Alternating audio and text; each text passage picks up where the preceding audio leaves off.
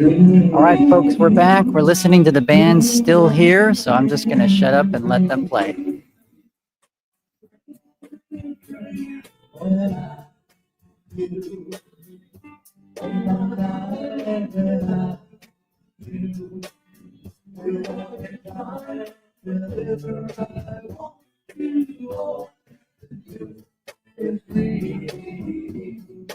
You need me to test it? No, it's not that much.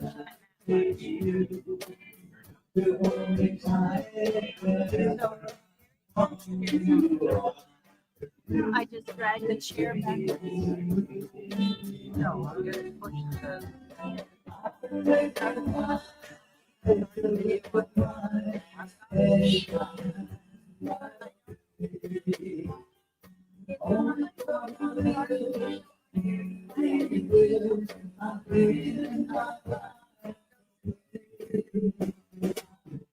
but I understand.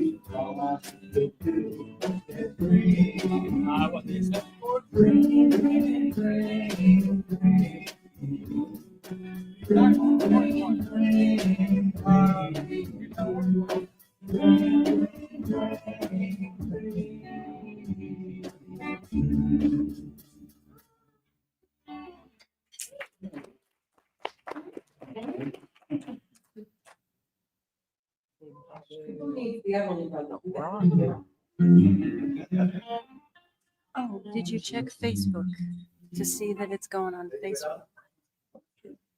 Yeah, go ahead.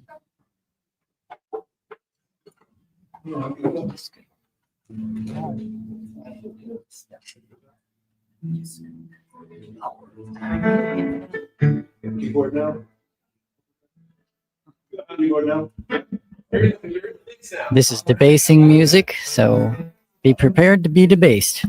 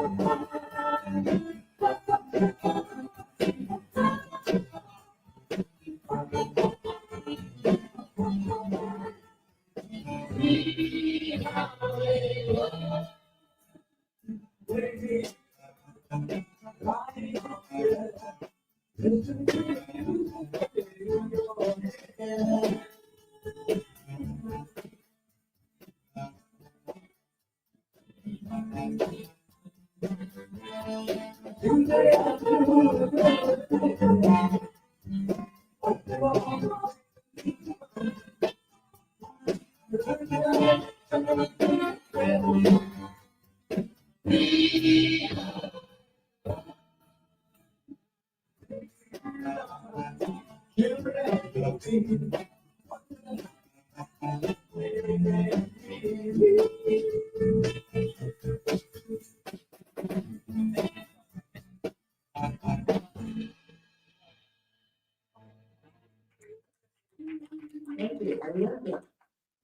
it? After the band? Yeah, after the band. Yeah, okay.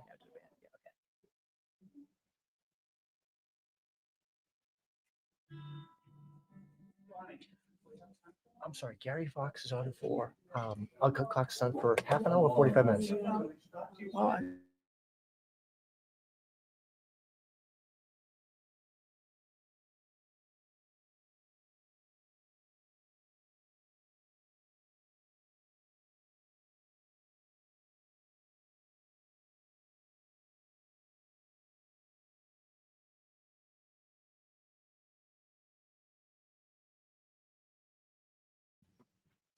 Don't forget your dancing shoes. ready? Yeah. Can we switch studios? Switch to the studio view. We're just going live stream here for a second. Just gonna talk to the audience, and then we're gonna go live here. Well, hello everyone, and welcome in on live stream. Thank you for coming into the Six Screens telecast here today. We're at the convention, the ex-Jehovah's Witness convention up here in Boston, and we're so glad you can join us. You were just hearing "Still Here" song, and that's the name of the band. Also, Rear Window. They got a combination of two bands here, so we're glad that they're here with us. And you don't want to miss tonight's program of Apostate's Got Talent. So we got some people coming on tonight that have former Jehovah's Witnesses that have a lot of talent, and they're going to be here and, of course, doing their act tonight right here on our network. So stay with us. We get some great speakers coming up this afternoon. We're looking forward to them. We got a motivational speaker coming up next. So we're looking forward to him coming on, and we're just waiting for him. It's Gary Cox. He's been on our Six Screens program before, so it's just a matter of time to get him into the auditorium here, and then we can have him do his talk. So I hope everything's going well with you guys out there. I hope you're enjoying the convention. We've been here now. This is day number 2. We were here yesterday, and I have to tell you, we're doing pretty good. Some of the people couldn't get here because of the flights were canceled up in Boston. A number of people had to go back home, which is really a shame because of the thunderstorms on Friday night. So, but we'll keep the webcam going. We've got a great speaker coming up. Stephanie Carson be up here about a couple hours from now, and she was actually sex trafficked in the Watchtower. So by all means, you want to see that. And then her lawyer is going to come on afterwards and talk about all of the cases that are coming up against the Watchtower. So you don't want to miss that at all. So we're glad you're with us, and we're certainly appreciative of live stream audience. We want to acknowledge that we recognize you're out there, and I wish you guys were with us. So anyways, we're going to be starting our program here very shortly. Yep. We're going to start our live program here very shortly. Okay. All set. Okay, I gotta go back to the main stage, and I gotta get the microphone changed over. I'll be out of the way. Are you Rick? I am not. Yeah. That's that gentleman right over there. I haven't met from the other brother. They're very. They have a seat. All right, we're going to be, Nice to see you. turn the mic on.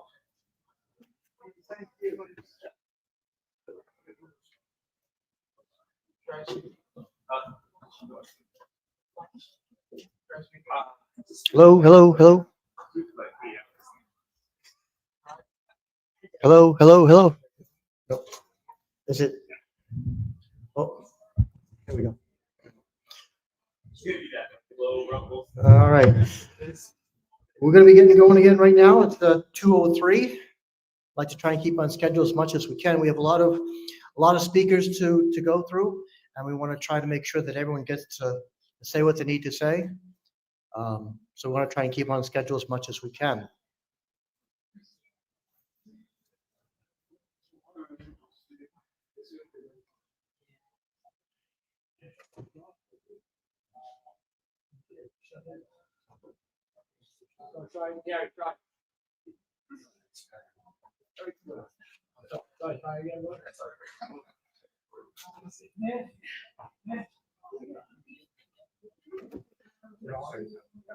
this on here. That's 1, 2. And that's 1, 2, definitely.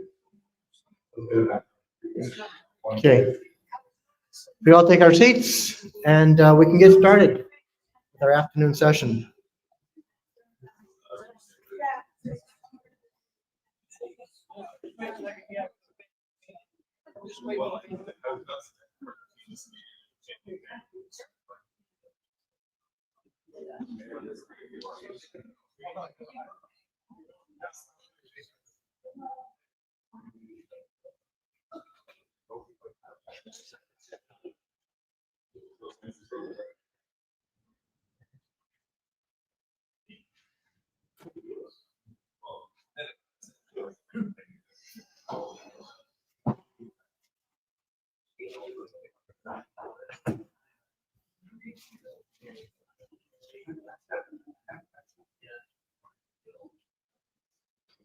Good. As you're heading to the back, could you please shut the door behind you? Thank you.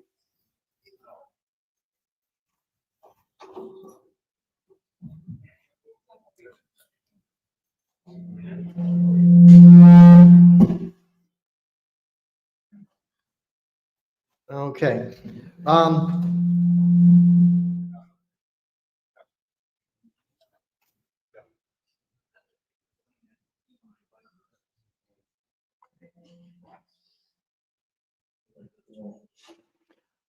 Our keynote speaker for this afternoon is former Jehovah's Witness Gary Cox. He's a personal growth expert and life strategist. Gary's introduction is on the screen. You want to change the mindset of your business and life strategist. Here will accomplish more in 1 hour than a coach can in a year. Gary Cox, life strategist Gary Cox. Gary Cox. He is such a mental genius. For years, he's repeatedly demonstrated his ability on Dr. Phil's show, The Doctors. Gary's work has also been featured on everything from The View, Inside Edition, MSNBC, Fox and Friends, Success Magazine, and many others. Authored best-selling books. His most popular being Don't Let Others Rent Space in Your Head. Gary has a tremendous story of tragedy to triumph. He succeeded in business as a teenager, making over $100,000 a year, only to lose it all to extreme hardships, to include him leaving a cult he was raised in, which left him with no friends and family in his life. He's turned it all around. He's personally whisking away his coaching clients in his private jet to an exotic island hideaway, to jotting off to his seminars, TV shows, or speaking engagements. Gary is truly an example of his own product. It's time now to be part of the Gary Cox experience, one that will change your life forever. Ladies and gentlemen, please give a warm, enthusiastic welcome to That's a way to force you to clap, right? All righty. Certainly a pleasure to be here. For starters, I want to really thank Rick for putting this together. I don't know where Rick's at, but this man has been relentless for decades in getting everybody together to help really literally change lives. So Rick, I thank you for that. I'll share with you some of my story. That my purpose for being here is one purpose. I've done over 3,000 speaking engagements, and when I do a speaking engagement, my mindset is to help people change their behavior. If I don't help people change their behavior, I have not done my job. So that being said, I am not a motivational speaker. I'm not going to pump up rah-rah. I'm going to give you specific strategies that you can use and be able to take away today to make a massive difference in your life. These are the strategies that I have used to make a massive difference in my life. So I'll give you a little bit about my story, and then I'll go into some specific strategies. I told Rick I'd open this up for some Q&A. So if you want to do some Q&A, I'm happy to try to help you, as opposed to being what I'm going to be sharing with you is going to be more generic, obviously, because I'm speaking to a group of people. But if we have some time, I'll be able to maybe do a little bit of Q&A with somebody. I'm going to be here till Sunday. I'm happy to work with you individually if you'd like. I'll spend a little bit of time with you if you have any challenges. and help you walk yourself through that. All right, so first of all, my story, I'm actually born and raised in the island of Jamaica. That's where my mother got this crazy cult. She joined there, born and raised there. And then after that, I left with my mom. She got a divorce, so we came to the United States. I was very successful as a teenager. I was making over $100,000 a year, got married to somebody in the cult, and then sometime after we had a baby, she tells me it wasn't mine. So that was tragedy number one in my life. And then, which I never go into in a speaking engagement because nobody would ever understand. So I'll definitely, first time I've ever actually been able to do this publicly, so I'll do this now. So she got disfellowshipped, and take a guess what? They disfellowshipped me too. Why? Because 3 years after we got married and she had this baby that wasn't mine, they found out in the meeting before they were to disfellowship her that we had sex before we got married. Well, they got to disfellowship me too now. So they disfellowshipped me. And you know, I was just thinking about a couple of weeks ago, I'm not against the no sex before marriage and all that, whatever. But because of that belief, I was forced to get married to somebody who I should not have married because we need to hide this. And boy, did it change the trajectory of my life forever because I did not have that choice. So anyway, I got remarried and I went really stupid on this one because I went ahead and came back into the cult, and I came with so much zeal, more zeal than you'll ever hear anybody do. So here's what I did. Being disfellowshipped, I came back to all the meetings like you're supposed to so you can get yourself back in the next year or whatever. Not only did I do that, stupid me went also to the service meetings like I was going to go out and service. So here I'm a disfellowshipped person. To show my repentance, I'm going to go to the service meetings and get shunned for that. I got back in after they let me in, and stupid me, my first month I got 10 hours in service. In 3 months, I got nearly 60 hours in service. I came back with a fury. Boy, that was stupid. So I wanted to get remarried. So I figured, well, this time let me marry one of those people that are really into Jehovah. And I never loved her. And I remember talking to an elder, and he said, well, you know, in the biblical times, they had arranged marriages, and they all eventually fell in love. Well, not true. I didn't. So 18 years later, it's just an awful marriage. And I mean, I did the whole pioneering thing and lived in the travel trailer and just the works. I sat her down and I said, you know what? You haven't cheated on me. I haven't cheated on you. I'm done. And I left an 18-year marriage, and I left that cult. And I feel a little emotional because that is one of the most challenging, that is the most challenging thing I've ever done. Because what I did not tell you, I've also experienced my grandfather and stepfather dying. I get a phone call from my mother to let me know my father had been shot point blank in his chest and drowned in his own blood. And all this by the time I was 21. So now when I was disfellowshipped the first time, I lost everything I had. Then I come back into this. And then when I left the cult, it put me nearly $350,000 in debt because I literally had no one.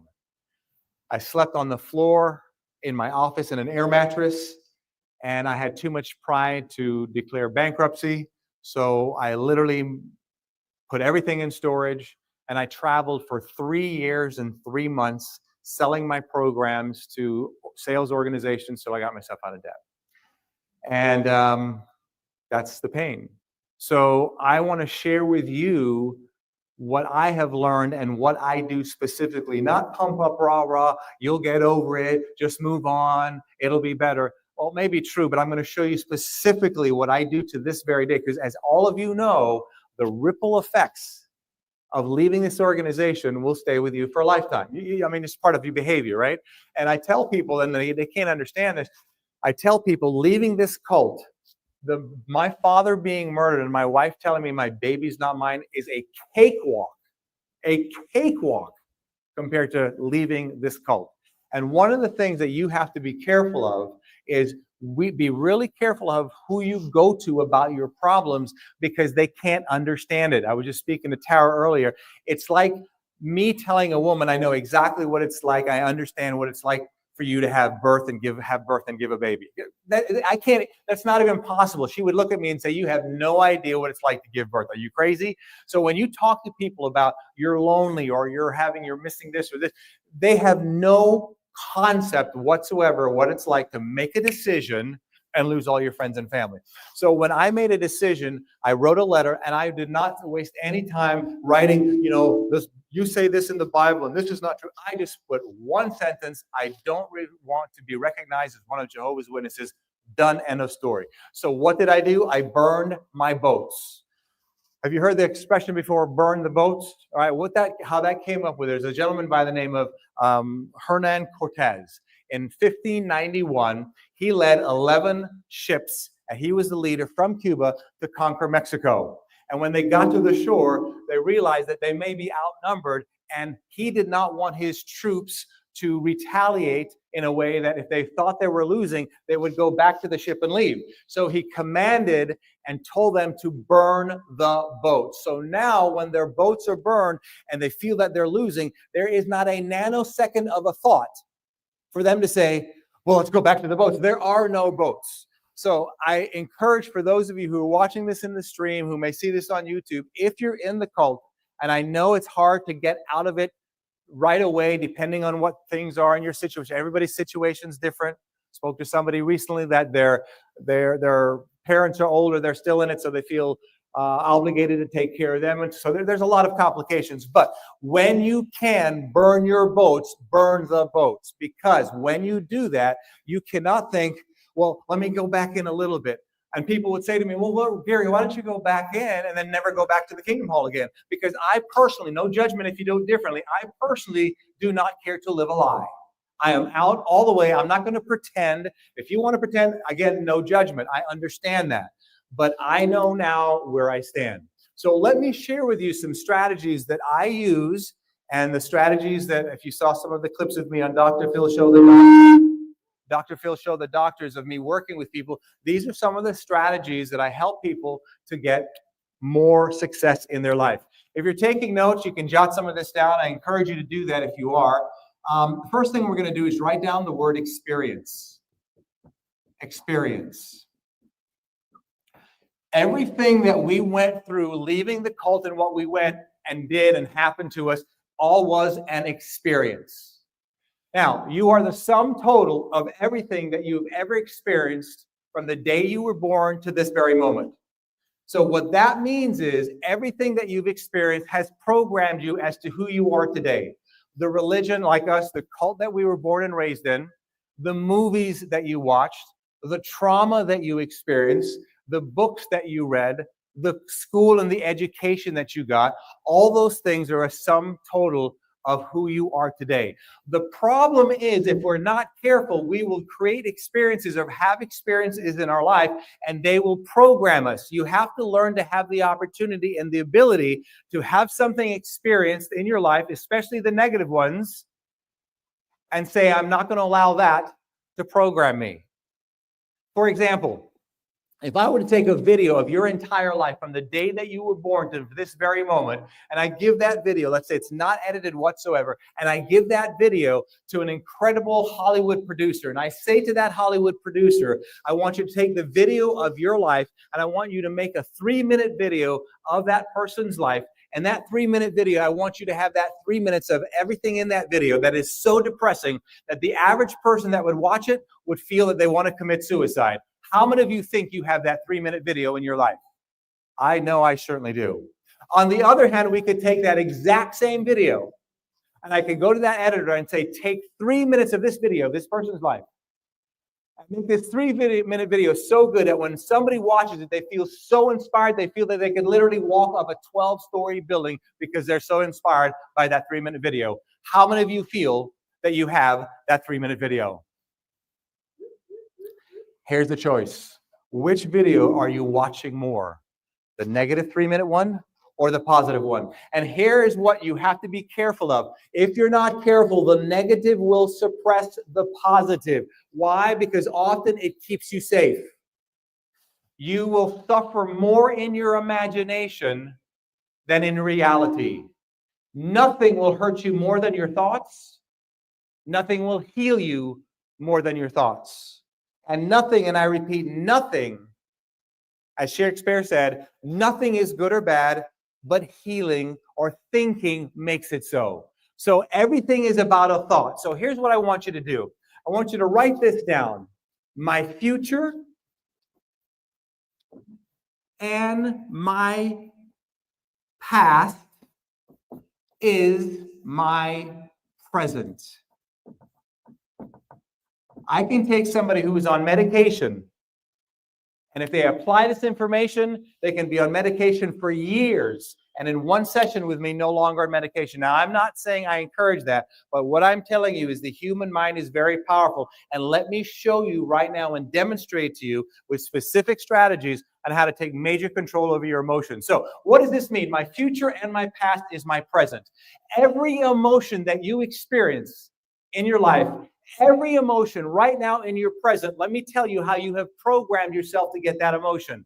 If you think about something in your future that you cannot control, in your present, you will feel anxiety. Yes or yes? If you look at your past and think about all the things that you have lost, in the present, it will make you sad and lonely. So ultimately then, if you had an experience, which we all have had, we're all similar in our experiences to a degree, right? We know what it's like to leave this cult. So if you have a negative experience, so whatever the experience is, if you tag something negative to that experience, all right? You put something negative to that experience, what will happen is you focus on something in your past, and then in your present, it makes you what? Makes you sad. So in that moment, it gives you a feeling of what? Sadness. My question to you is, how did you create that feeling? I'm going to give you the answer. Lean forward. Come. You made it up. Nice and loud, say, I made it up. What? You made it up. Here's how you made it up: because you had an experience. I don't care what it is, and I'm not here to minimize your pain, because you know I have the same pain. Whether you were raped, molested, cheated on, somebody screwed you in the cult, they took your money, whatever it is, you created a negative perception to it. There are how many sides to a piece of paper? 2 sides. Nothing can exist with only one side. Nothing. So whatever your experience is, if you have a negative experience, there's something also somebody's experiencing the exact same thing and then putting something positive to it. Now, what do I mean by positive? I'm not talking about positive thinking, because positive thinking is like spray paint on rust. It does not last long. What I'm saying is if then we can do something different. For example, if we have a experience that we've been through, and we can look at our future and say, and look in the future and say, I got this, even though it was painful, in your present, it will give you a different feeling. Yes or yes?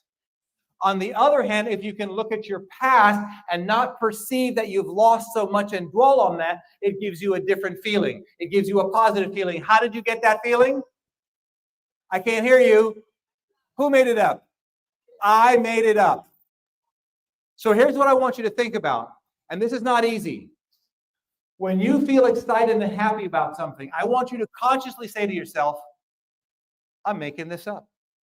How are you making it up? You're making it up because you're looking at something in the future that you can control, even though it may be uncontrollable. Does that make sense? Or you're looking at something in your past. I don't look at my past and say, I will never speak to my mother again and put my head down and cry. I'm fine with that. I am totally fine with that. She probably has another 3 to 5 years to live. When I get the phone call that she is dead, I'm okay with that, because I have learned through my thought process, because if I'm not okay with that, I'm going to get the sad feeling. I've had enough of those. So now here's what, thank you. So here's what happens. What does this feeling do for you? This feeling will then create a belief. How did you create the belief? You created the belief, whether it's positive or negative, from an experience that you attached, let's say, something negative to it, and you looked at something in your future or your past that you couldn't control, and in the present it gave you a negative feeling. And by the way, what is the difference between a negative thought or a positive thought? The answer is, listen closely, the outcome. You see, if you have a negative thought, you have a negative in your mind, a negative outcome. And as I said earlier, you will suffer more in your imagination than you will in reality. And that's why it's so hard to leave, because we imagine all the painful things that are going to happen to us if and when we leave. So anytime you think and you have a feeling and an emotion, understand whatever that feeling is, you're either looking at something in the future or something in the past, whether it be positive or negative. So when something really, like right now, I've had 3 major changes in my life, massive changes. The most challenging was leaving the cult. I'm going through one right now. It's going to take me 6 months. And let me tell you, it scares the living bejesus out of me. And I have to be very careful that when I look at my future in my mind, I say, I got this. I am going to get this. Not positive thinking, rah stuff, but I have to be very conscious of that. Now, how many sides does a belief have? How many sides does a coin have? So what are the 2 sides of a belief? Number 1, faith. Number 2, doubt. When you have faith, here's what it gives you. When you have faith, faith gives you the ability or the natural ability to take action. Faith gives you the ability, the natural ability to take action. What's it like to have the natural ability to take action?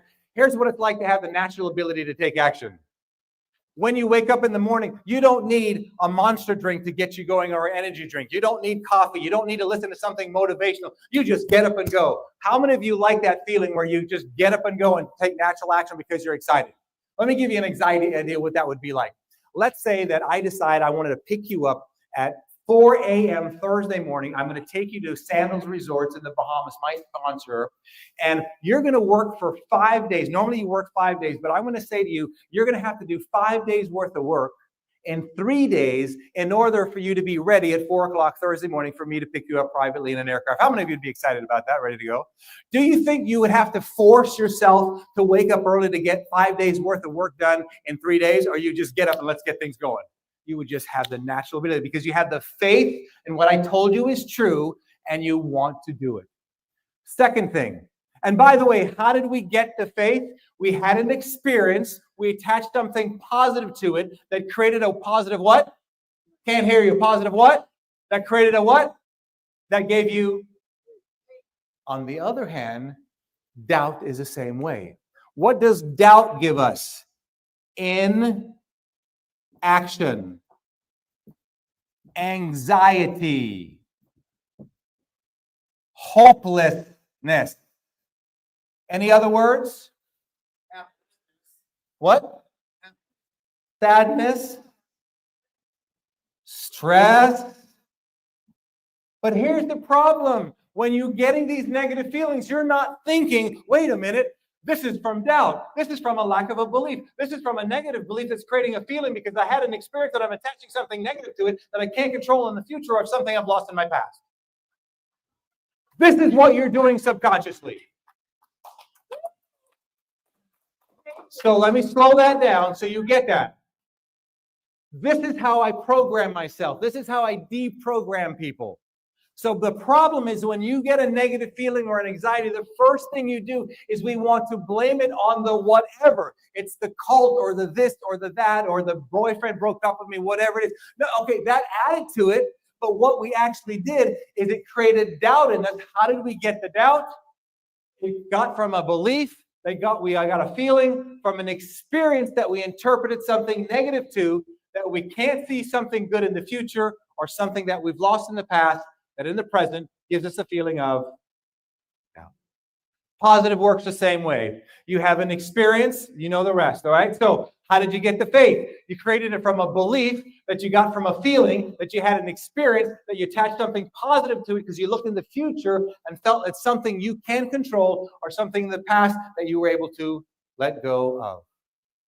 If this doesn't tell you that this is a mind game, nothing else will.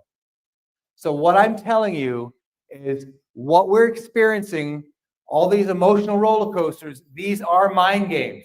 And I love being able to share this with you because you know that I've experienced the same BS that you've experienced too. So I'm not minimizing what we've been through. I have my tough days, trust me, right? My number one problem is loneliness.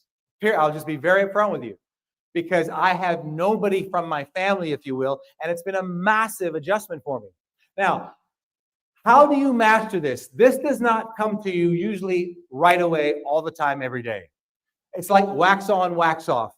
You have to practice this. I will assure you, if you're very emotional and you have a negative experience and you create a negative feeling, the first thing you're not going to do is, okay, I feel very negative and anxious now. How did I get that way? No, the real way is bam, bam, bam, bam, bam, bam, bam, and bam. That's how I got that way. You have to learn this. So let's say, Gary, I got this. I'm going to try this, but I just can't figure it out. I can't get it this particular time. So what do? You got to have an anecdote. See, here's why. You have been programmed to be a slave to your feelings. From the moment you were born, you were programmed to be a slave to your feelings. Because the moment we were born, what did we start doing? We started what? We started to cry, right? And then when we were hungry, we cried. And how long did we do this for?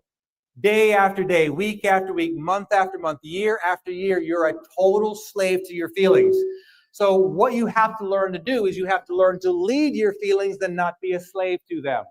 Let me share with you one statement that I created that has literally changed my life and enabled me to do things that I thought I would never be able to do. And here it is. And if you are taking notes, I'm going to strongly suggest you jot this down.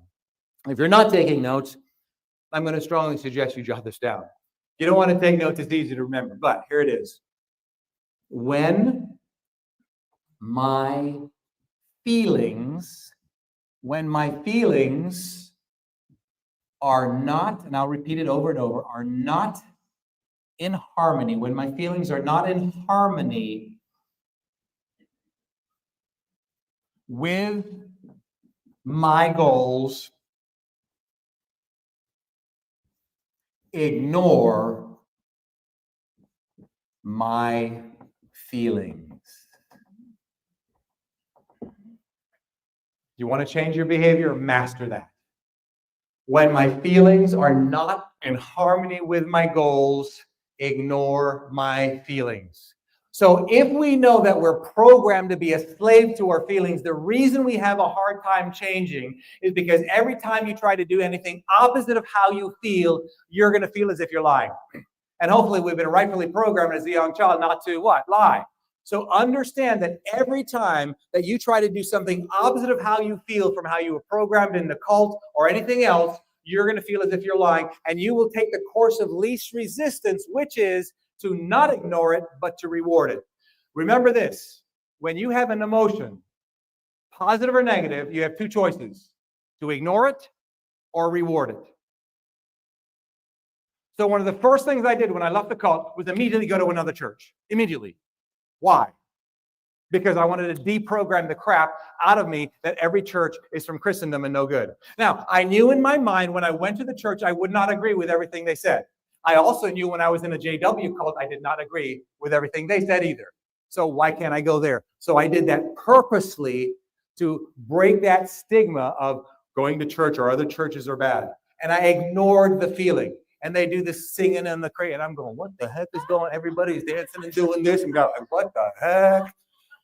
But I just sit there. I don't do this. I wave just to pretend I'm doing it maybe.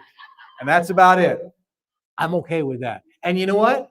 I actually did their little wine thing and little cracker thing. You know, I would have never thought in a million years that I did that. I'm just curious what it tastes like. So be careful of your programming. When my feelings, so if you get a negative feeling, what do? You ignore it. So how do you reward your negative feelings? Well, let's say you think about your whomever in the cult that you lost. All right. What do you do to reward that? You start putting your head down. You start getting sad. Maybe there's certain specific behaviors that you incorporate. Now what you're doing is you're rewarding the behavior and making it worse. So how would you ignore it? Do everything opposite of what you would normally do to reward it.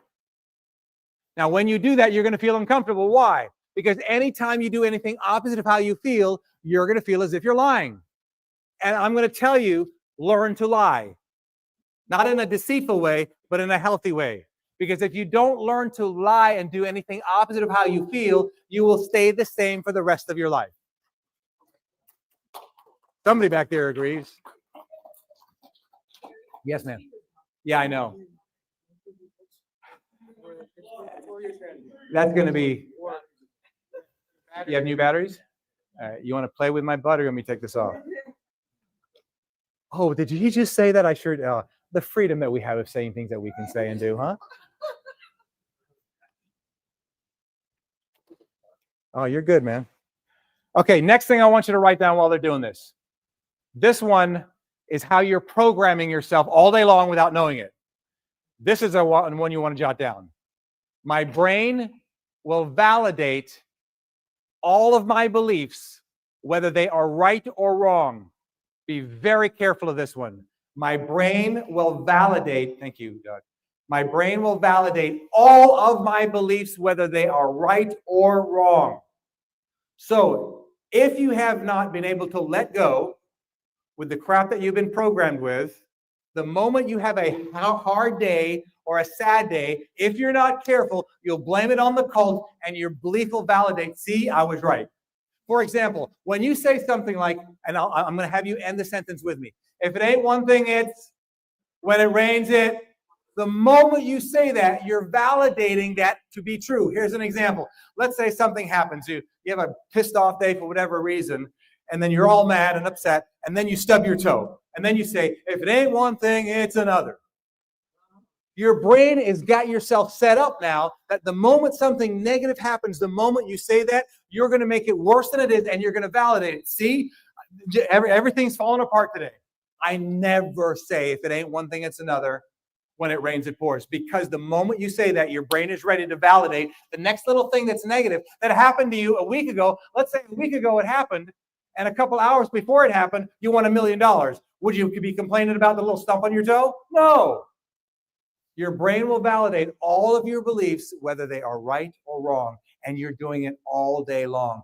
The key is how effective are you able to consciously be aware when your brain is validating limited or negative beliefs. Now, let me also share with you that there are two things.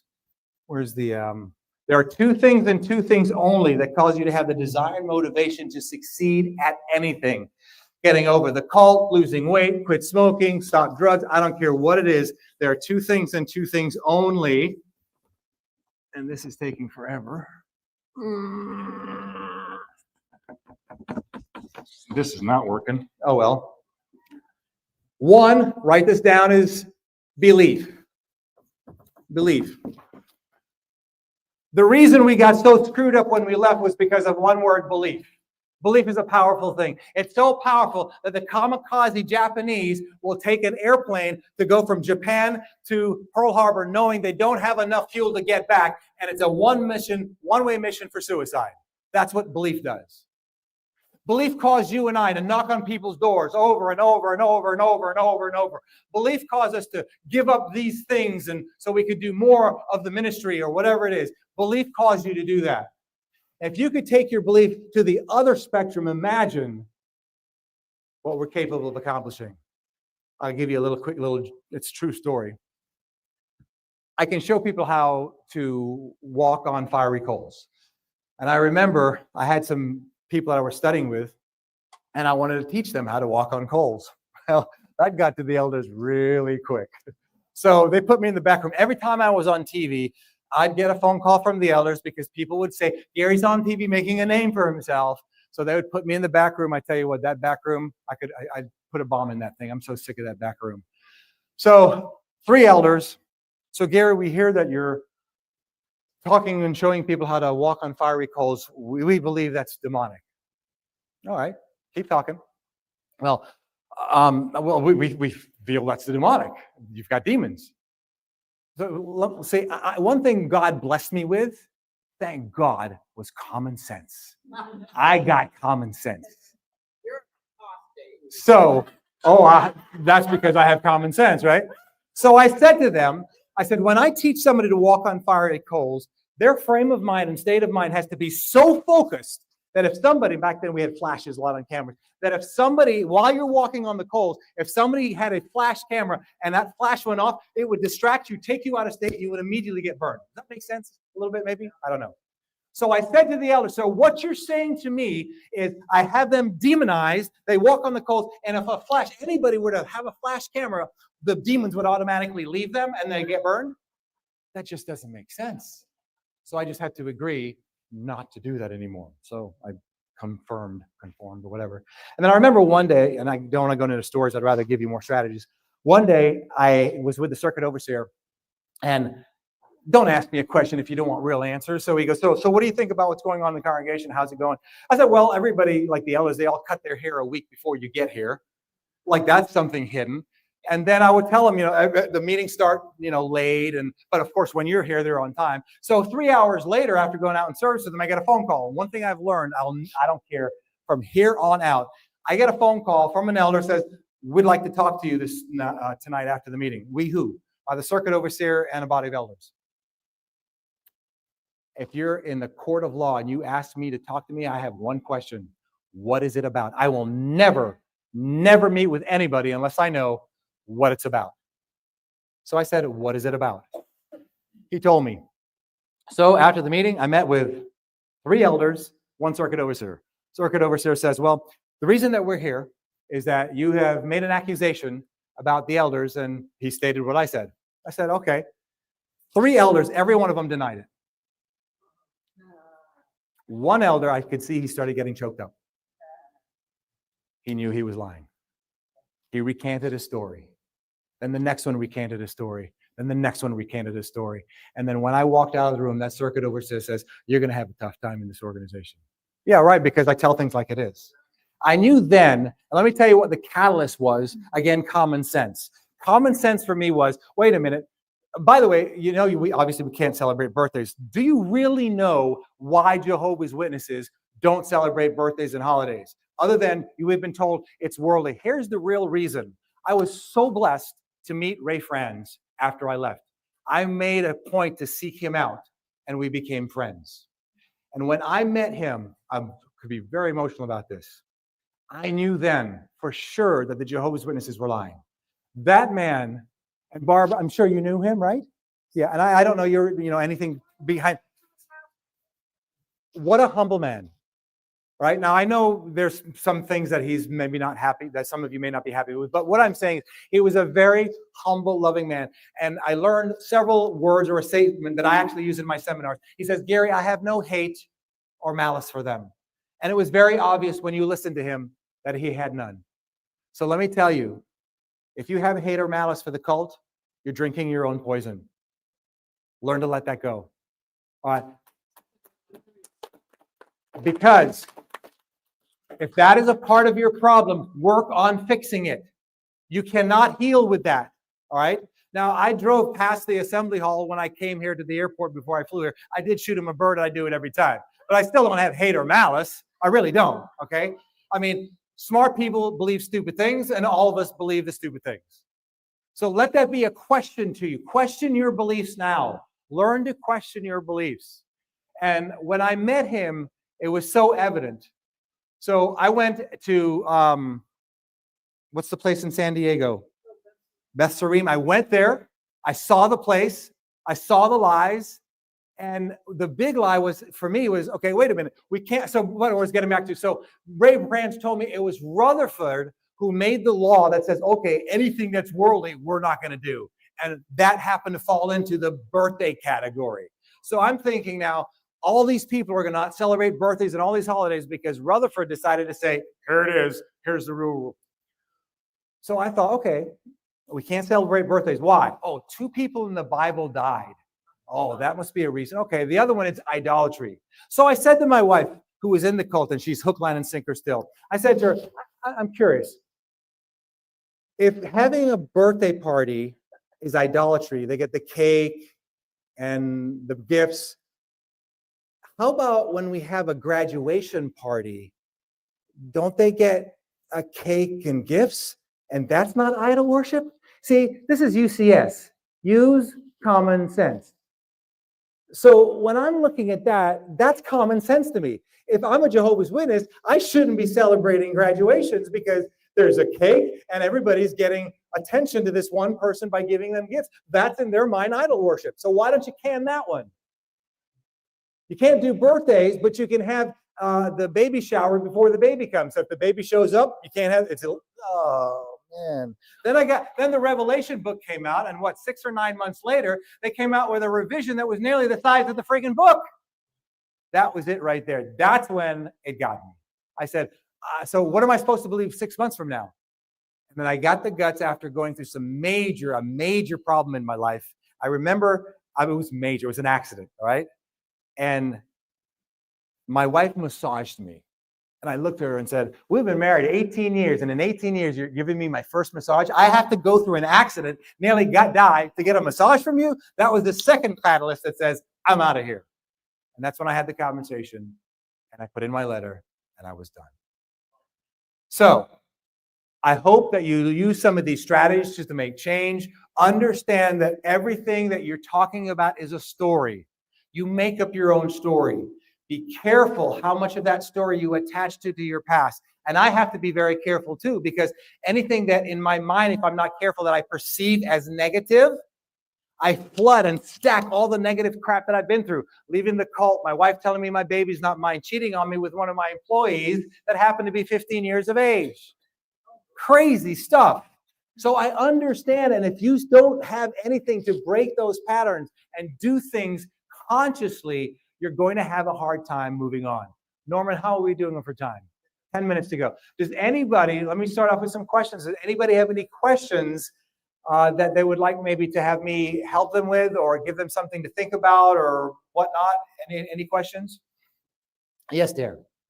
Well, you said that the negative protects the positive. How do you prove that? And also... One at a time. Hold on. So what happens is it doesn't protect the positive. It suppresses the positive many times.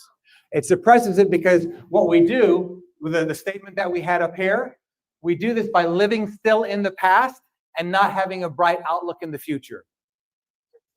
Emotional positivity. You can look at it that way. More so, it's like you've heard people say, change your story, change your life. Well, you can change your story, but if you don't believe the story, it will do you no good. So if I keep saying I can't, and you say to me, Gary, say you can. If I keep saying I can, and I still don't believe it, then I still believe I can't. So it's the changing of the narrative, the story, but then learning to buy into it. So with that being said, positive affirmations, now I do use them, but positive affirmations, the more you say them, the less you believe them. That's why you keep saying them. When I woke up this morning and shaved, I didn't have to look at myself in the mirror and say, you're a man, you're a man, you're a man. I got it. So, but you have to start saying something differently, opposite, even though you're going to feel negative about it or you're going to feel uncomfortable about it. Say the affirmation soon enough, eventually, with the right other ingredients, that you will eventually buy it and it becomes a belief. How do you know you bought a belief? Close. She really actually said it. When you say it and you feel it, that's how you know you believe it. When I take a person who is phobic of a snake, let's say, and let's say they're deathly phobic of a snake, and I say to them, just say it's no problem. On a scale of 1 to 10, if they're phobic of a snake, no problem is a total lie, yes? And it's a 0 for them. So my goal then is to get them to say it's no problem till they get to a 10. How do we know they're at a 10? When they say it and they feel it. Up until the 10, you're going to lie to yourself and say no problem, no problem. And that is okay because you have to ignore the feelings. If you don't ignore the feelings, you'll feel the fear, you'll reward the fear, and you will never make change and you'll be stuck on that page. Does that make sense? Does that help answer your question? Next one. And the next question is... You're only allowed one. Who's next? I'm just kidding. I'm just teasing you. Okay. Well, you said that there's certain religions that say name it and claim it, and you say there's this you rah rah thinking. How are you different from the you rah rah name it and claim it thinking? This is not you rah rah. If you understand that your past and your future is in your present, that's not rah rah. You have to now put this together and figure out, how am I making my present negative? By looking at my past, that's something I've lost, or looking at my future that I feel I can't control. So if it's negative, how do I change it? What can I look at in my future where I feel that I can change the outcome in my mind and follow the steps and do the things necessary, whether I feel that I can't do it or not, to make sure I have a different future? That's different than positive thinking, rah-rah stuff. And positive thinking, rah-rah stuff is like a glass of wine. Feels good for a moment, but it doesn't last long. This you can use every single day. This is the difference between teaching a person how to fish or giving a person a fish.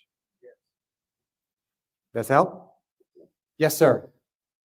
Did you start a new routine with Lori's scholarship? Yeah. Oh, yeah. I mean, I was telling these ladies, when I left for 6 months, I had no idea what day of the week it was. It was so bizarre. Because you're so programmed. Meeting Sunday, Saturday, Wednesday. I mean, everything is what every day is. Man, when I left, I constantly for 6 months would have to look at a calendar to figure out what the next day is or what day it is. The most bizarre thing. One of the behaviors that I got, which was terrible, is I actually started drinking 2 glasses of wine and 5 Benadryl to try to go to sleep. The emotions were terrible. Then I had the opportunity, I went to Canada to see the Dalai Lama, something we'd never do. So I saw the Dalai Lama, and I decided I'm going to get one of his books. Oh, wow. Only Satan people do that. So I got one of his books. And by the way, some habits that I have based on that, I'll go back to that a little bit, was I wake up now typically at 4 o'clock nearly every morning because I lost so much of my life. And that is how I make it up.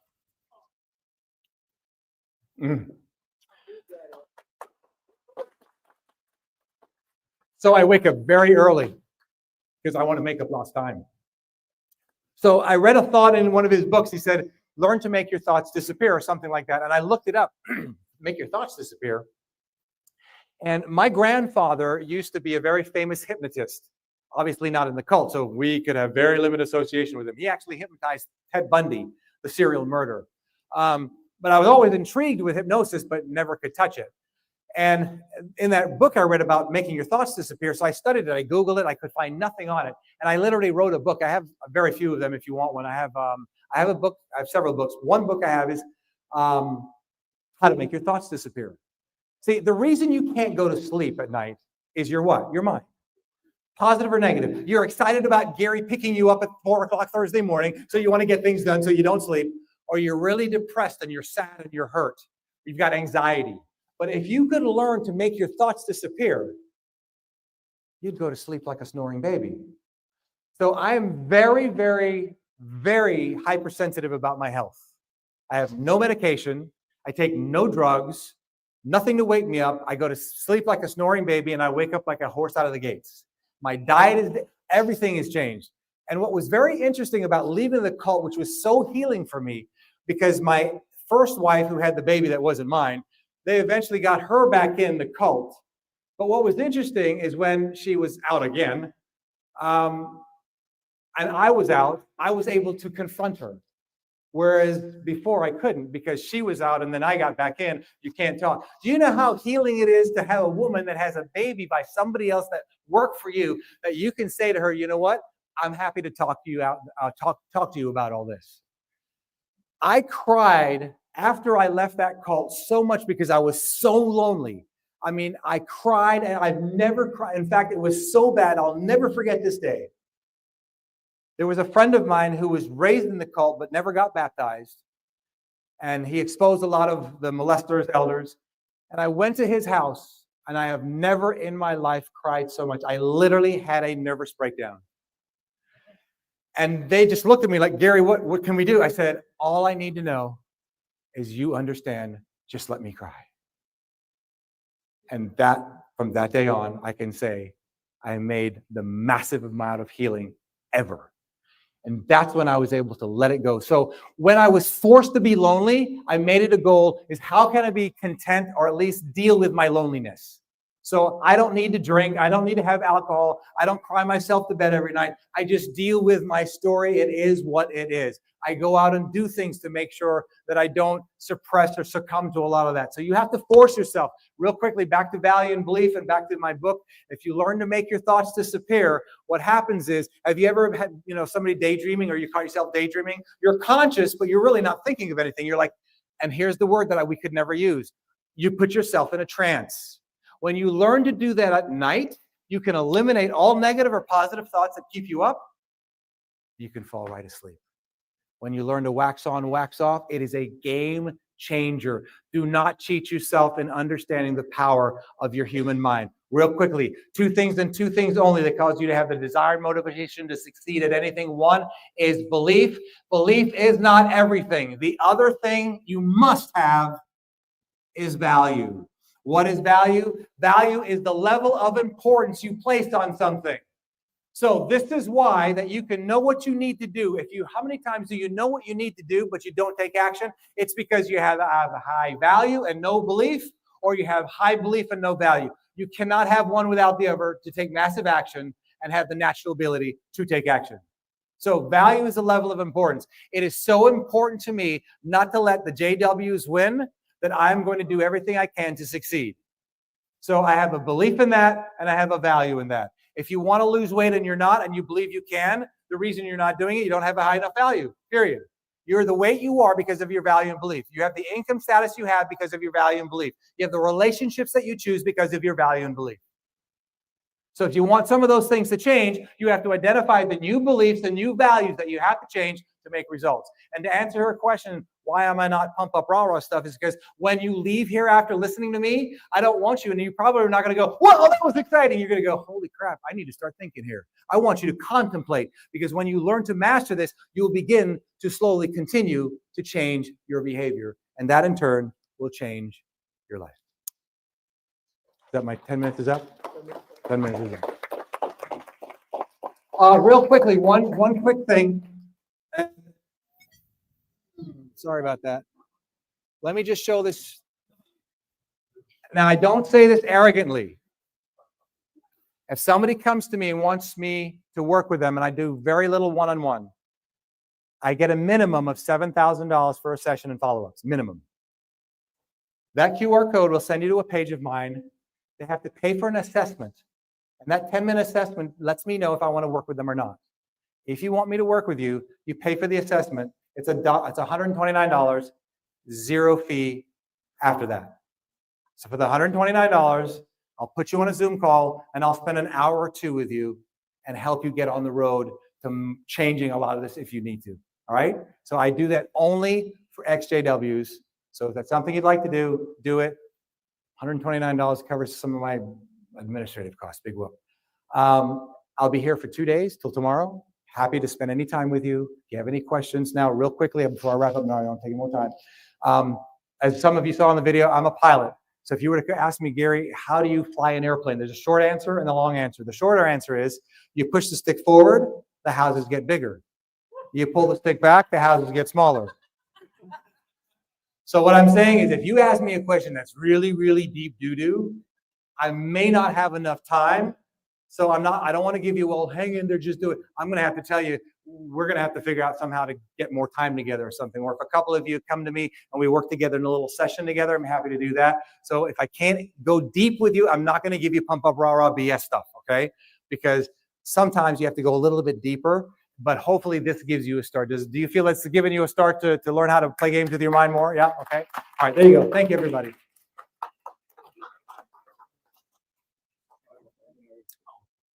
You can't control that.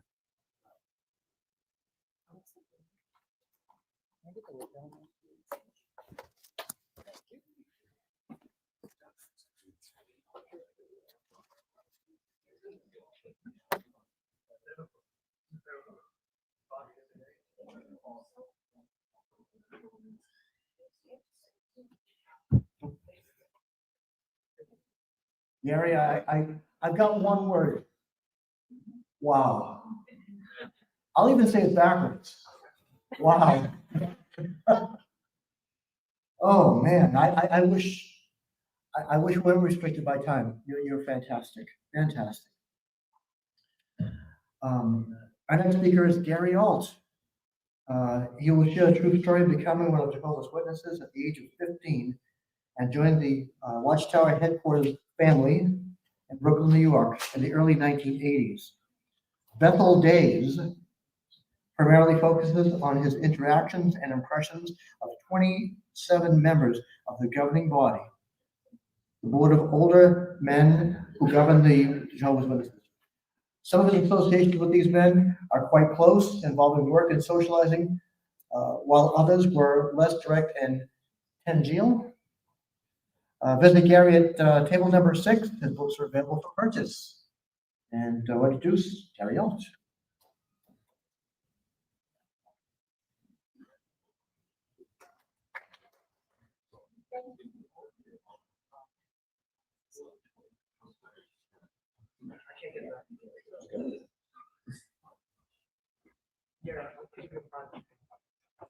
Okay. Hi. I just wanted to say that because I never could before. I give public talks all over the place, and you can't say hi. You can't say, hey, greetings from my congregation to yours. You're not supposed to do that. I don't know why, but anyway, so this is a lot, there's all kinds of freedom, you know. I can actually say hi to an audience and start out. It's amazing. What I want to actually talk about, especially because of the time constraints, is not so much my story. I might get into it a little bit, but I'm going to compare this to somebody that just found out that they're diabetic. This is not me. This is the illustration, so don't think, oh, the poor guy. Somebody's in the doctor's office with certain issues, and turns out they have diabetes. Well, now the next thing they have to do is learn about diabetes. They have to learn how to manage this. And I can tell you that if you want to learn about diabetes, ask a diabetic patient. They all know. They know things that you'll never know about exactly how it works, what these different therapies are going to do. They have to educate themselves because they were not going to be able to manage the disease without that education. So what I wanted to talk about today is something that I don't usually talk about because it's sort of could be characterized as dwelling on the past and dwelling on the inner workings of the Jehovah's Witnesses. And who really cares? You know, who wants to dwell on this stuff? But I just want to talk about how a body of elders actually functions, how it really works, and what the actual relationship is with what I'll call the mother organization. And by that, I mean like the governing body and the various organs beneath them, like the service department and you know, the writing department, mainly the service department. And the reason for that is not because I think people will be interested to know, but because like diabetes, you're fighting a disease. This is your enemy. You have to fight diabetes. You have to understand it. And the only reason it might still be part of our lives is because I often hear people talk about how, well, you know, we weren't allowed to go to college. That screwed up my life. We weren't allowed to go to college. For every person that says that, I'll find you another person that says, what? And I'm one of them. In the congregation where I came in, there was no such rule. I never heard any elder say that from the platform, and there was no pressure. Most people didn't go to college, but they didn't interpret the direction from the society as meaning that we can't go to college. In fact, they'd say, if you go to college, maybe it's best if you commute instead of living on campus. But a lot of us were told you can't go, and there was a lot of pressure. So how is this different? Why are these differences tolerated? Well, it's partly because of the way all the bodies function, how they report to the mother organization, what their accountability is. So just a little bit about my story. I'll try to keep it as brief as possible. I came in 1974 is when I started studying, and then I got baptized the following year when the world ended, 1975. Remember that? So, and actually they didn't really emphasize that in my congregation. They really didn't talk about 1975, get ready, you know, sell your house. They just didn't do that. Other congregations in the circuit did. Again, it's because of how it all works, which I'll explain as I go on. But eventually I went to Bethel as we were told, and I kind of learned that things are not necessarily the same from congregation to congregation. Even in Bethel, you see different things. But a few years after that, we left Bethel because we had our first baby on the way. And within about a year of that, we moved to a congregation in Northwest New Jersey that I will just say was a redneck kind of area, that kind of mentality. And that, you know, every congregation is basically a reflection of the area because that's where the people are from. So their version of the organization is going to be tainted by that. And I got appointed as an elder almost as soon as I was not an elder at Bethel, by the way, it's ministerial service, but I got appointed as an elder relatively soon after arriving there. And boy, was that an education. I mean, my first meeting with the elder body was, we got to do something about this presiding overseer, because all this, he's a lazy bum. People are coming to, like the service overseer, who's a bully, I'll tell you about that in a minute, but he kept getting complaints from people that worked with him in a sheetrocking business, how he used to just sit around all day and say he got there earlier than them and get paid for it. And all these horrible things about this presiding overseer. My first assignment was to join forces with these guys and see if we can get this guy out of the presiding overseer position, which is not an easy thing to do, because again, what I'll explain in a minute. So that's dysfunction, right? You know, maybe there was a problem with this guy, but there's another problem with the guys that are trying to form power blocks, and you know, so that was an education. And the way people were treated in general was really pretty bad. Control. And that's not what I was used to. Where I came in, like I already told you about the college thing, they really didn't use disfellowshipping as a disciplinary tool, as a punishment. It was done so infrequently. I can only remember 2 times in all the years I was there that they even did that. And that's not because nobody sinned. It's because they were like, well, you know, they only used it if they didn't see another way out, which is always wrong anyway. But you know, the control just wasn't there. So now I'm in a congregation where there's massive control. It was like, and I saw my job as, you know, working with it, because I still think this is the truth. It's God's organization. But maybe we can kind of like, you know, I'm 28 years old, and the next youngest elder was probably 50. And then there were guys in their 70s and 80s. So I'm a kid. And yet I'm seeing this stuff. And what ended up actually happening, what became really obvious, is that the one that brought the accusation against the presiding overseer was the service overseer. And I'll just call him Bill. That's not his real name. I'm just going to say Bill, because who knows, his kids might be watching this. So he was a real bully, very manipulative, played emotional games with people. Like either he tried to convince them that poor Bill, you know, you got to do this because it's poor me, or he played all manner of emotional games. And even within the elder body, they were afraid of him. They were literally afraid to go against this guy. I was the only one that said, why? What is he going to do? Kill me? Is he going to shoot me? Like what? You know? So I said, this is baloney. Somebody has to stand up to this guy. So that's what I chose to do. Got in a whole lot of trouble over it. And so that leads to the first thing I want to tell you about how elder bodies actually operate. We're probably under the impression that when a brother, I hate to use the word brother, I didn't mean to say that. When an elder does something wrong, not just a mistake, but does something wrong, like speaks to the congregation incorrectly, incorrect information, or very discouragingly, so that type of thing, we probably imagine that, well, the elders are going to straighten that out, or maybe he'll be removed, you know. The fact is, this is a fact, that anybody that's been here has been an elder probably can relate to this, that unless someone has committed a sin that can be disfellowshipping worthy, that's a case where a committee is going to be formed, and those 3 guys are going to either disfellowship or not disfellowshipping the man. But in any event, he's not an elder anymore because he's in front of a judicial committee.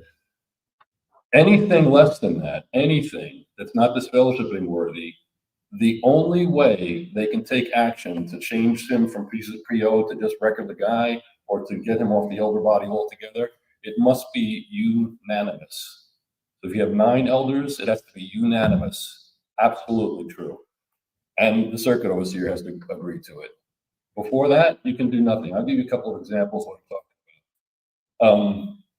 They were the bully. I'll tell you about the bully I was talking about. It got to the point where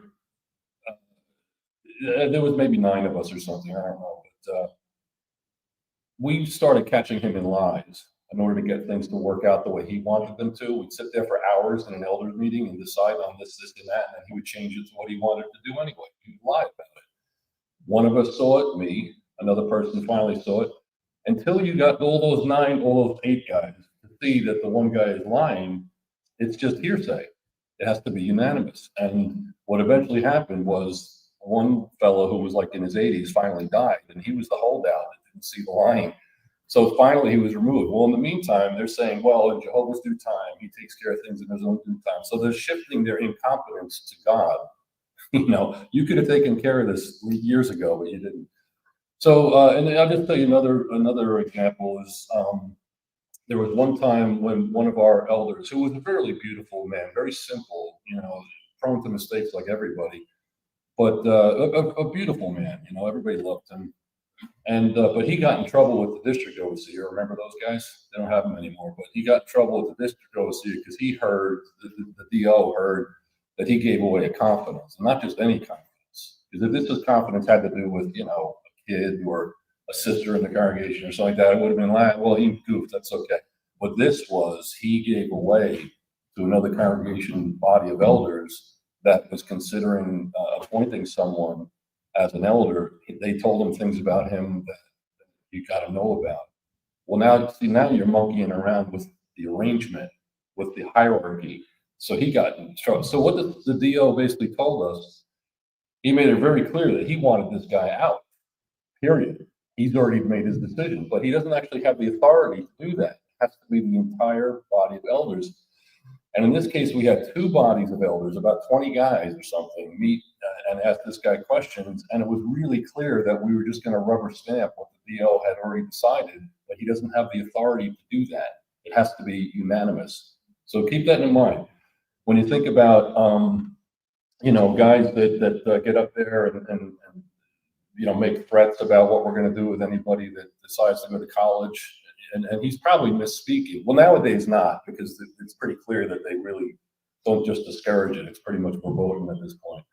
But back in the day, if somebody's talking about that, or he's making rules about dress and stuff that the rest of the body doesn't agree with, what can they do about it?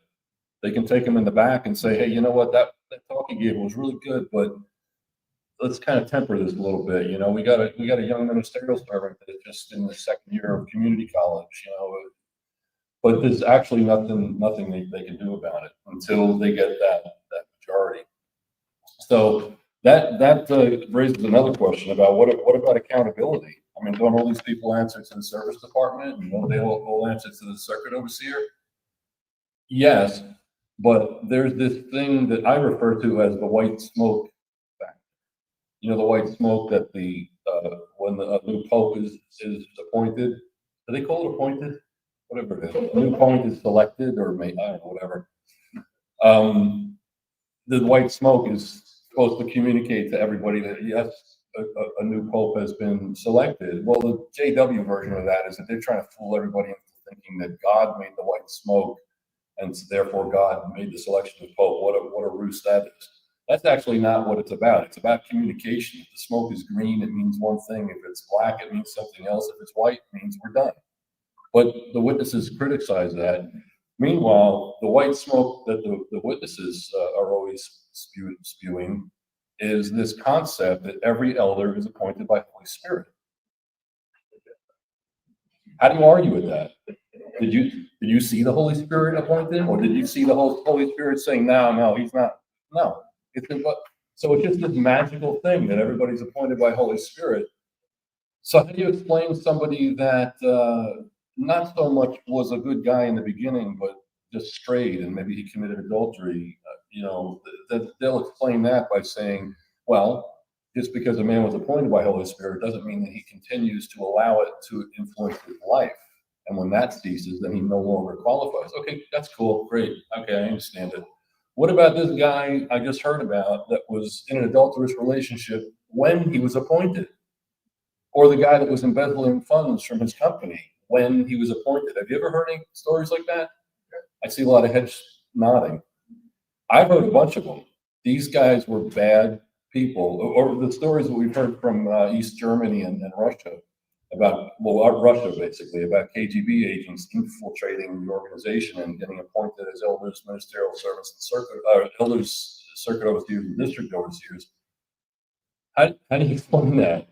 I mean, were they appointed by Holy Spirit or not? You know, so it doesn't really hold up any water. But they have to maintain this image because otherwise they lose control. They'll lose respect for the elder body. So concomitant with that is if they are not careful to avoid criticizing a brother or making him look bad in some specific way, they are risking that loss of control, that loss of respect for elders and the elder body arrangement. So it's really easy for them to say, well, elders are not perfect. We all know that. But when was the last time an elder was ever called out for a specific thing? I'm not that it's a good idea to go, blabbing about somebody's mistakes. Nobody wants to see that happen. But the idea that as a body, this is communication with God. God made this decision. In fact, and if you think I'm exaggerating, I remember in my judicial committee hearing, I actually heard the chairman of the committee say this. He said, he was talking about repentance, and he says, when a person repents, then God, and we forgive him, the elder body lets him pass, goes into fellowship, and then Jehovah can forgive him. So, I think you get it, right? Like, in other words, Jehovah cannot do something until the men do it. But this is the thinking of some of these people. So, yeah, there's a yup. So, you're not allowed to do that in the Kingdom Hall either, you're not supposed to make noise in the audience. Yeah, so but it's all the white smoke, it's all the white smoke syndrome. So it really does work that way, that things have to be unanimous, and elders are really not disciplined. They really don't answer to anybody in actual fact. You might hear stories once in a while about a whole elder body was dissolved because the congregation had to be dissolved. Those things, I guess, happen. I don't know where. I've never seen an actual instance of it. But the fact is that they really are not disciplined unless it's a serious, adultery thing or something like that. I just have a couple more minutes, so I just wanted to maybe mention a couple of things that maybe might be a surprise to us. Let's see, what do I want to do? The COBE, or presiding overseer, we used to call them. What is it? Coordinator of the body of elders now. They hold information that nobody else knows. So if I'm on an elder body and I hear about, I don't know, a case of child molestation or something like that, and I go to the COBE about it, or the presiding overseer about it, depending upon the situation, he might bring it to the attention of the entire body. But if they don't have the two witnesses yet, there's really no need to. So now it's just between those two guys. So the presiding overseer knows everything, and each elder knows a certain subset of what, like I know a few things that he knows and that other people don't. And this guy knows a couple of other things that he knows, but the COBE does. So that's where how the information flows within a body of elders. Everything is within the head of the COBE. He doesn't necessarily even have it to commit it to print.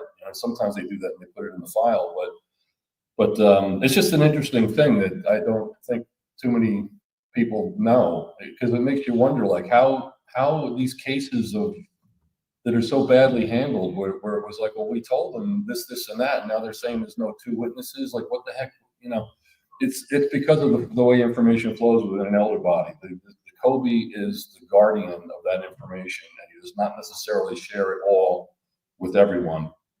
Let's see. So I think I have just another couple of minutes. I just want to talk real briefly about qualifications for an elder. The main qualification is a penis, right? So it doesn't have to be an impressive one, but that's the main thing, right? And unfortunately, they're missing out on, I don't know, what is it, maybe 60 or 70% of witnesses are women. So they're missing out on talent, and a huge pool of talent. Now, not everybody wants to be an elder, and not everybody would be qualified. But anyway, beyond that, the qualifications are in the scriptures. Just briefly, they are actually not qualifications for anything, because the first batch, I'm going to say these are the absolutes. He has to be a husband of one wife. So if he's married, he has to be one wife. If he's not, he can't be a drunkard. He has to be loyal. Is it okay for any of us to have 2 or 3 wives? Or is it okay for any of us to be drunkards or to be disloyal, which would mean, criticizing the organization? What would happen to us if we did those things? We'd be disfellowshipped, right? So how is that a qualification for an elder? He's just doing what everybody's supposed to do, right? And when we go down the list of the things that are in degrees, like not self-willed, well, it's a bit interpretive, hospitable, orderly, they're a bit interpretive. But again, how do those qualify somebody to shepherd a congregation and manage something? There is not one iota of vetting for someone that knows anything about management, anything about understanding the human, what the humans respond to and what motivates them, anything about they just are not managers, they're not leaders.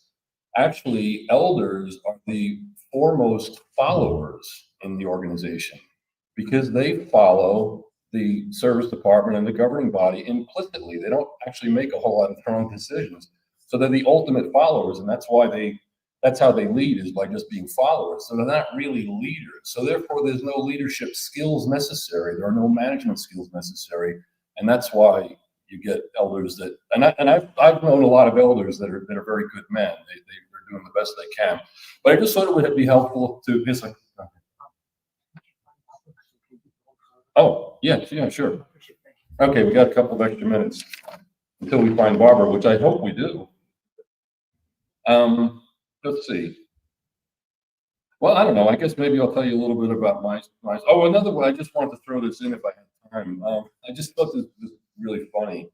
I just had this memory come back to me recently of, that scripture. I don't know. It's in the Psalms or something about you will have princes who will rule for righteousness' sake or something. I see a few head shaking, so I guess I got it right. Well, I don't know what they say about that nowadays. Well, actually, I do know. I'm going to get to that. What we used to say was, well, it's obviously Matthew or Abraham and Moses and David. Those guys are going to come back in the new system on the earth, right there in the 1,000 years, and live right past that. And they're going to be princes. They're going to be ruling as like some sort of a government representatives on earth, But who else is among those princes? Congregation elders, right? Automatically, I guess. So what I remember about that just cracks me up to this day is how there was these, back in the 80s and 70s at least, maybe still, I don't know, but there were people that would actually think and talk about how you want to get to be an elder so you can be a prince in the new system.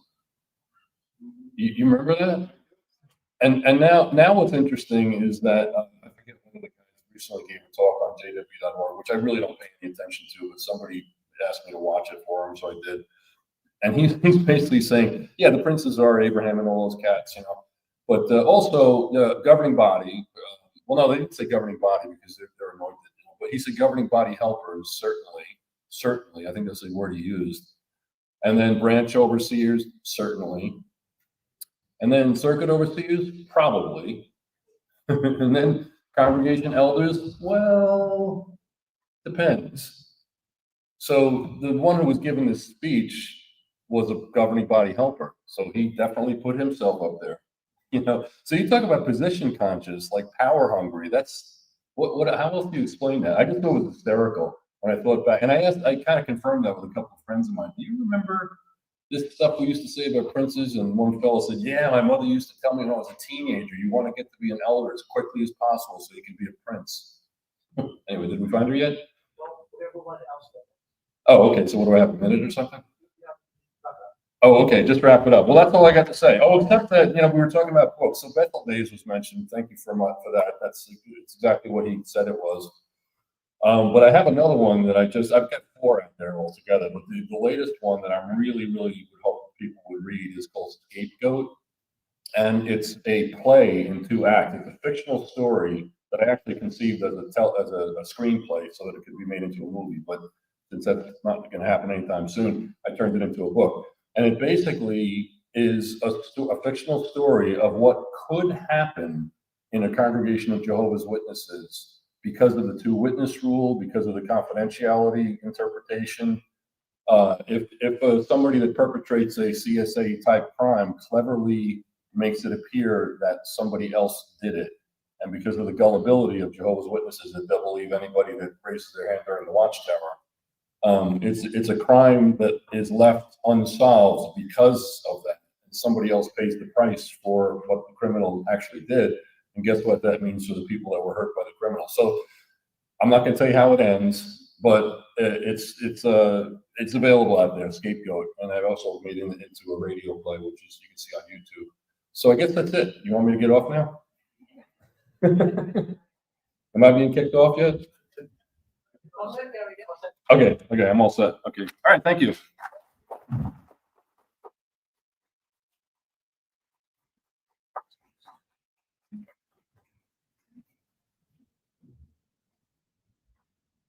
Well, Barbara Anderson was scheduled for right now, can't find her. So we're gonna do Al Smith was nice enough to say, well, I'll come up and fill in because he has to talk after Barbara, but with him first. And if you were here last night, you're gonna, well, Al Smith is one talented man. And he's gonna, I don't know how many people stayed last night for him, but boy, you missed the Las Vegas show. I'll tell you, it was unbelievable. So Al, why don't you come up, tell the folks what it was all about being in the Watchtower.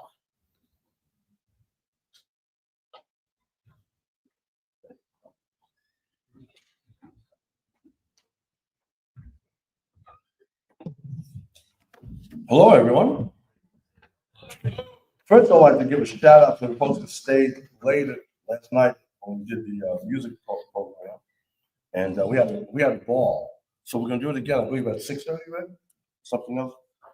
6:30. I have another performance, but right now I come to you in with the old Brother Smith persona.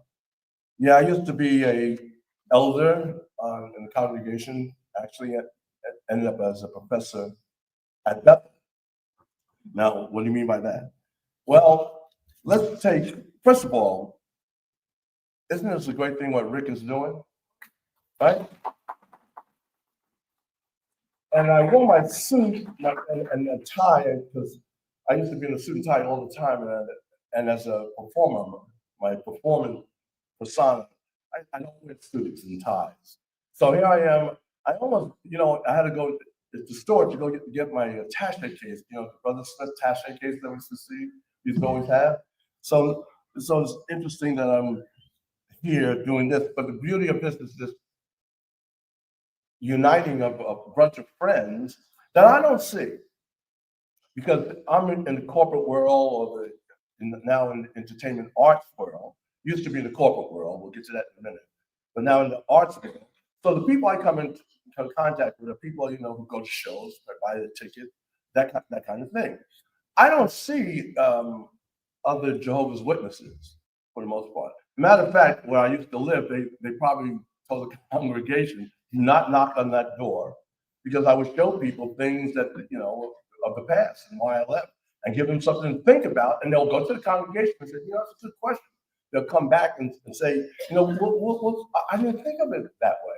And so they eventually stopped them from even coming to my house. You know how I know?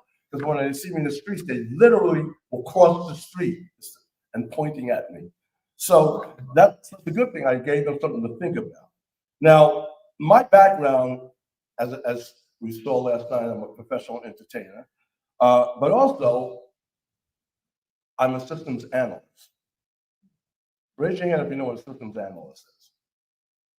Now, there's different kinds of systems analysts. See, systems analysts have a different kind of training. We're trained to see algorithms and patterns, right? So, a good one anyway. So because of that, that's why I was called to Bethel, because I had a skill set that they needed. So they brought me from the outside in.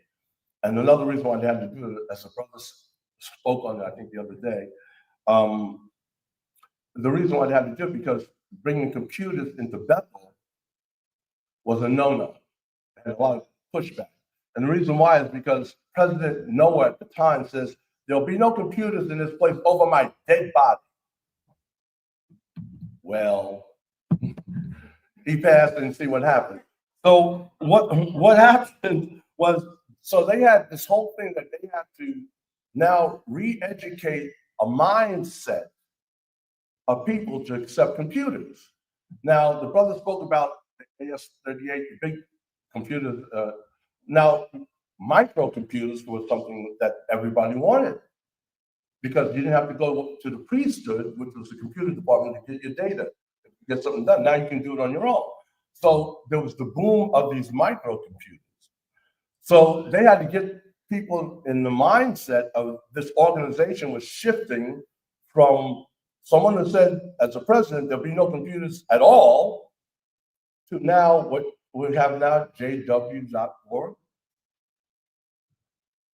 So I was recruited to do that duty. So who are my students? What they call the junior governing body. They gave me the apple for their test. I marked their papers. So they had to bring somebody from the outside in to do something like that test. Now, I also have a marketing background, and in marketing and advertising, you know how to influence people, right? But if you take that and reverse it, you know how people are influenced by things. So now if you take being a systems analyst, of understanding patterns and things like that, and learning marketing, you understand how things can be used against you, which comes down to what happens to us when we join a form of a cult. Okay, so, but I don't want to take it and make it all negative. We were part of this organization. So like I said, I don't see other Jehovah's Witnesses. So coming to this convention, I get a chance to mingle, and I talk to people who have experiences like mine. Now, you don't get that outside. Now, some of you are more acquainted with that than others, and we'll get to that in a moment. But here's the interesting thing. How many people, when you left the organization, have married or have a relationship, a spouse, that is not on the Jehovah's Witnesses? Show of hands. Tell me, what's the average of people? Part divided by whole gives us a percentage. I'm going to be asking a series of questions, and I want you to answer, because we're going to be using that information later on in a magazine that Tommy is publishing. So a good portion of us were relations with people know nothing about. I am right now about Jehovah's Witnesses, which is interesting, okay? Then comes, by show of hands, how many have found another place of worship after leaving the Witnesses? Okay, that's okay. It's about 4. About the total of 5, 6. Okay. Show of hands. How many are in the process of auditioning another form of religious organization or worship or philosophy?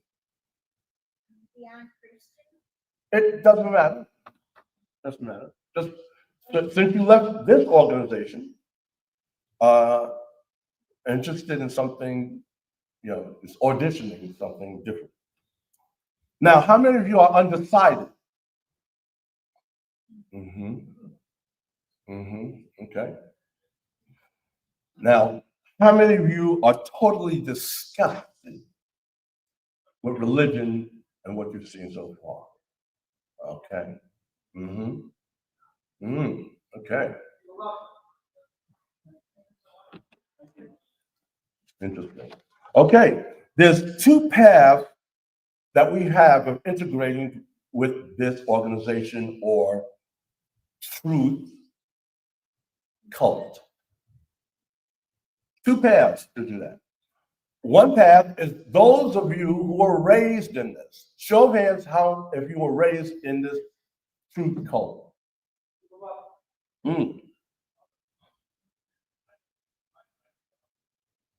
Interesting. Now, those of us who came from the outside and something attracted, and we joined willingly. Okay? Tommy, include me in that.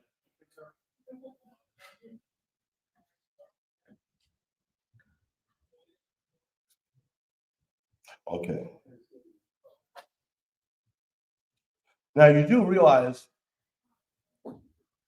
the people who were raised in this organization or this truth cult have a different experience than those who come from the outside. And we'll get further into that.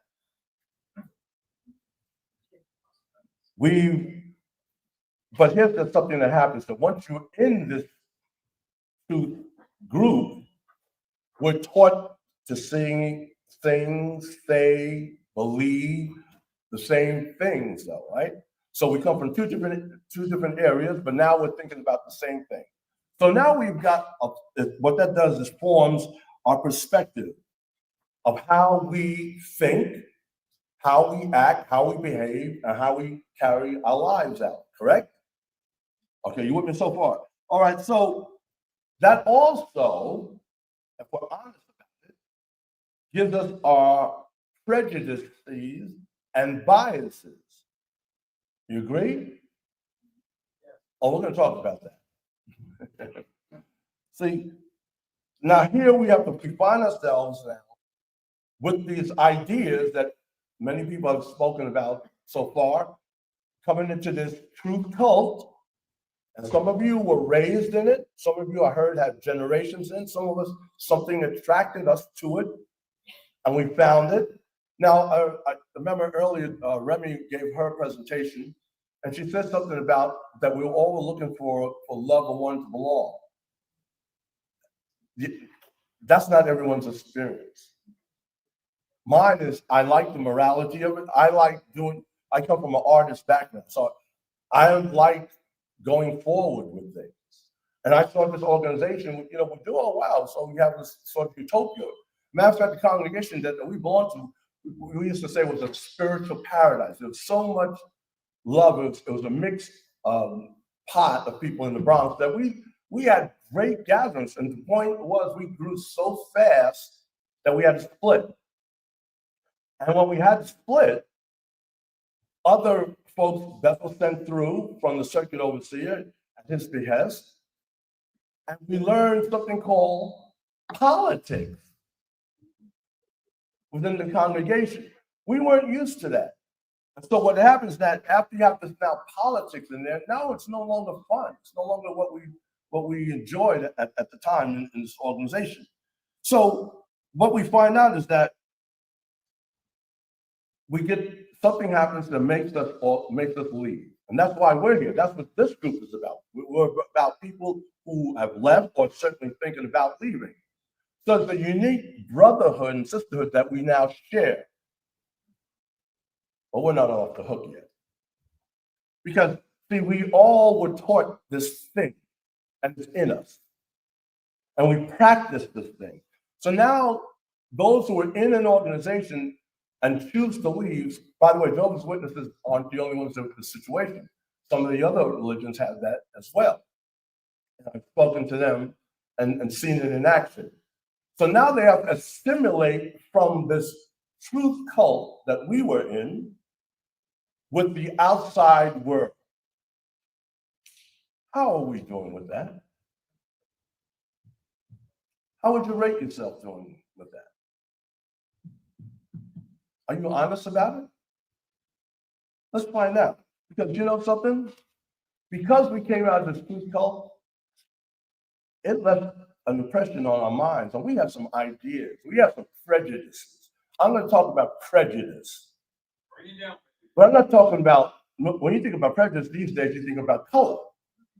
No, I'm going to talk about some other prejudice. And you know something? You'll find that we have been guilty of this stuff ourselves. I'll show you what I mean. Applying our outlook to interact with others, let's ask some questions. Some things you're going to have to deal with when you go to the outside, being in a truth cult organization is, one, you're going to find out things you didn't know, right?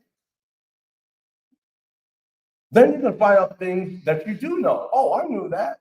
Oh, fine, right? You leave the organization, you leave the truth cult, you leave the family. Remember, you leave the pack, whatever. Another thing you find, things you thought you didn't know. Oh, but I do know. Oh, I know that. Oh, makes you feel good, right? Now comes the fourth thing. When I used to teach this, I used to have a matrix, and I'll show you the matrix. And I will say that this is the most dangerous matrix on the chart. You might not even write this down. Is what we think we know, but don't know. But we don't know it. Right on. Right on. Think about that. The reason why I say think about it, because that's caused a lot of problems. So we have to ask ourselves, how are we managing our own prejudices? We worked so hard to develop them. We were good witnesses. We were good at this. We did all the things. We did what we were told to do. We remember the expression, what society says. We obeyed. So how are we towards people on the outside now that we're interacting with people on the outside? What's our attitude about them? Is it a healthy one? Do we ourselves find ourselves to be intolerant and snarky with them? Oh, yes.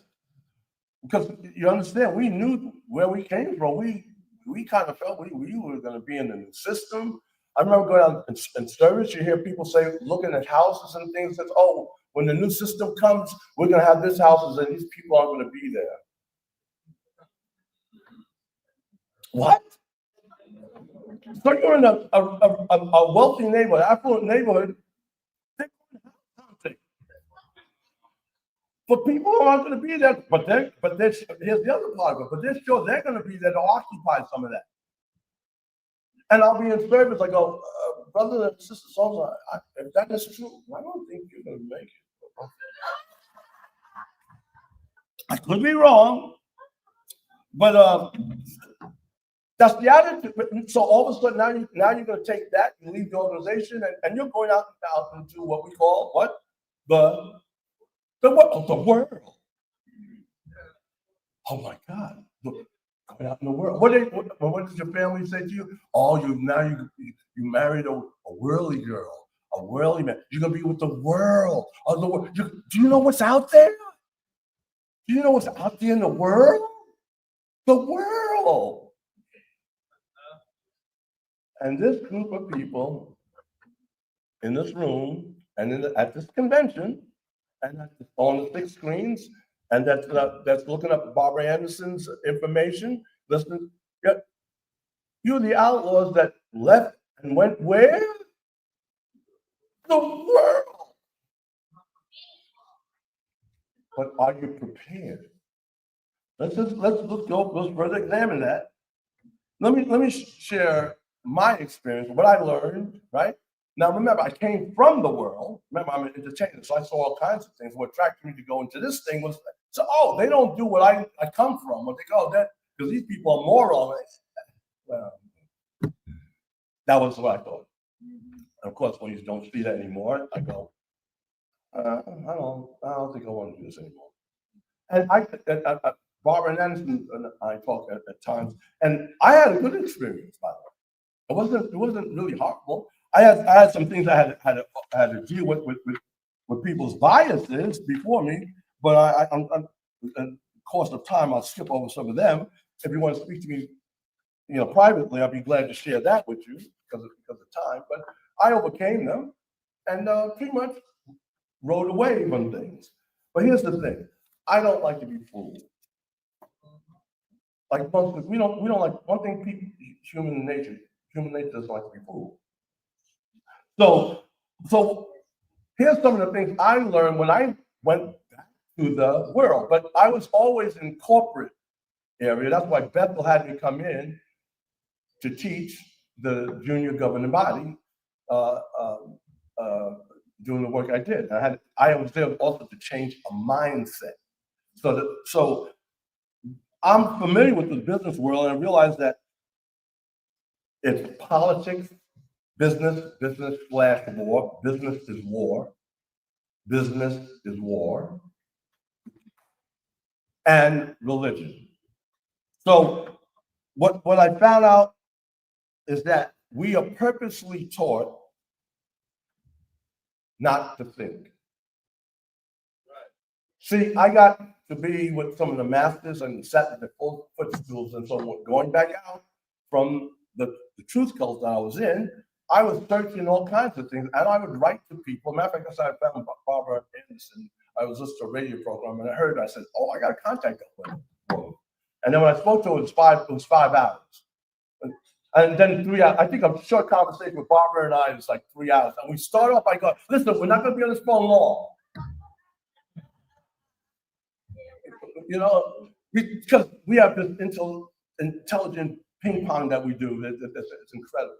So what happens is I've been at the footstools of the masters. Okay, when I say that, it's not bragging. I'm just I would find them or whatever it is and find out what they have to say.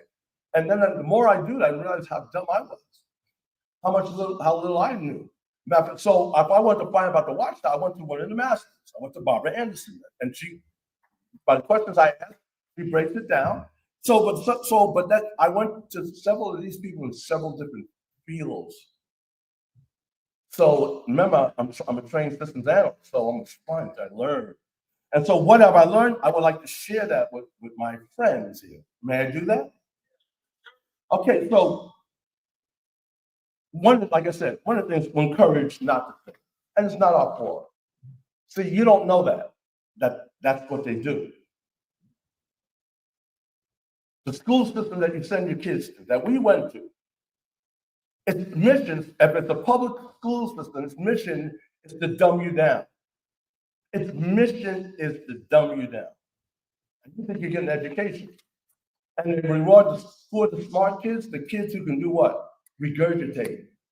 If your kid can go, huh? Who invented that? Why would they do it that way? You will look at that's the thinking person, that's a thinking child, but you're not rewarded with that in the system because it's designed that way. Here's another one: just accept and regurgitate what is taught. Right? That's something that is kind of promoted. Now look at how it affected us. Someone has a disagreement or something. Remember this, Rick? A disagreement or something, and someone will go to them. Well, society says. What happens to the argument? Oh, squashed. Because society says. Some now say, well, the Bible says. And that's the end of the argument. No one questions it anymore. But let's go back to where we come from. Society says. And we stop. Now, if you got to know some of these people, I worked with them. And then knowing others, I would ask Barbara Anderson some of the background. She's got some funny stories to tell about these crazy bastards. You know, so what you'll find out, you'll find out, I thought to myself, we're listening to them? Huh? So when you get to argument, someone says, well, society says, you know, Barbara Anderson knows we had visitors from Israel and whatnot, and I would get into conversation, and it would get on my skin when I started because they were in Israel and were Jehovah's Witnesses. I said, you know, I can take you on tour. You want to meet the 12 schmucks of Brooklyn? That would get under Barbara. That get under their skin because that's what they were to me. But we look at this reverence to the governing body and thinking that they're holier than thou. And so we go, society says, who is this? You never ask the question, who is society? You're programmed to think like that. It's not really your fault. Here's another thing. So we become what is called, well, that's us, we're guilty, propaganda mules. Oh, not us. We're Jehovah's Witnesses. We're not propaganda. Oh, well, we're taking their propaganda and like a mule carrying it forwards All because we become zealous to this thing that society says. Without asking, well, who's society, right?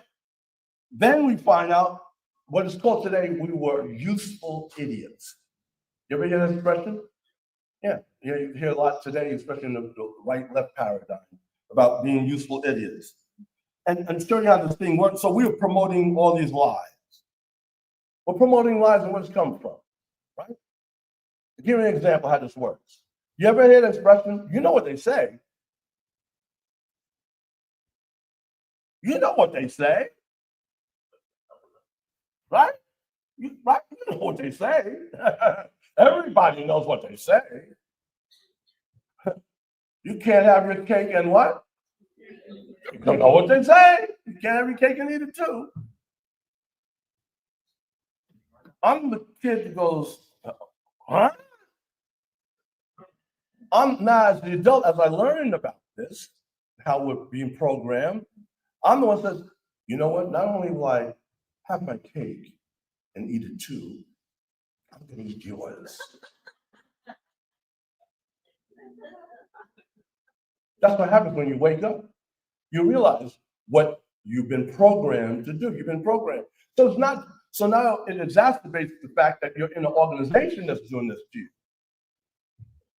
You see what I'm saying? This is without being a JW. This is happening to you by just, the school system and society. Now you see how far back we got. We got some work to do. Coming from an organization that's doing their brand of this. Okay, now I beat up on us for a little bit. How about some keys of discernment? Let's give an algorithms. You might want to write this down or take a mental note of this, of things so you're never fooled again. How about that? The brother was up here, there's two Garys, and both Garys had good points. I appreciate it.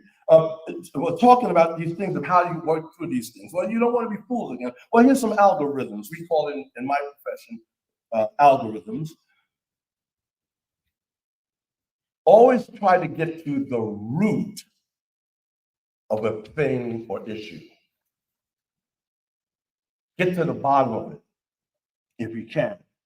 Not just take the layer. As Margie, she's a therapist, and she calls it peeling back the onion.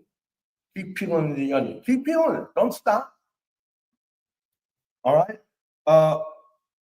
Now, when you do that, 5 minutes? That's too bad. I had a whole different talk plan.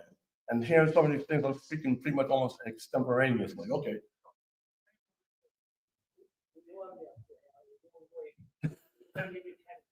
Oh, cool. 10 minutes. Okay, it's cool. Can we do it? We can do this in 10 minutes, right, folks? Okay, how about this? Okay, here we go. I may have to speed up a little bit because I want to get some of these points out. So, okay. When we peel back this thing, get in the root, you may find that it leads to a dead end. Now, what does that mean?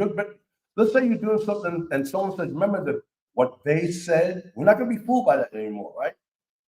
You can't have your cake and eat it too. There's a million. We can come up with a million of these expressions. Okay, so we don't get fooled again, and we find out something, and we go, well, who said that? They say, oh, the book by such and such and so and so. Oh, I must have that book. So you get the book and you read it, and you quote it. So, well, that book says such and such and such. What's missing? When we say get to the root of something.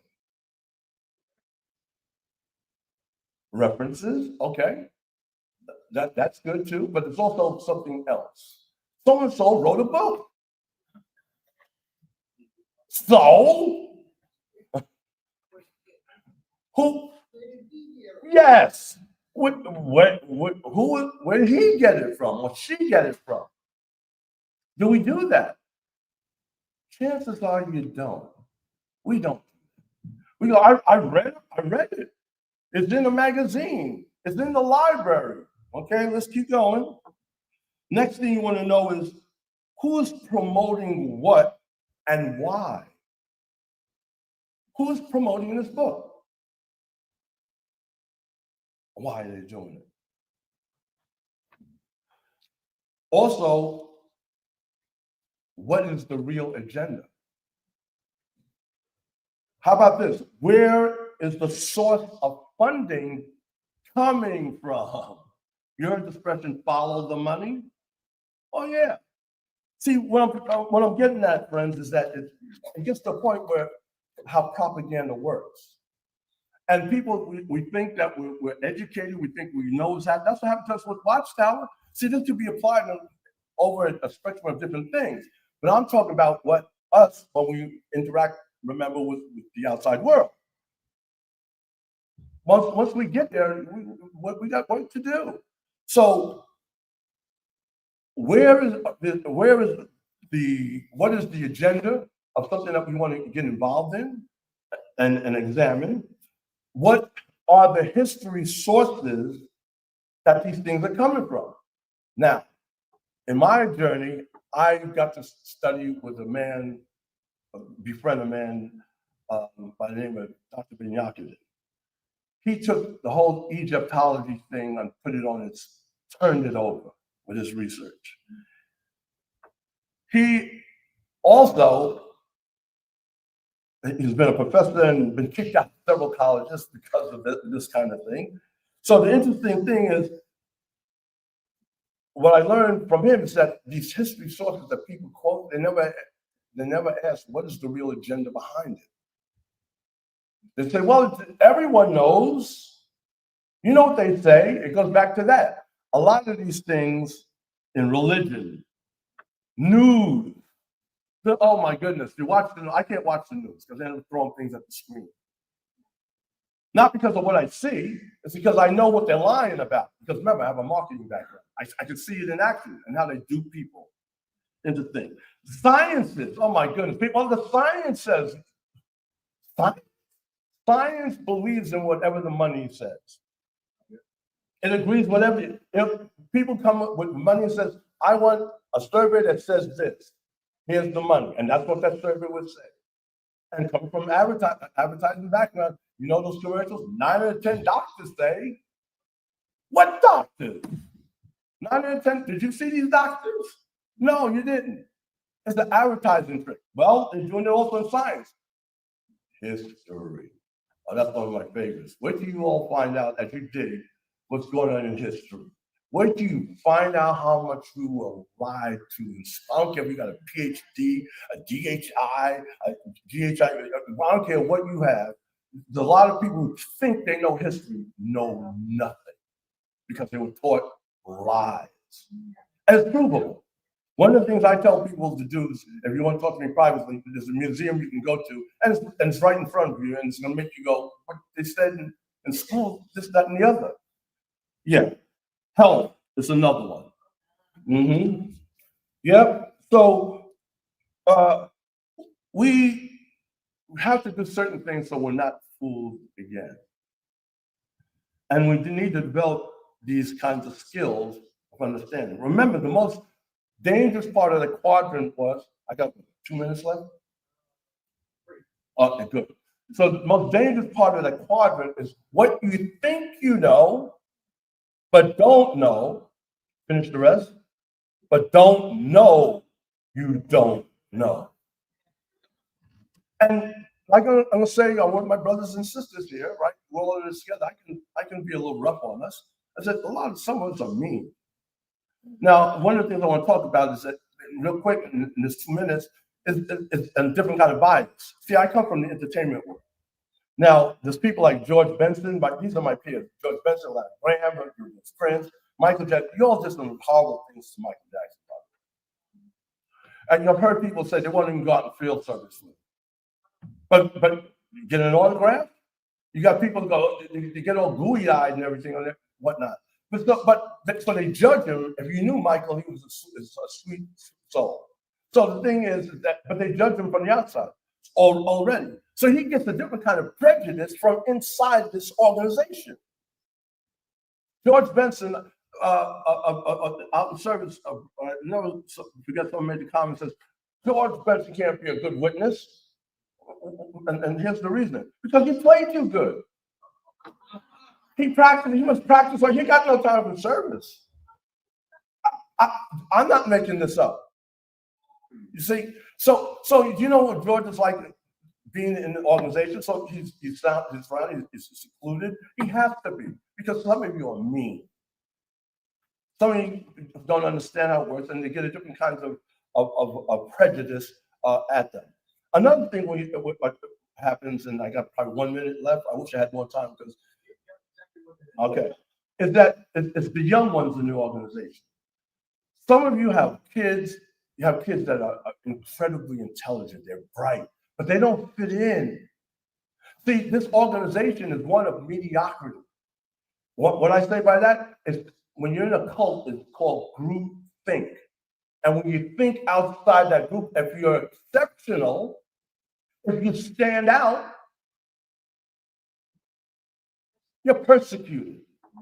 Get back in the fold.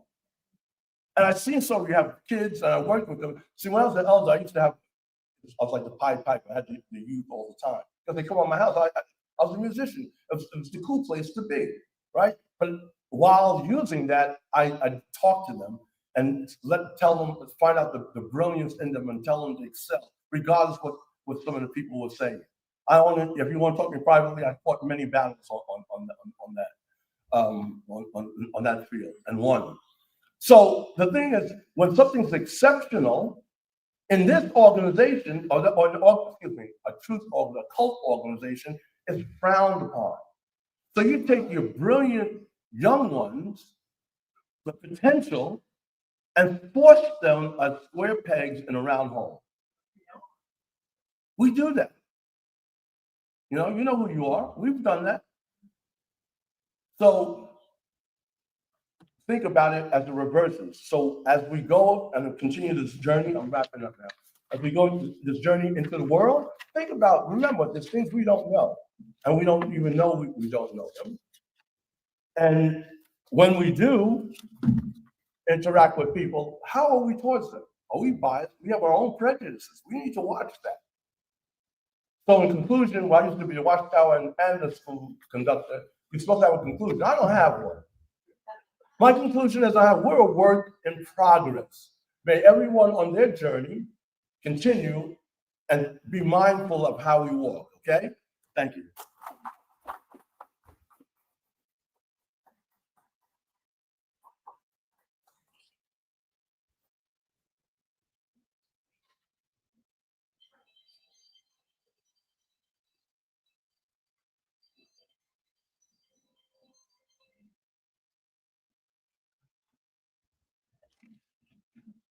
Thank you, Alvin. I wish we could keep on going. Appreciate it. Thank you.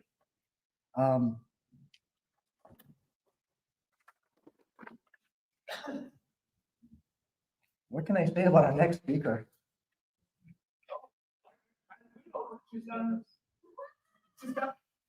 Al, do you want to come up and introduce her? She's now the queen of the apostle.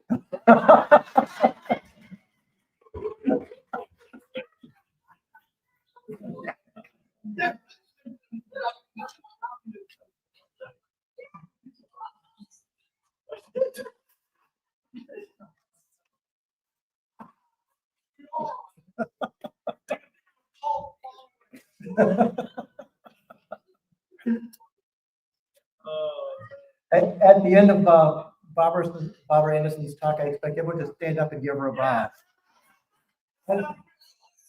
As Queen of the Apostate. Oh.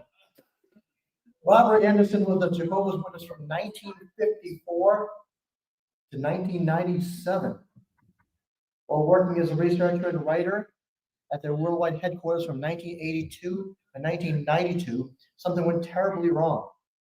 Barbara uncovered a conflict that would derail her plans and change her life forever. Her unique story shines a bright light on the Watchtower. She also uncovered the protection of sexual predators. And she's an all amazing person. What else to say, right? What else can I say? She's amazing. Yeah. Barbara Anderson.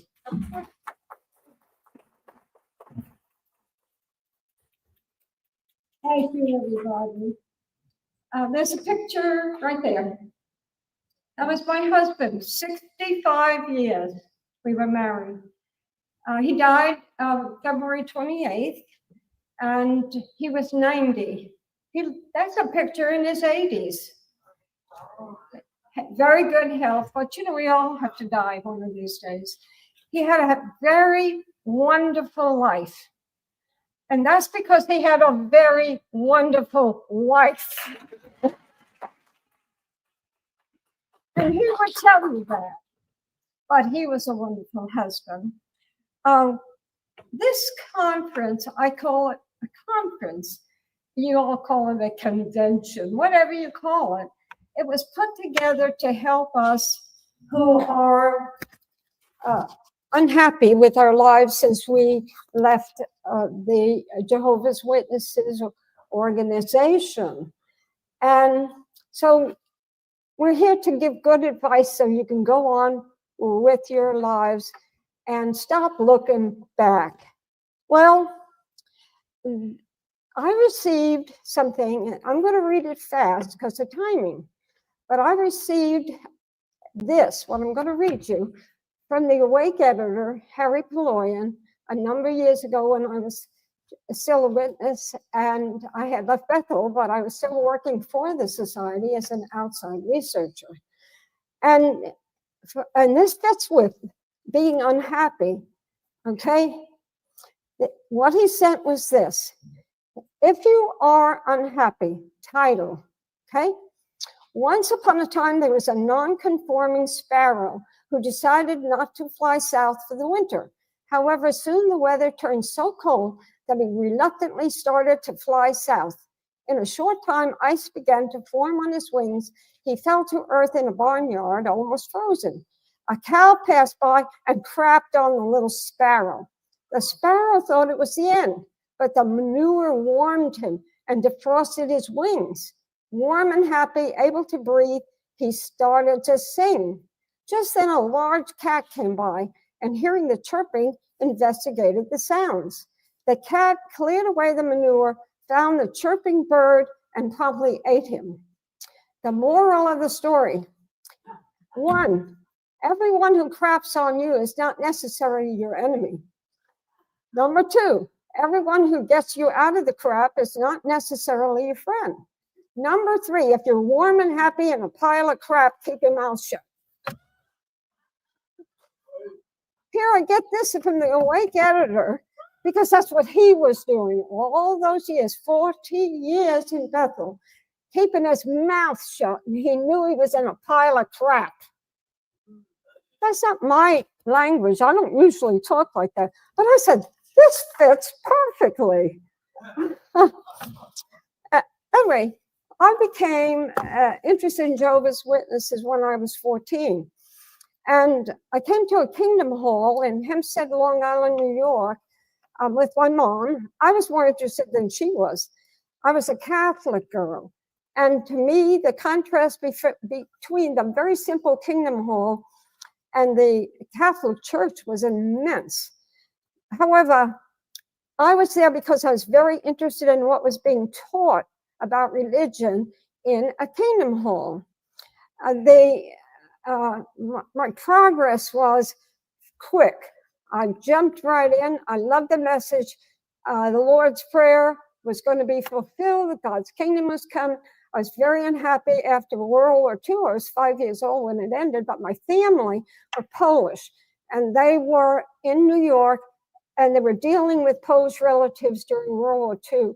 And one day I came home from school, sitting in the kitchen was a man full of medals, and it was Eugene. Eugene was there. The war was ending. He was there. He was a Polish colonel, and he was there to discuss the war with the U.S. government. And he happened to be a friend of my family in Poland. I was very unhappy over the world situation. I saw the release of children out of Auschwitz on the world news back then and cried. And so I always wanted to see that all people, lives were good, that there was fairness in the world. But I didn't see that. As I grew older, the witnesses told me there would be fairness in the world. So I become very active in the witnesses, and I went with a woman who was through Gilead School in 50. So I'm a witness in 1954. 56, I go with her to a special assignment in Virginia, because she's waiting on her paperwork to go to India because she's a Gilead graduate. So I spent 2 months in the special work. I love it. Anyway, my family moved from Long Island to Miami in 56. I take a special assignment during that year because I'm not happy in Miami. And the witnesses weren't as zealous as they were in New York. So I take a special assignment, sent to Mississippi with 2 other girls. Of all things, they send us to a college town, and that all the part-time jobs are taken up by college students. So we can't get work. 1958 it is at this point, and or really 57, we hear about the big convention in Yankee Stadium and the Polo Grounds in 58. So we have very little money in our pocket, but we get in the car and we head up to New York. The woman that brought the kingdom message to me said we could stay with her for a while, which is what we did. We got part-time work, and then 2 of us went to work at Bethel. And all those witnesses who were going door to door to get rooms for the thousands of people that were coming into the convention, to Polo Grounds and Yankee Stadium, needed rooms to stay. Well, I was at typing and putting the names with rooms, and I did that quite a while. I went back to my own congregation that I was initially part of, and a woman moved in from Dallas, Texas. So she was very nice, and she liked me. I liked her. I didn't know she had a son at Bethel. And she picked me out for him. And she told him the next time she saw him, she told him, she said, I'm going to have a little party. I'm going to have some Bethelites out to the house. This is 30 miles from Brooklyn. And she did. And she invited me and a few girls. And we danced at this party. That's back that we were allowed to ballroom dance. So her son, I hear the screen door slam in the kitchen, and I hear a man's voice say something, and she says, it's the blonde in the living room. He said, Mother, you know I'm not interested in blondes. And I figured it out, that was her son. And so I didn't like him. Of all things to say, I was 17. I'm not interested in him anyway. So he comes in the living room, they put a tango on the record. I'm old. This goes way back. A tango. He asked each girl in that room if they could tango. Every one of them said no, they couldn't. Well, the first person I ever taught the Bible to was a teacher of dancing. She taught me how to tango. So when he got up to me, he said, can you tango? I said, yes. And you know, we tangoed for 65 years. Uh-huh. And when he did the crossover step like that, he broke my shoe. He broke the buckle. Brand new shoes I bought this morning. I got even with him. He bought my shoes for the next 65 years. Yeah. It was a simply wonderful life being a witness. And that was the way I thought about it. We moved to, we got married in West Palm Beach, where my parents moved to. But I had to go first because he had another year and a half at Bethel. So he signed up for 3 years back then. So I went to where my parents were to try to prepare for our life. I bought a small trailer and I worked part-time. And so when he came there, we had a place to live. Our goal was to circuit work. They were talking about sending us to Mississippi. And so we had to look forward to something. We were pioneering, and guess where our territory was? Palm Beach, Florida. So it was quite exciting. We were pioneering. But I have to tell you, I'm going to back up a little bit, because while I was engaged to him, that was my territory, Palm Beach. All these multimillionaires lived. Anyway, I was working alone one day. It was very safe. And you had these huge mansions right on the beach. Anyway, I knocked at this door, and this man came to the door, and I introduced myself, told him who I was, and he says, I just saw Nathan. And I said, what? He said, I just saw Nathan. And I said, Nathan who? And he said, Nathan Noor. And I said, Nathan Noor, you just saw him? He said, yes, we just signed the papers. He said, we just sold them the script buildings. So nobody knew. They made no announcement about this. It just happened. I called Joe that evening. I said, when you hear this, the society owns the script buildings. Right there. The two huge buildings, the one with the big watchtower over, those were previously the script buildings. They became the office buildings for Jehovah's Witnesses. I'm a little girl all that way, and I make an announcement to my husband-to-be that we bought the script buildings. And he said, what are you talking about? I said, I met the owner who sold the script buildings. It was funny to me, because in the organization, only the men knew everything. I found out something before the men found out. So we continued to pioneer, and I got pregnant after a year, because like I said, we wanted to go circuit work. And I had 1961 a son. We had a great time with the kid and loved every minute of it. And my husband got his license as a plumber. So my husband was very helpful to the organization. He would be assembly overseer.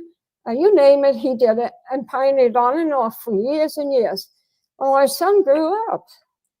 And so at that time, they only accepted, to go to Bethel, you had to be 19.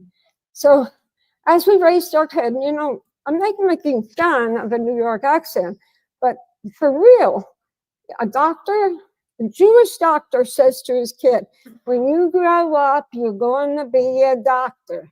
We said to Lance, when you grow up, you're going to be a Bethelite. And we planted this in his mind, and that he lived for that. His grades were good in school. And so in the interim, we moved from West Palm Beach. He was 12, and we moved to Tennessee, where the need was greater. So I started another adventure. We bought an old house on a large piece of property for next to nothing. Who wanted to go to Tennessee, right? It was great. I had to go to work, though, because we didn't put away much money. We had a trailer to sell in West Palm, and that was all. So I went to work part-time, and of course, there was a big housing development coming in, so I went to work full-time and was the plumber. Lance went to Bethel about, when he was 18, he started pioneering, 19, he went to Bethel. We were living in that house for 5 years. We were never warm in there. It was a concrete block house and didn't even have any insulation. That year was the first year we were warm, as when our son went to Bethel.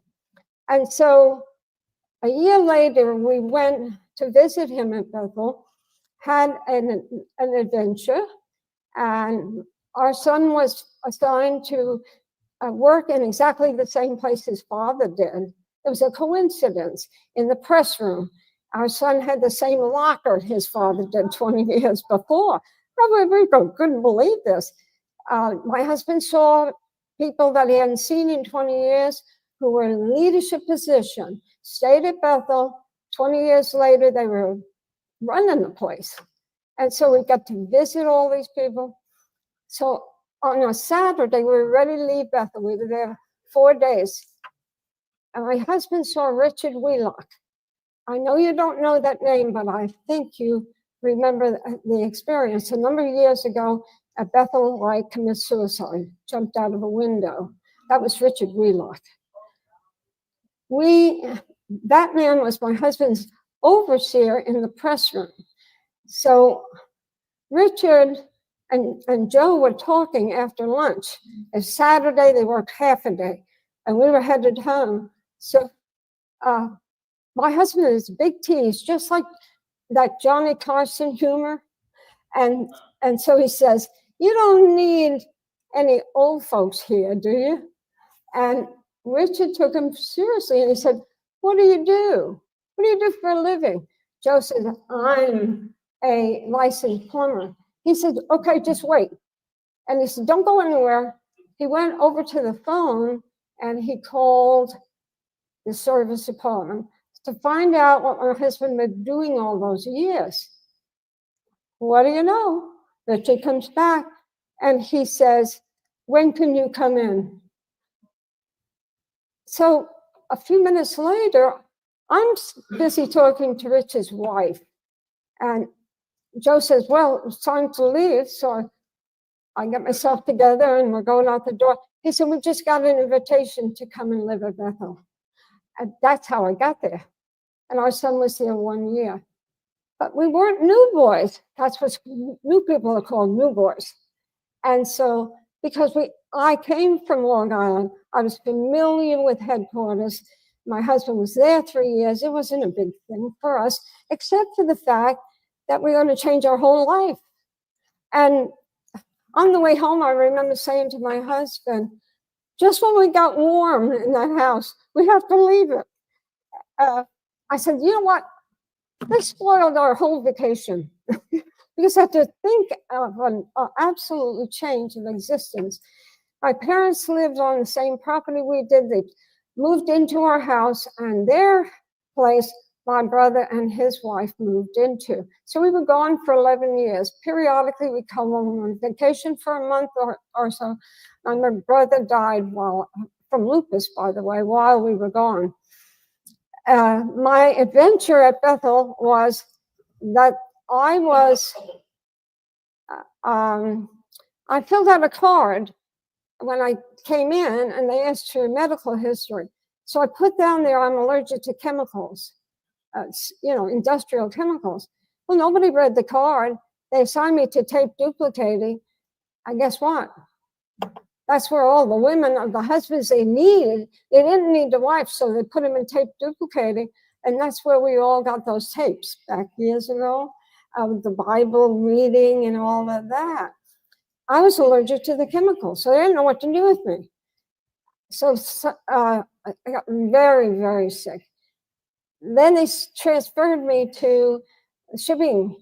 Well, on your order form, you elders know this, on your order form from the Kingdom Hall, it has a place where it says a special order.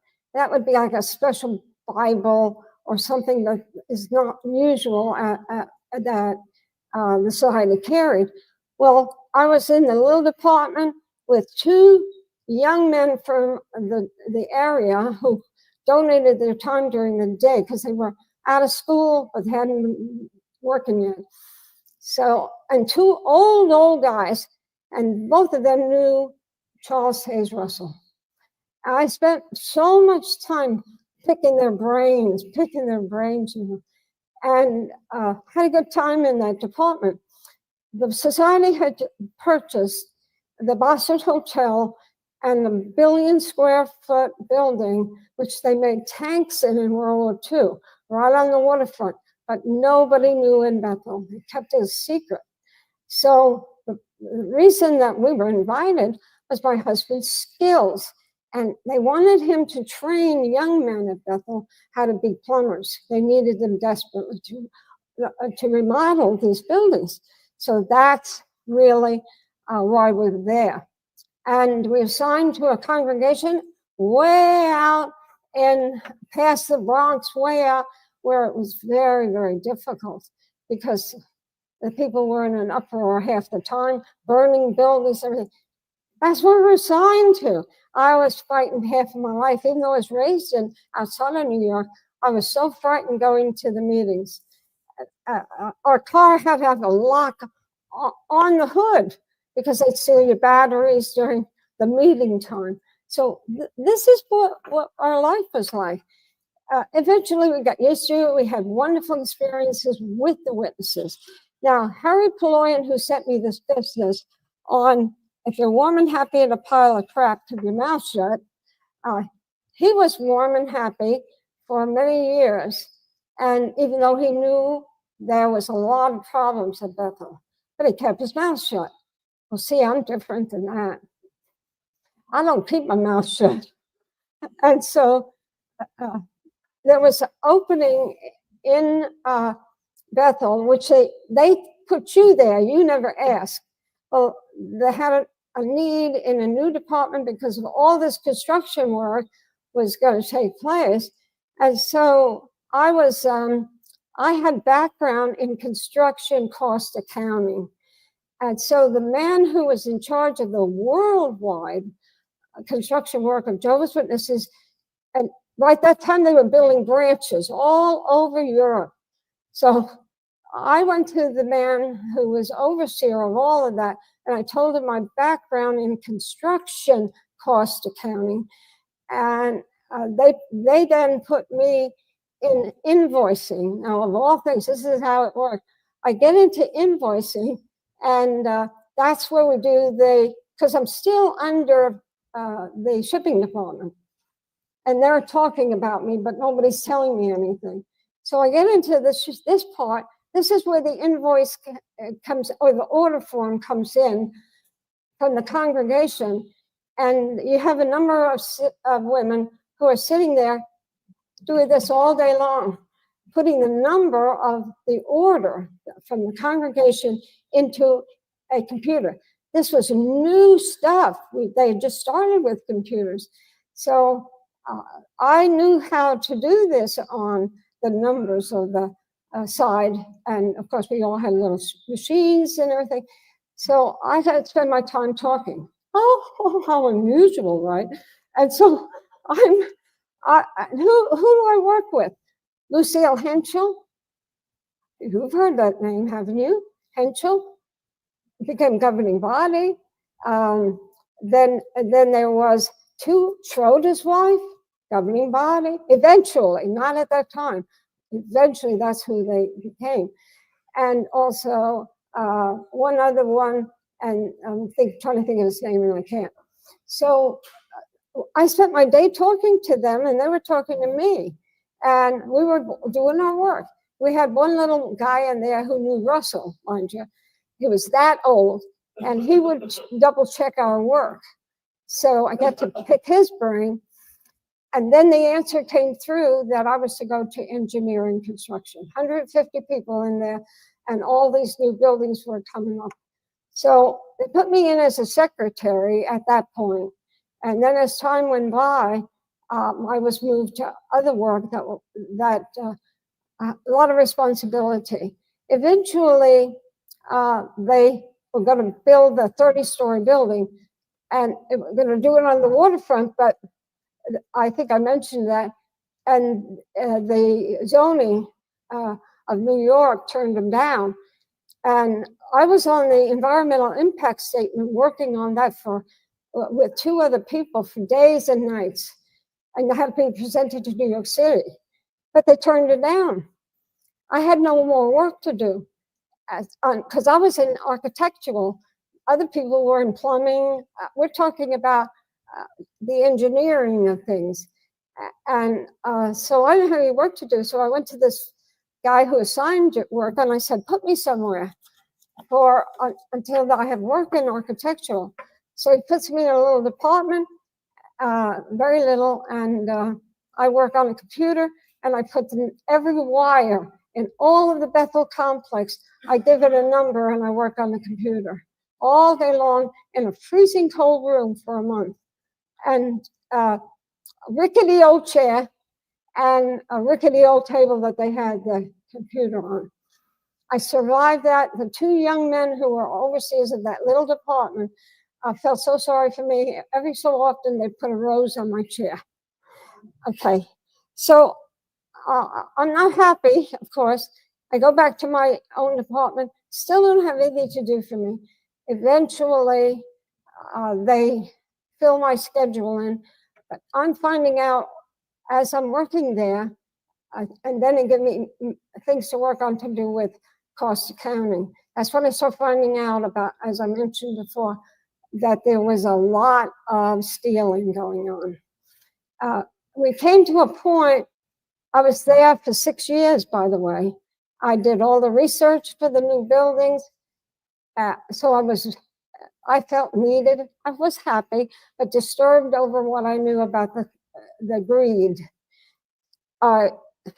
Eventually, somebody asked me to write an article, as I mentioned yesterday, for the Awake magazine on the changes at headquarters to build all these new buildings.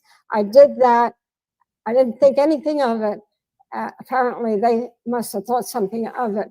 So I was transferred to the writing department where they were working or planning to work on their history book of Jehovah's Witnesses.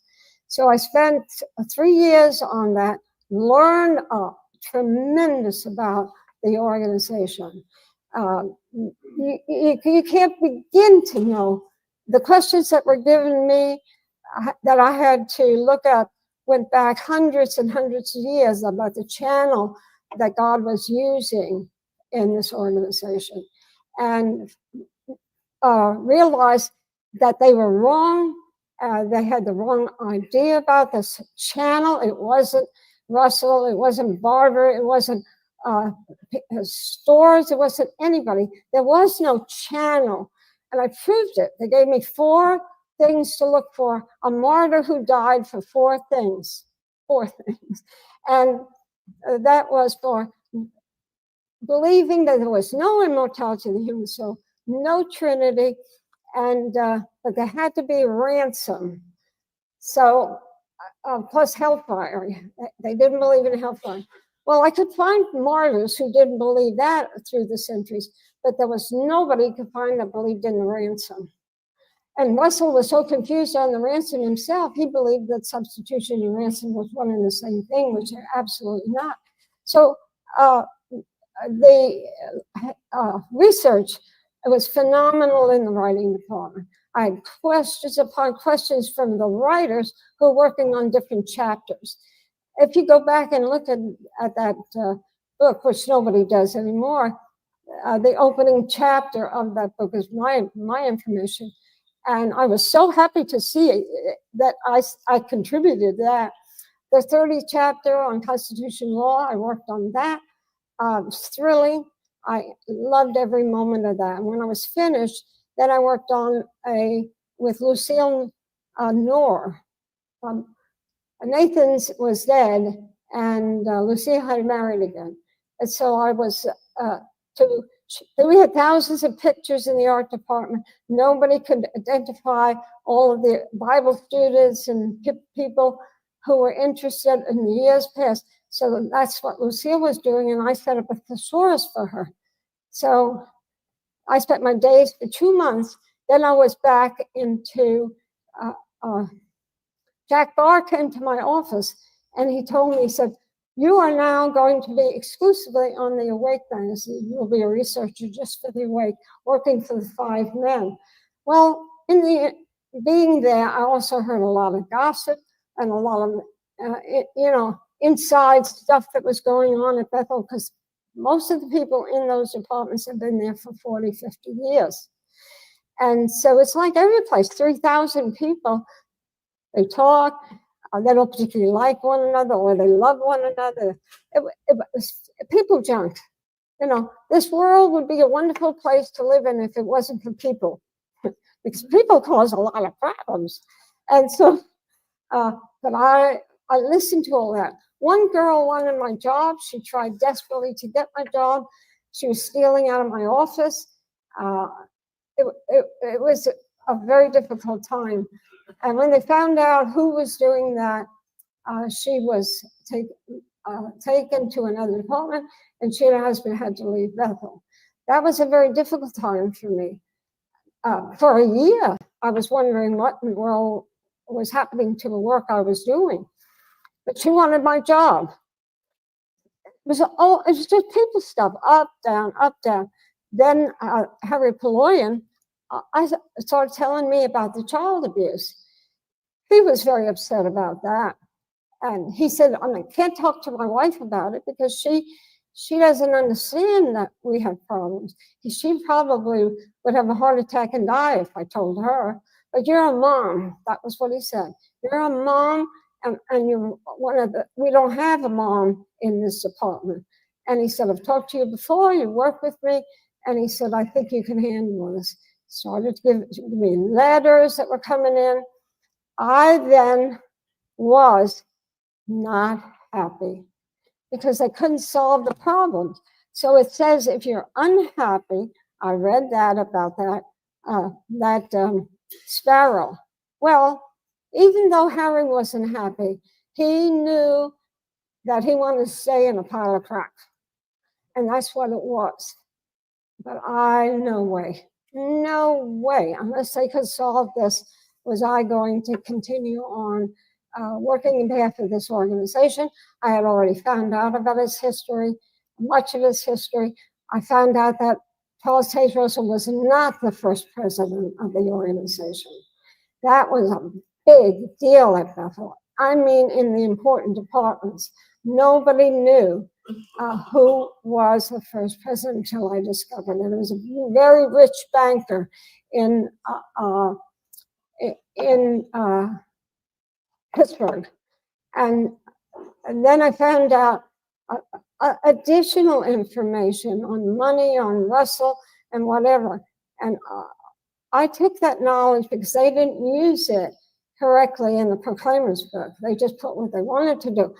Russell had a celibate life with his wife. And so I asked the two women that were the editing the finished chapters, and I said, are they going to put it in the Proclaimers book that he and his wife had a celibate marriage? And the answer was no, the Friends can't handle it. We could handle it, but they don't want anybody to understand things outside of the dream that we all had, the dream that was manufactured by the writers over years and years and years. And if you're going to blame anybody for all of this, it was those men who took the Bible and made it say more than what it intended to do. And it was obvious to me that that's what we were ending up with. But how can you tell that to other people? You can't. Not when you're going to stay in Bethel. Well, Joe's was very involved in his work. He also had a confrontation with a number of other elders, and it was over the mistreatment of many of the young men at Bethel. And he pointed it out that he was a parent, they weren't. So he pointed out that you don't treat young men like the way they're being treated. So he was looked at as causing a little bit of trouble. It was just between a number of overseers, and it wasn't a big deal, but he was no longer that happy there. And I was not that happy over the child abuse. There were so many letters that were so horrible. And those were the years where repressed memories was a big deal. Satanic ritual abuse was a big deal. Everybody was reading about it. And many of the people who were writing in claimed they had this. The society did not approve of therapy. And Eventually, they were forced to. And when they did that, they caused themselves a problem. They couldn't be happy in the crap that they had put out because it got bigger and bigger, and there was so much criticism. There were elders that were calling in and talking to us about people in the congregation who had multiple personalities. This was daily. We were dealing with what the world was dealing with people who claim MPD, multiple personalities, or all kinds of things like that. And so I'm studying all this, I'm reading all of this. We really weren't getting anywhere. So Joe and I decided to leave Bethel, and after being there 11 years. So I suggested to Harry Poloyan that we put together a package, one for each governing body member, that had information in it.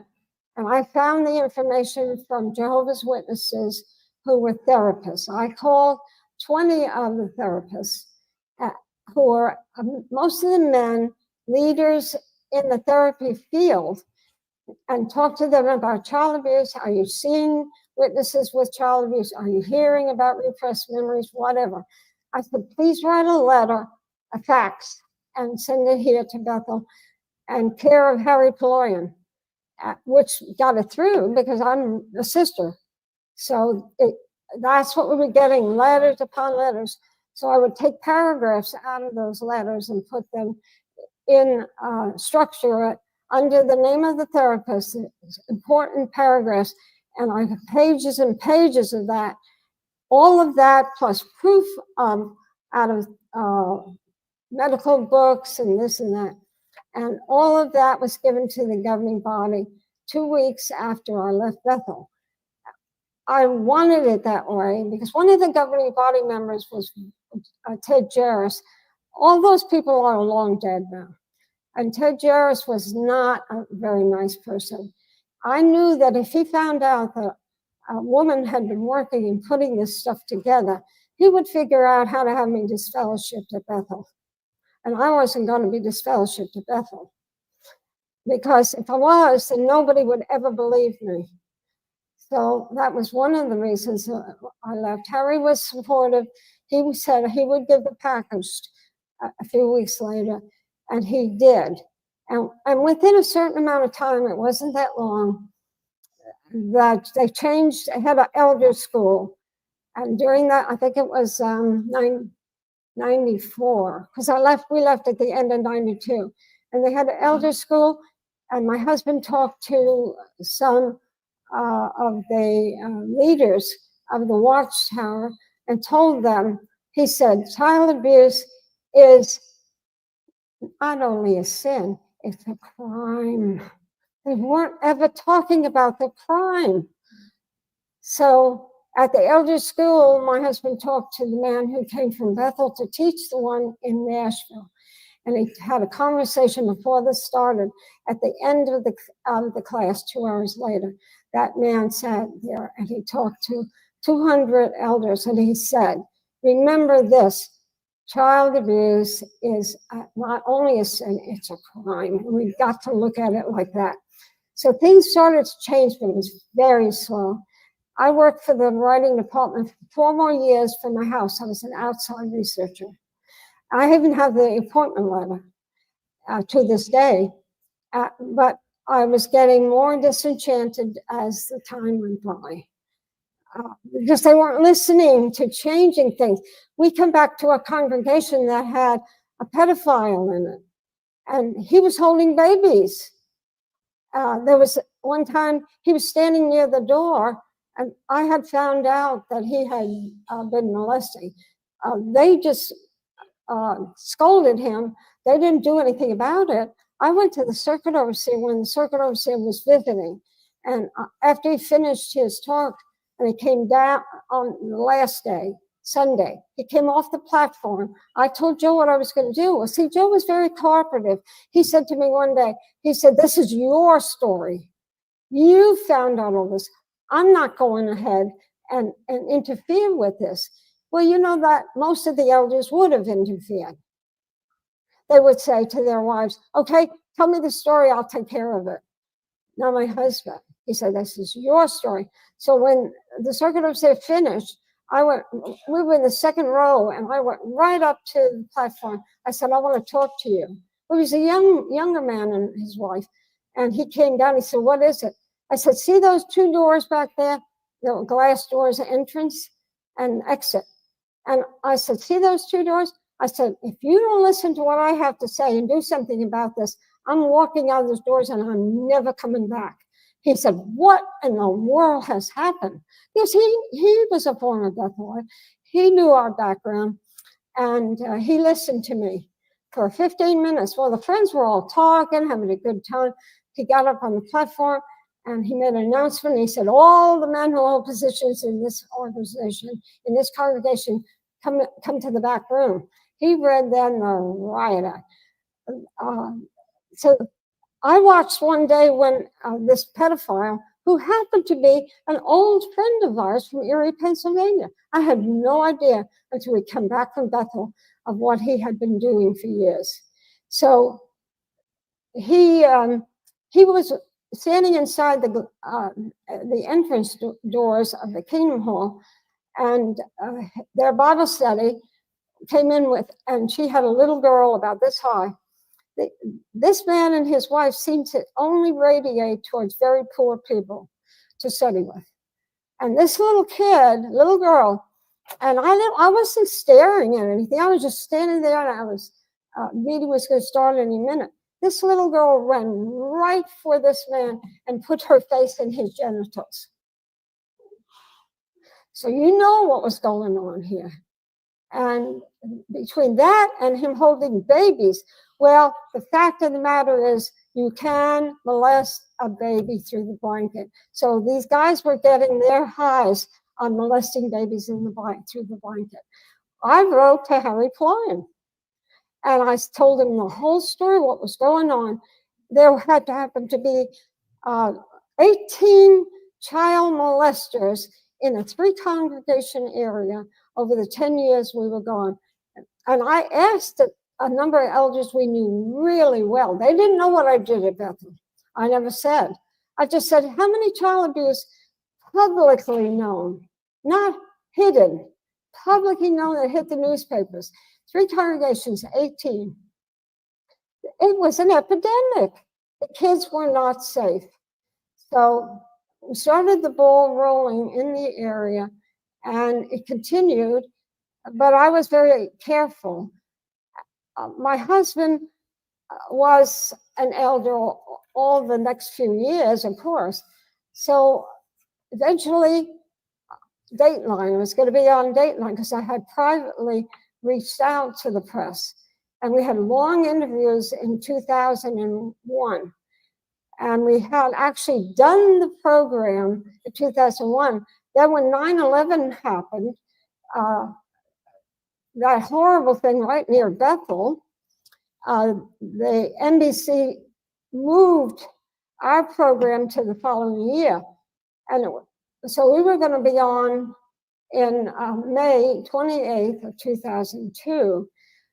During that time, we went to see our son to forewarn him what was happening. He was an elder and had a little boy and his wife, etc.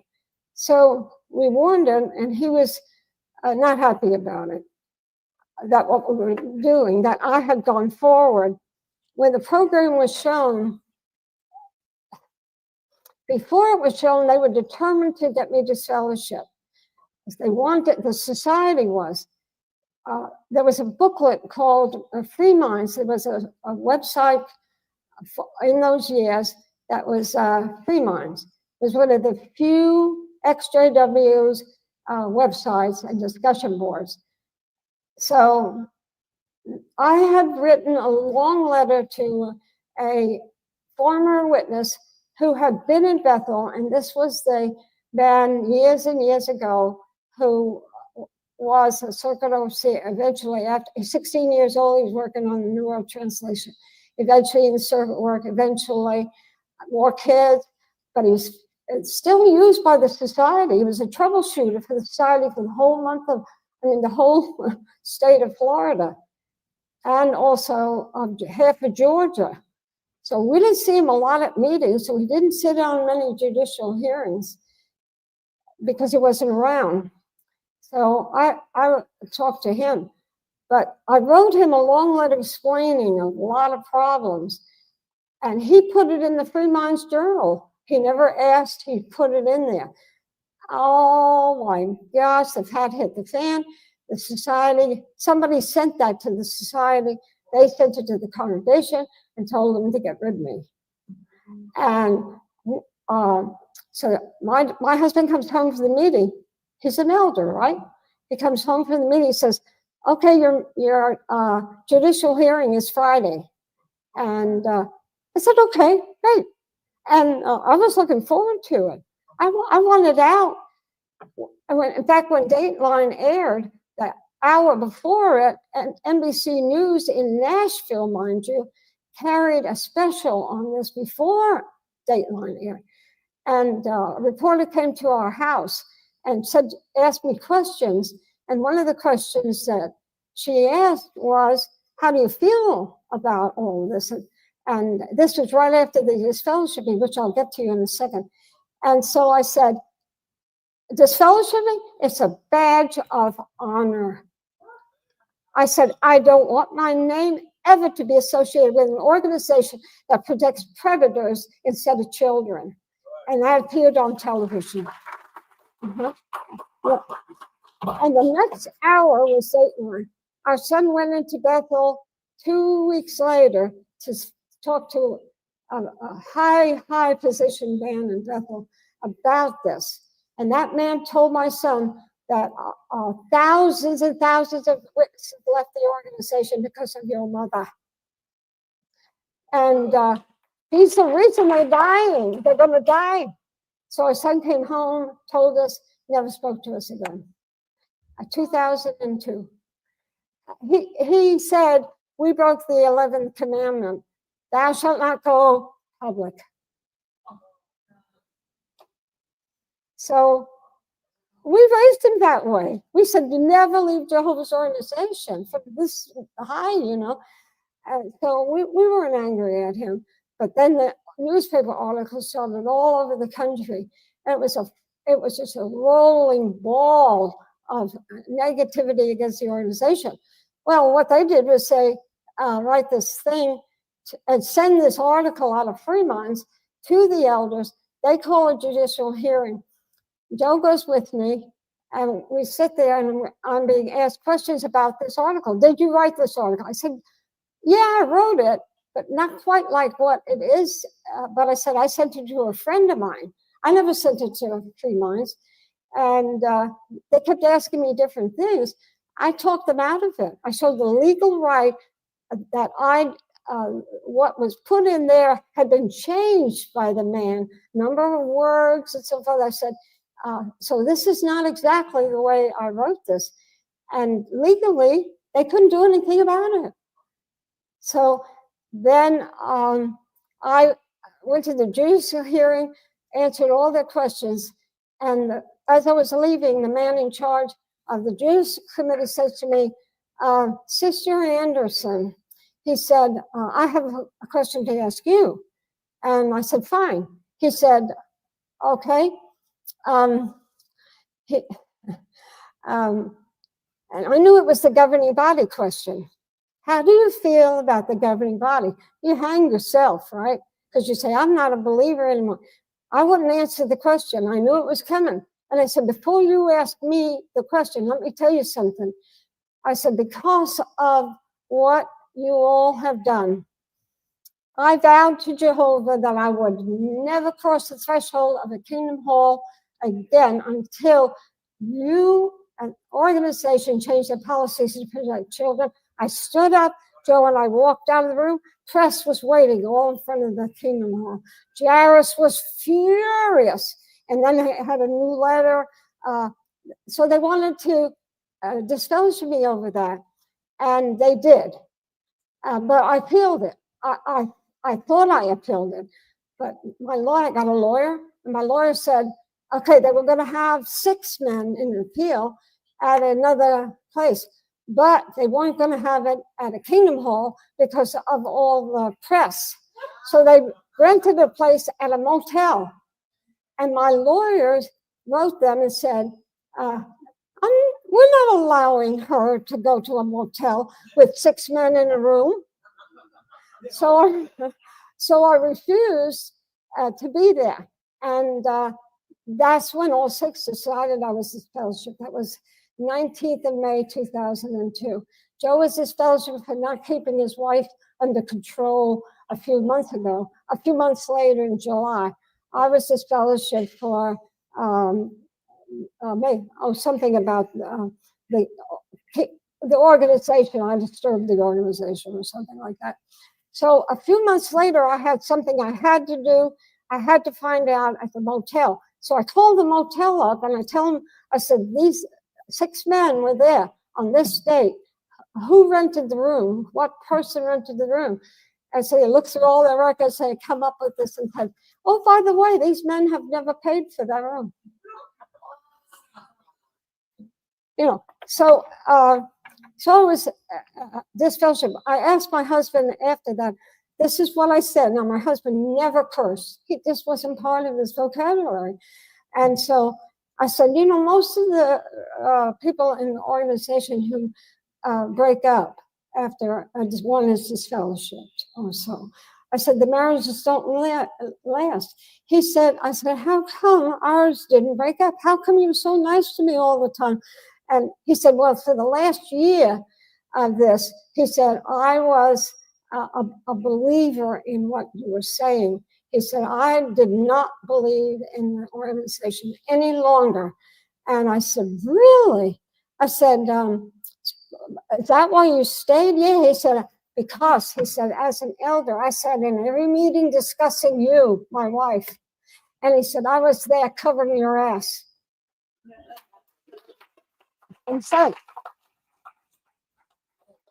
we managed the whole affair, managed it from point to point to point. And that's what you have to do.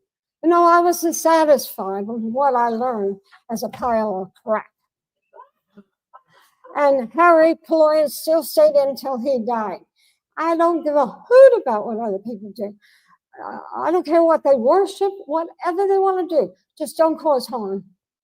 And the society eventually, to this day, has changed their policies on, and I wish I had the time because I could tell you the next things and the next things about dealing with their court cases. I've been involved in them and behind them, dealing with the attorneys.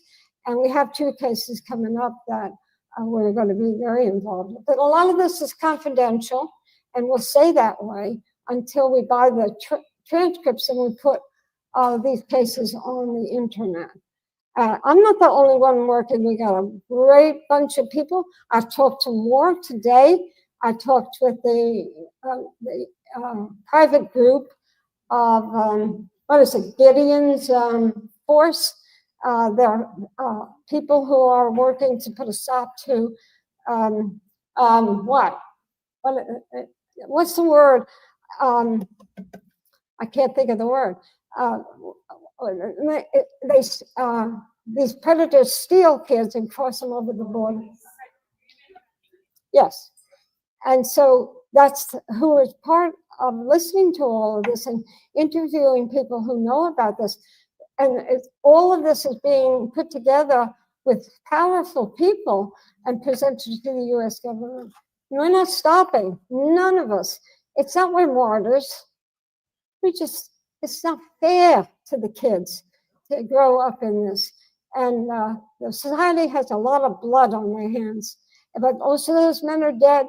These guys are strange characters. And they're more interested in money than they are in belief. It's obvious. We got our own opinions on this matter. But anybody that wants to work with us and use a telephone or whatever, we're taking this out to the world.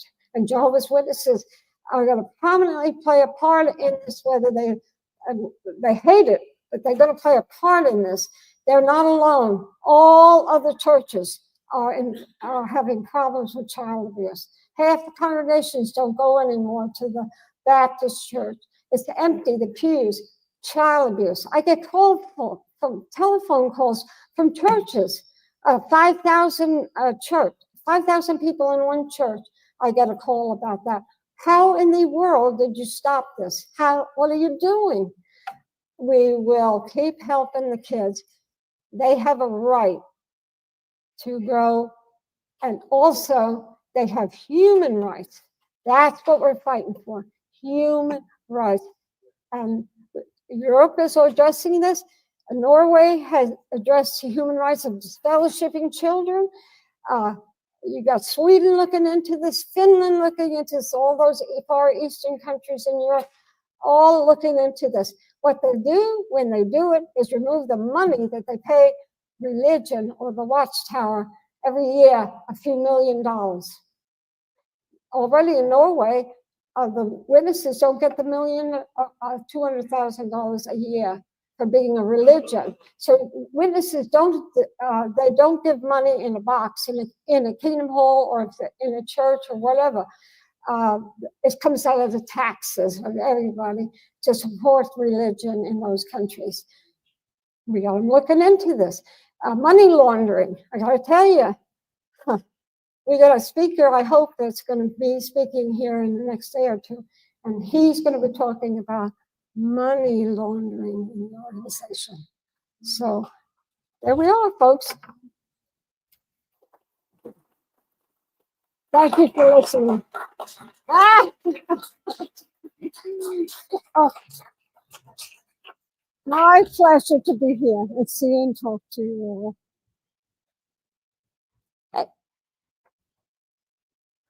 All right. Oh, well, I'm not old. No, we are honoring the Queen. Oh. Thank you, Barbara. You're welcome.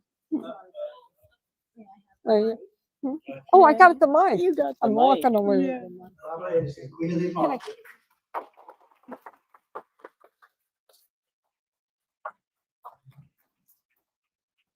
If you're anything like me, you could sit and listen to one for hours and hours and hours. I got You will do experiences for well. hours and Thank hours. you. Just like that? Our next speaker is a former Jehovah's There we go. Witness, Okay. Stephanie Lynn Carson, or Sister Willow, who experienced child sex trafficking in the Watchtower. Stephanie testified in the Pennsylvania grand jury investigation into Watchtower's practices of covering the crime of childhood sexual assault. Lynn Carson. Thank you. That's okay.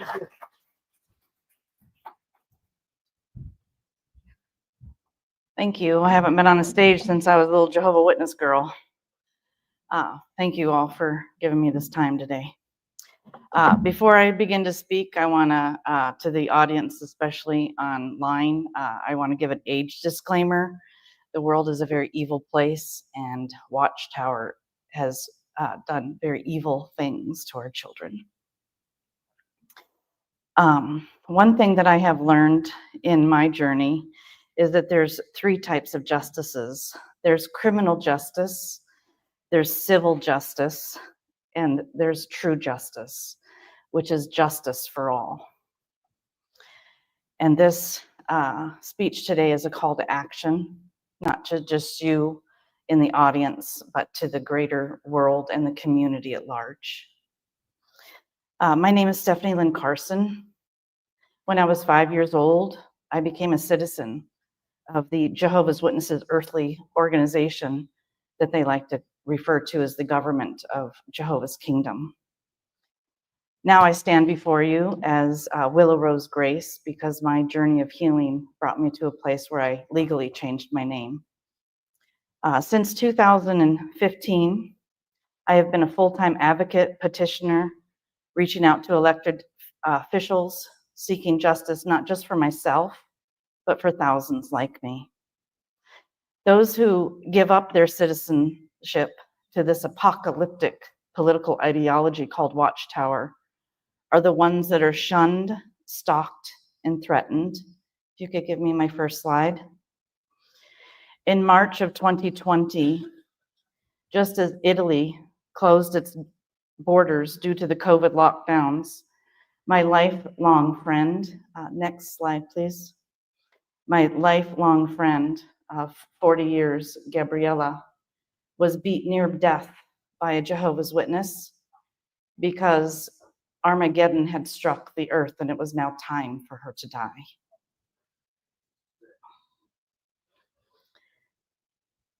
There's another type of death that this theocratic government called Watchtower imposes. It's the killing of the now still living. My brother ran away from home at the age of 15. At the bequest of the organization, his disappearance was never reported to the authorities. 30 years he spent as a peripatetic wanderer, never again finding home. At one point, he came home begging for food.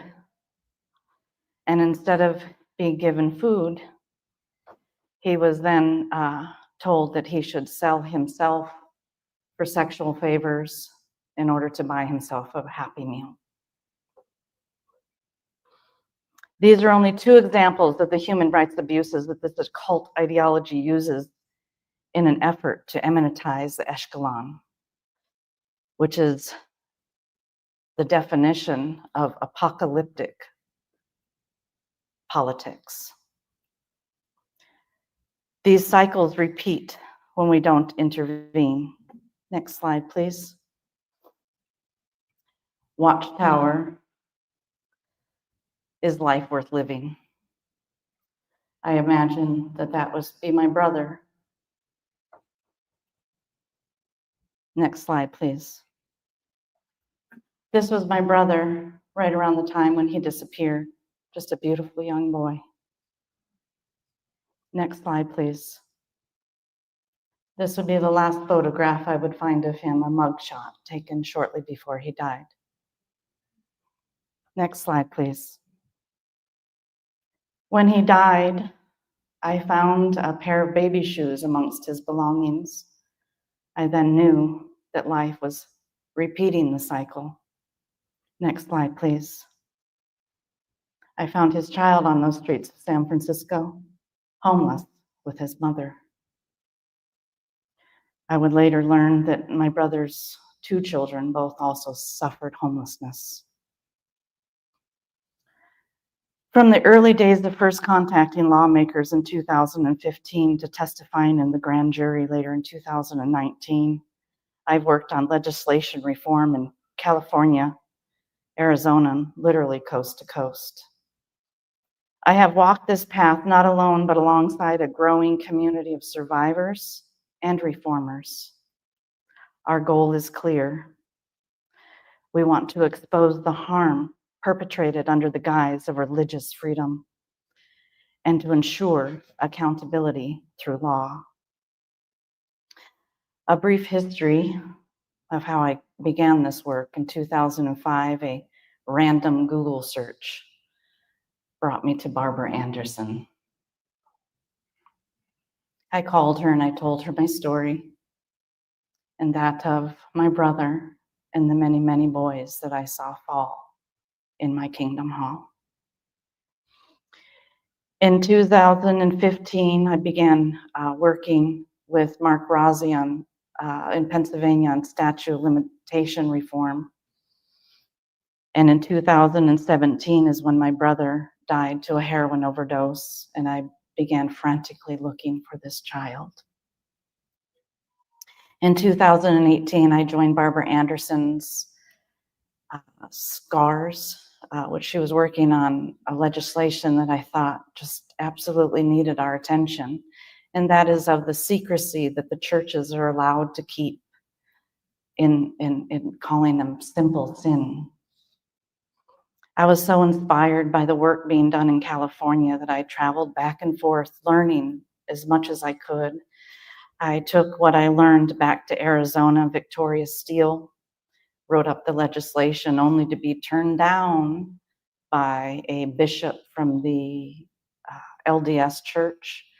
His words were, "It's not my job to send people to jail. It's my job to send people to heaven. So pardon my French, what the fuck are you doing in politics?"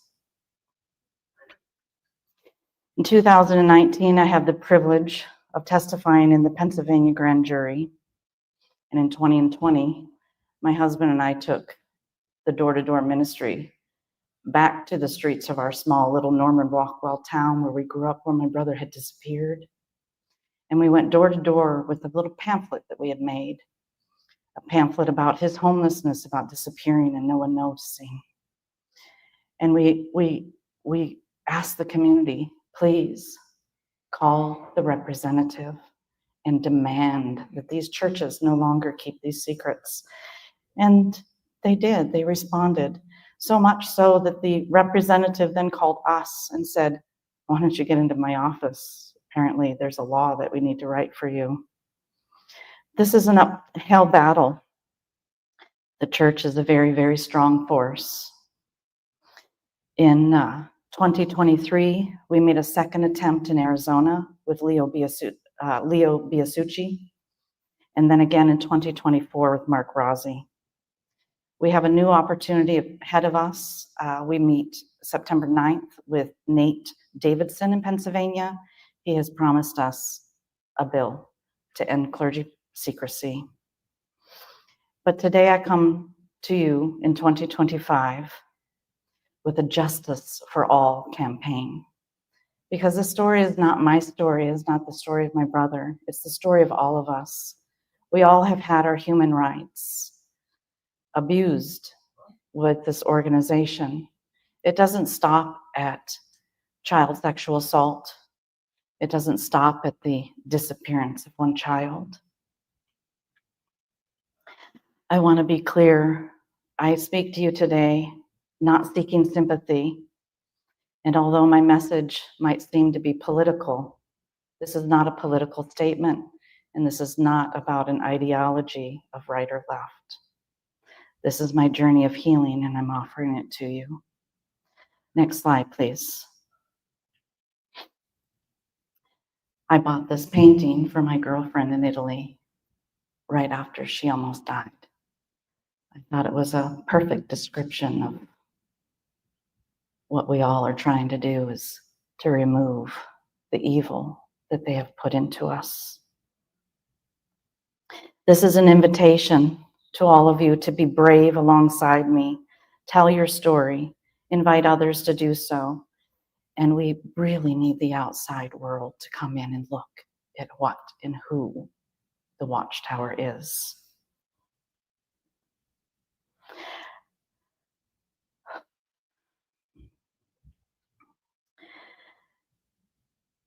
I have been blessed. I have been crying for 40 years for my brother. And finally, the world is listening. Represented today by the investigative and legal team that many of you have had an opportunity to meet in the hallway. These men are honorable men, and they're trying to get us all justice. Not just me, but you as well. When my religion left me by force, I did not realize that I was also renouncing a citizenship that I had never chosen, but my parents had chosen for me. I was born in the United States, but I was conscripted into a different nation, a religious theocracy ruled by an unelected governing body. Doesn't that sound like a dictatorship? It promised salvation only to its own and doom to all others. This system demanded loyalty, not just in belief, but in every action, thought, and even in the silence of your death, even if you're still living. But I learned something powerful in my journey, that citizenship in the United States, now that I'm no longer one of Jehovah's Witnesses, I now belong to the United States, the country in which I was born. This free society demands participation. It demands that we not only enjoy our rights, but that we protect the rights of others. Our founding documents, our Constitution, and our Bill of Rights were written to empower the people to challenge the institutions, religious or otherwise, that violate these rights. Though flawed, for me, it was the words recited alongside the famous red, white, and blue, the one we weren't allowed to salute, that eventually resurrected within me a belief in humanity. Sweet revenge. And I was oh so ready. I believe we can have this sweet revenge, but only when we have justice for all. Next slide, please. So I wrote this book, small book, about the flag salute and the issue of clergy penitent privilege exemption, the law that allows these secrets to remain as sin instead of crime. I was inspired because in my searching into who and what Watchtower was, I found on C-SPAN a man named Robert Zick, the man that I was supposed to marry when I was a Jehovah's Witness girl. He's a spokesperson for Watchtower, and he was on C-SPAN talking about the flag salute, and I was just so confused by his words. I had rocks thrown at me when I was a little Jehovah's Witness girl because I was different, because I didn't salute the flag. So I did a lot of research into the Watchtower and their flag salute cases. Most of us are familiar with the Supreme Court case that allowed the Jehovah's Witnesses their freedom of religion to not salute our flag. But what isn't told is the story of Russell Tremaine. He's a little Jehovah's Witness boy out of Washington State. And let me read you a little excerpt from my book. Another little boy, Russell Tremaine, reminds me of my brother Doug and his childhood troubles. In 1925, as a 9-year-old Jehovah's Witness boy living in Washington State, he was expelled from school for refusing to salute our flag, and he had been given religiously instructed. On grounds of contributing to his delinquency, the child was forcibly removed from his parents' guardianship. Sadly, in obedience to their religious leaders, the parents opted not to appeal the courts because their religion of choice does not recognize the authority of the secular systems of our government. Did that sound like my brother Doug? This story echoes a familiarity to Doug's and my own imbalanced experiences within this dangerous and secretive organization. Just as his family did not fight to bring Russell back home, nor did they fight against the charges, neither had my family reported Doug's abuse or him running away. That would have drawn attention to Jehovah's Witnesses organization, or shall I call it their government, and their hidden reason for his flight. Concerning the Tremaine case in July 1926, Judge P. Brown asked, "Is crime to be avoided where parents teach disrespect for any law? Flag laws or laws relating to intoxicating liquor, or laws relating to morals, or laws relative to taking life or property?" His response further emphasized the dangers of tolerating the disobedience of any law. The judge clearly thought it was a short step from ignoring such laws as saluting the flag to the crime of murder. If one may refuse to obey the laws requiring flag salute exercises, another may violate the motor laws, and another may violate the liquor laws, and another may violate the law that thou shalt not kill. Those are the judge's words, not mine. He rhetorically went on to say, if there is a crime wave, will it ever subside if parents are thus instructed their children, either by precept or example? To advocate disregarding law or laws is to deaden consciousness, to teach immorality, to invite chaos. Laws are necessary, and nature demands that laws are followed.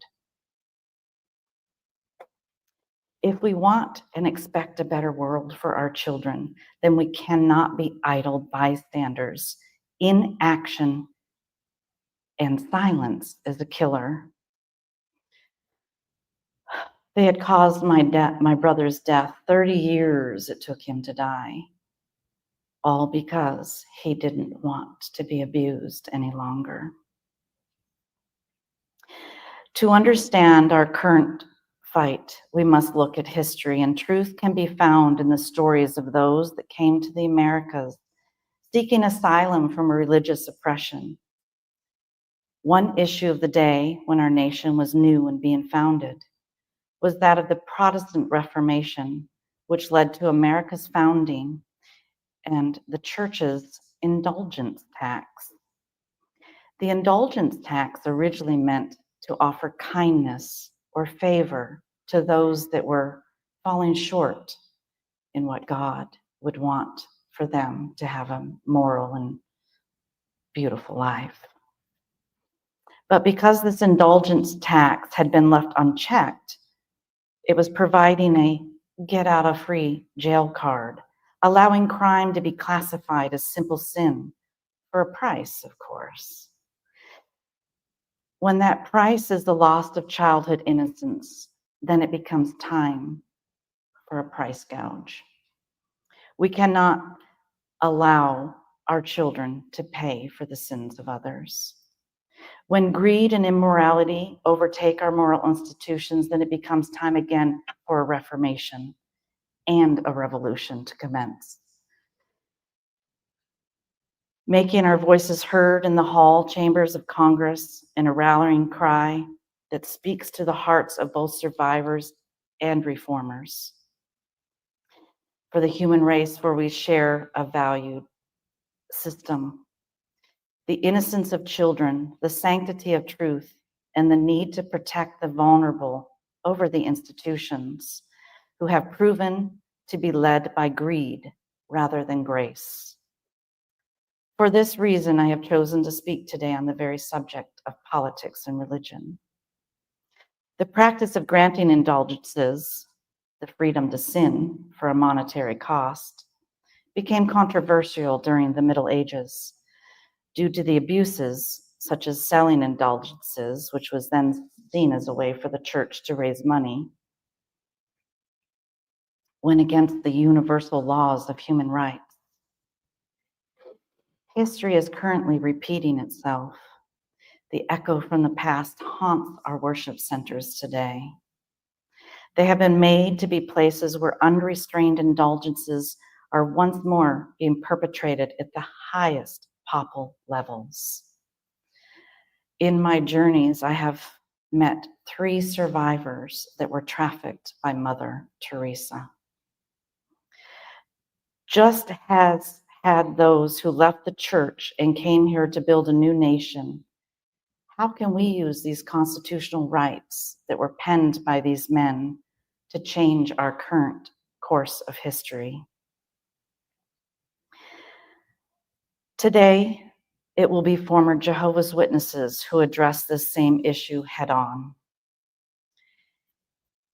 in legislation called Clergy Penitent Privilege Reform. We must demand that our nation no longer allow these secrets. From my best research, this began in 2018 with Barbara's SB 360 in California, which I had the privilege of helping. But all of our voices are needed. Next slide, please.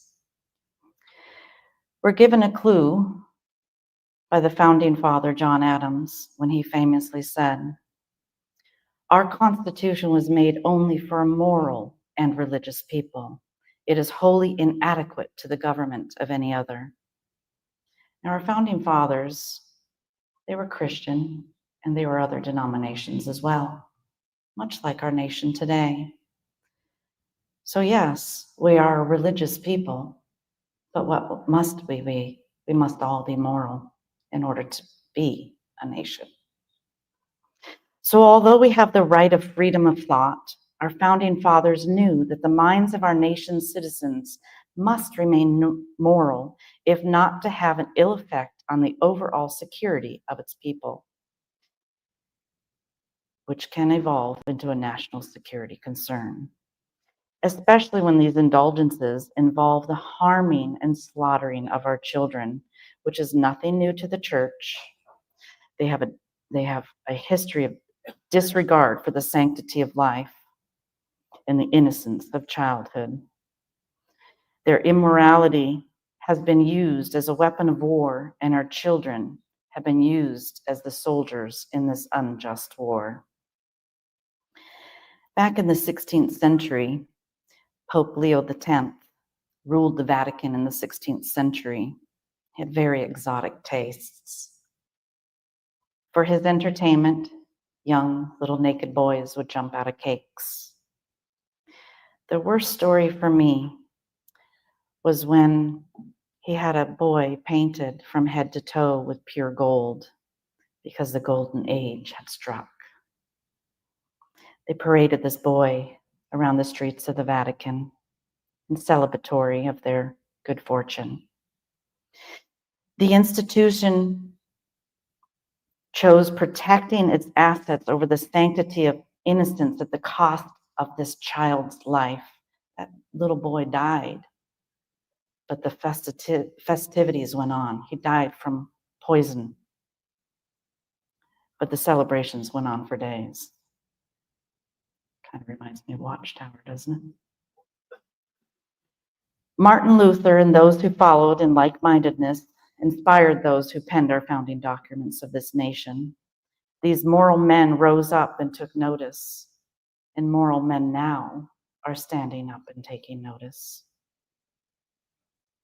The selling of indulgences in the 16th century did spark the Protestant Reformation, and these indulgences were meant to offer spiritual relief, but they became a corrupt system, allowing sin, even crimes, to be absolved for a price.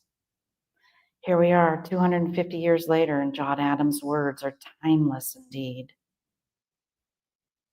Today, we see the return of indulgences in a different form, and that is of the secrecy of the church.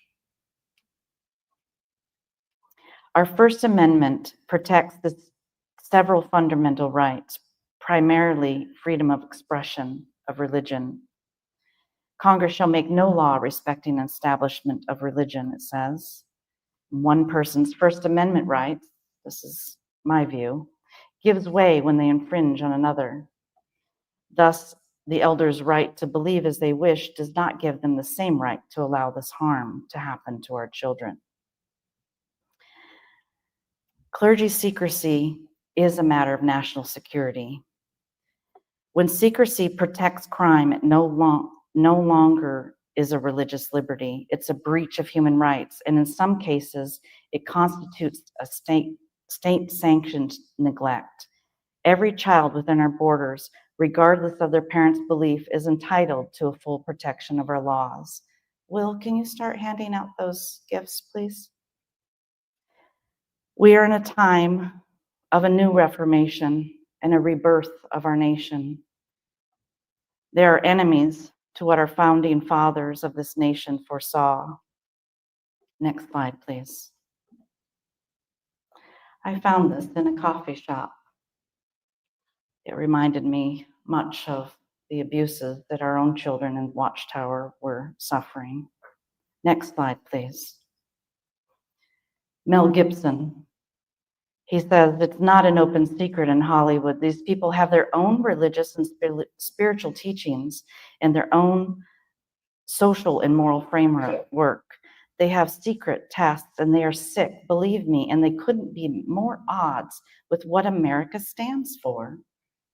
His words, again, reminded me of Jehovah's Witnesses. They harvest the blood of children. They eat their flesh. And if the child is suffering in body and psyche before it dies, they believe this gives them extra life force. Mel and I have a friend in common,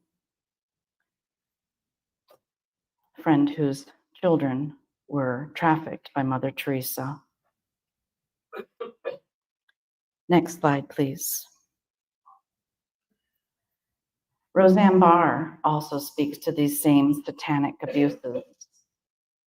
She talks about the cults eating children. I had a private discussion with her one day about these unspeakable things that are occurring in the very darkness of our world. I am not alone in my findings. Others are speaking the same truth.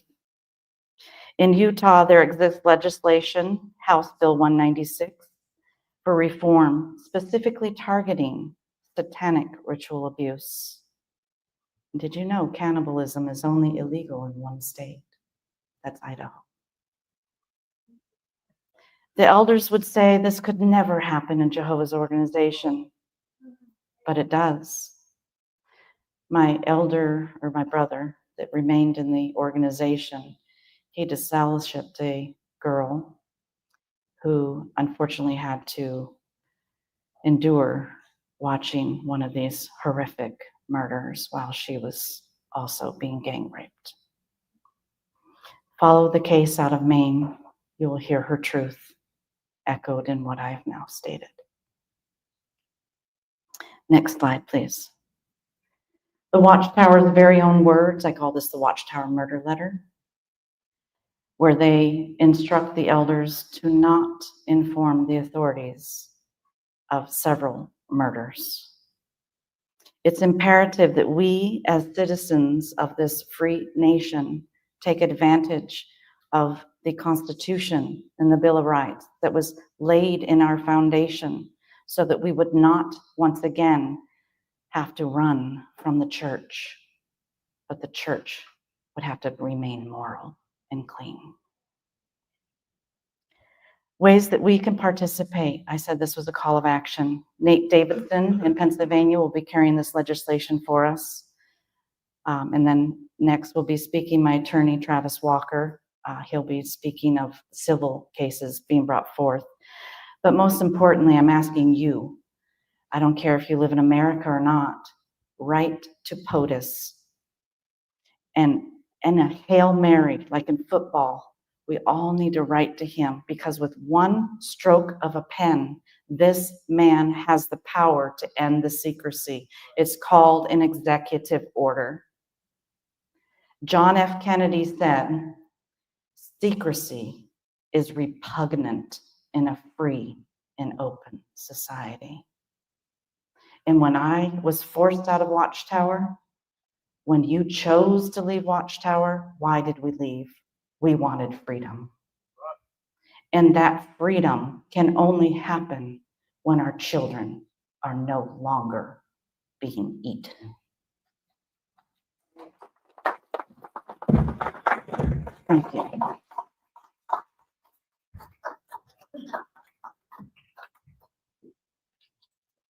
Thank you. Thank you.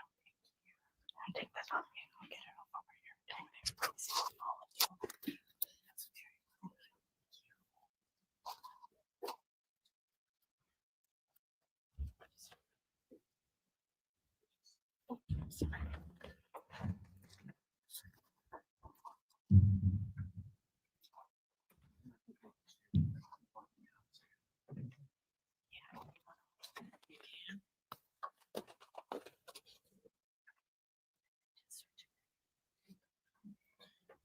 Thank you, Sister Will.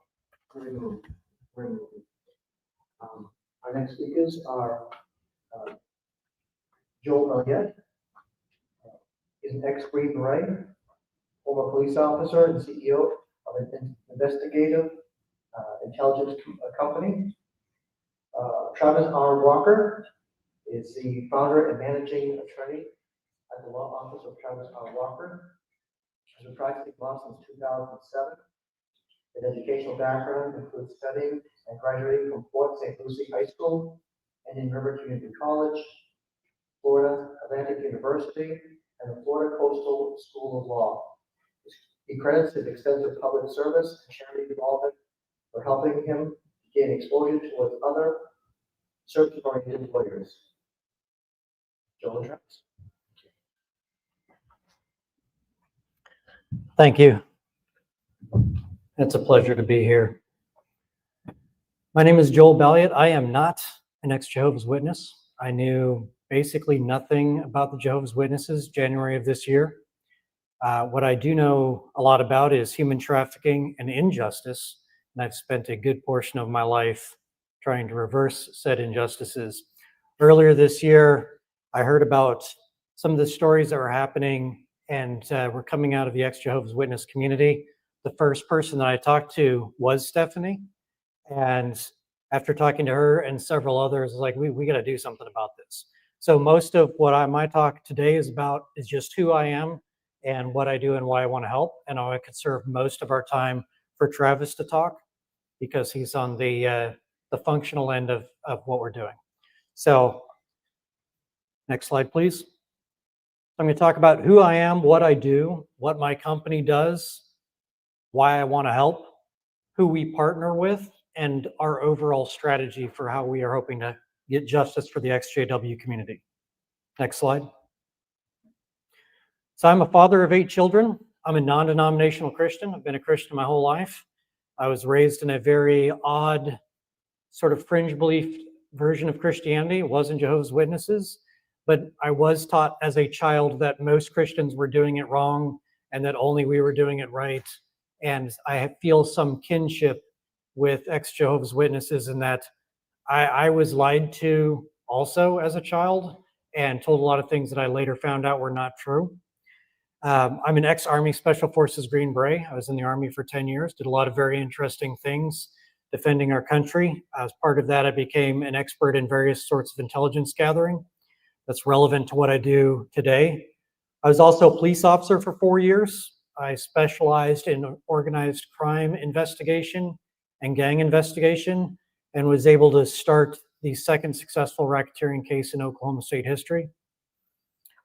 Since then, I've been a data analytics technical project manager. I've worked a lot in tech and how to use data analytics and technical tools to figure out what is true, which is also relevant to what I do now. Small business owner. I was homeschooled my entire childhood. Now I hold 2 master's degrees. Also published 3 books and 1 short story under a pen name. I am a normal, imperfect person trying to help. Next slide, please. So what I do now is I work with multiple organizations, including nonprofits and for-profit companies. Primarily, we combat human trafficking. I've been doing that in some capacity or another for over 10 years. So we investigate human trafficking and sexual abuse cases, the reports of them, and then we support criminal and civil cases by building a package of actionable information to either assist law enforcement in investigating a case, or as is with Travis, help file civil cases that are robust, well-informed, well-documented so that they can be successful.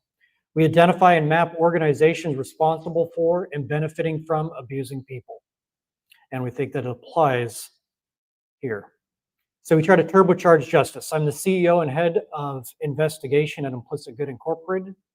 And we hold organizations and people accountable for wrecking people's lives, especially those that are vulnerable. Next slide. Why I want to help is that I know what it's like to be lied to, and I know what it's like to have religion used as a way to control me and be told things that were untrue and believe them, and then have to deal with that for the rest of my life. And I've seen it wreck people's lives that are near and dear to me. I hate seeing religion and guilt used as a mechanism to abuse people and cover it up. I've seen it all over the world, and I cannot stand it. I hate injustice, especially when it destroys lives. And I feel I've been able to get justice or help justice occur in ways that other people couldn't, such as the RICO case that I mentioned. A lot of times, justice happens on the tail end of a lot of hard work, and I'm here for the hard work. I'm part of a dense network of people who feel the same way and can help in unique ways. Next slide. We partner with tech companies with powerful tools and data sets that can help us discover the truth. And I was talking to Barbara earlier, and she said she likes to use the phrase facts instead of truth, which I understand that the truth could have a negative connotation in this environment, but I'm looking for what we can prove in court so that we can get an effect that helps victims in court. We partner with experienced investigators who can find what is hidden. You won't necessarily find them on our website because they're doing good work. We partner with bold prosecuting attorneys in the criminal justice system that want to correct wrongs. And we also partner with plaintiff attorneys who are willing to file civil cases against large organizations on behalf of groups of victims. We also partner with people who are wronged and aren't getting justice. Our strategy in broad strokes to get justice for the XJWs, so we want to talk to anyone who has suffered and not gotten justice due to the way the Jehovah's Witnesses and the Watchtower operates. And from what I understand, that's a pretty broad statement, but I'm here to listen and to find out exactly what has happened and to bring clarity to it. We want to build a clear and complete picture for law enforcement and civil plaintiff attorneys, what has happened, who is responsible, all the way to the top, how these responsible parties are connected, how does an organization, what assets people and the Watchtower have to potentially compensate victims with. I want to file an initial wave of high confidence cases that we're working on right now, and then file a second wave of far more cases, make this movement impossible to hide or ignore, and ultimately be part of a vast amount of cases that are filed where every victim gets justice, whether it's with our assistance or someone else's. Justice for all. We want to see that and change the world. Abuse like this needs to stop. It needs to not happen elsewhere. And I would love to be a part of making that happen. Thank you. I'll turn it over to Travis. Thank you, Joel. You guys can bring up my slides. That would be great. I'm going to run through them as quickly as I can because we have time. What an amazing amount of courage you all have. I'm grateful for the opportunity to be here. The amazing stuff that I'm hearing, the stories is unimaginable what you've been through. And I'm so sorry that that happened. How many of you here believe that the Jehovah's Witness organization is a breeding ground for pedophilia? Those hands. How many of you believe that the most important people are the survivors? To the survivors here, I'm sorry that this happened to you. God loves you, and it's not your fault. I'm Travis Walker, and I represent survivors of human trafficking and child sex abuse. You can go to the next slide. I am a Christian, an Eagle Scout, and an attorney. So I've taken 3 oaths to serve, protect, and to help those who are the weakest and those who have been taken advantage of. Next slide. Okay. How did I do this? There you go.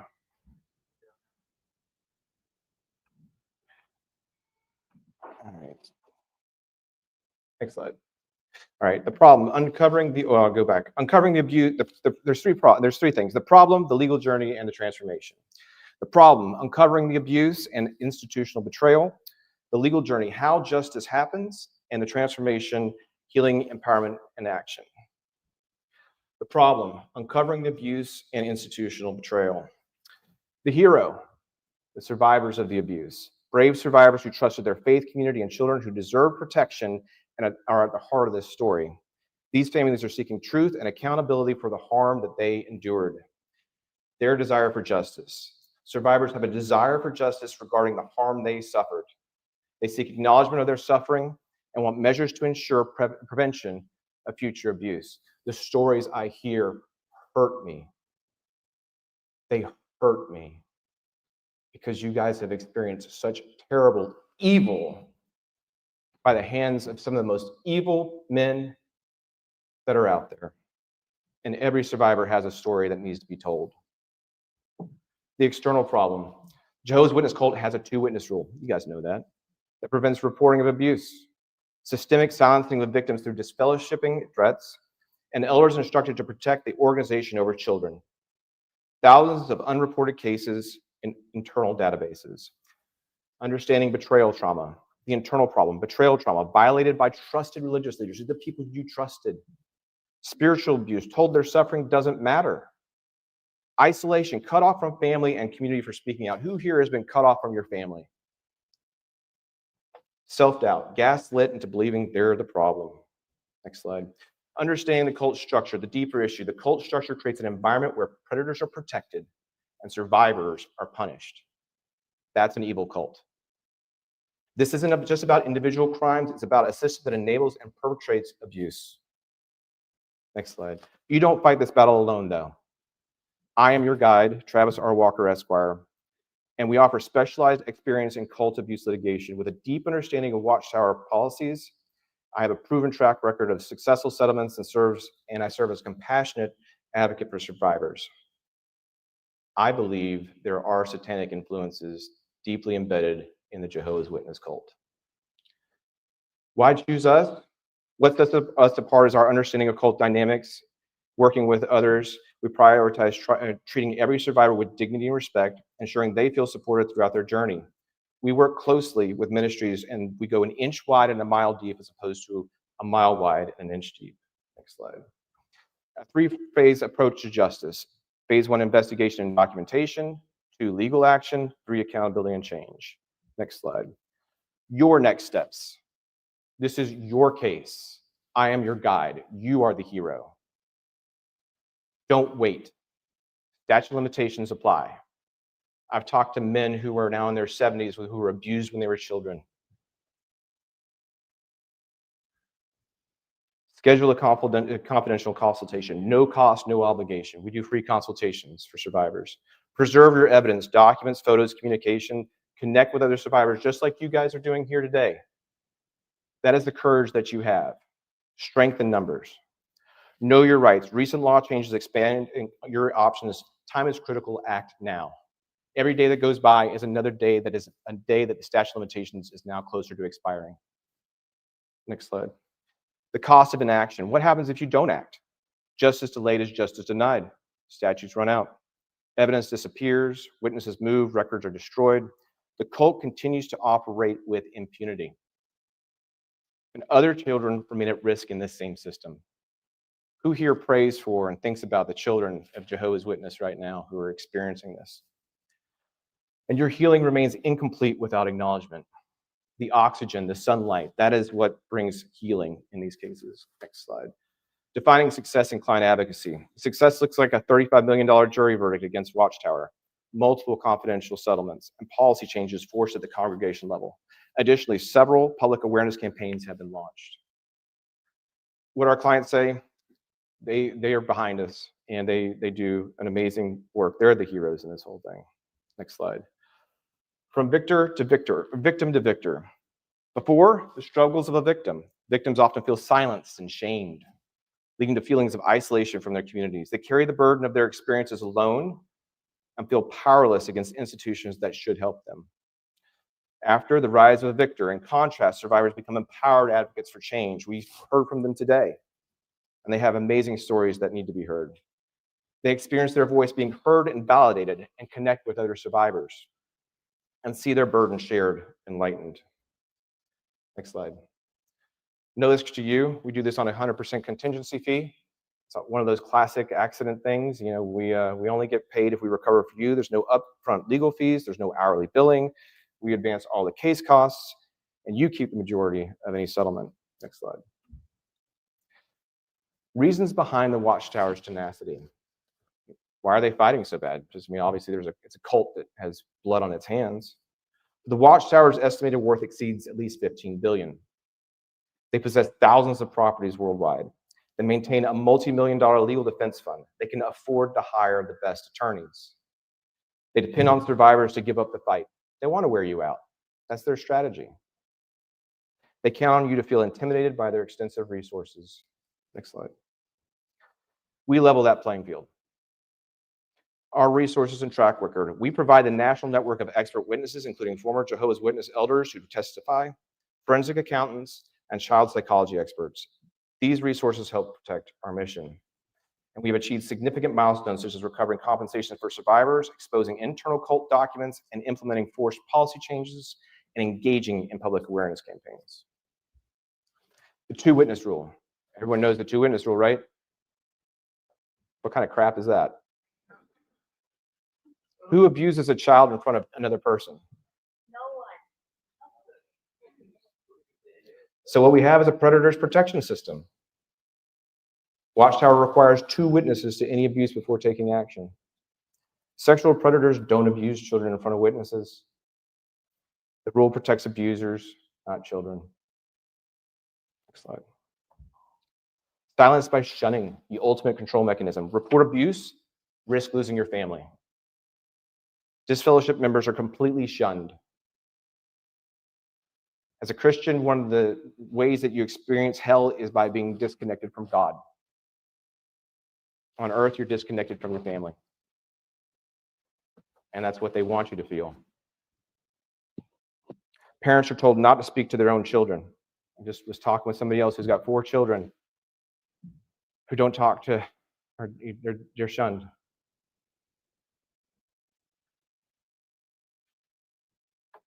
Complete social isolation and as punishment, and abuse survivors become the outcasts. Breaking through their defenses, recent major victories against the Watchtower, $35 million verdict in Montana, $4 million settlement in California, $13.5 million verdict in Oakland, hundreds of confidential settlements. The wall of silence is cracking. Now, these are long fights. They're dragging them out. They're appealing them. Some of these are getting reversed. Some of these are remanded, but that does not mean we don't fight. What are the other options? Option 1, stay silent.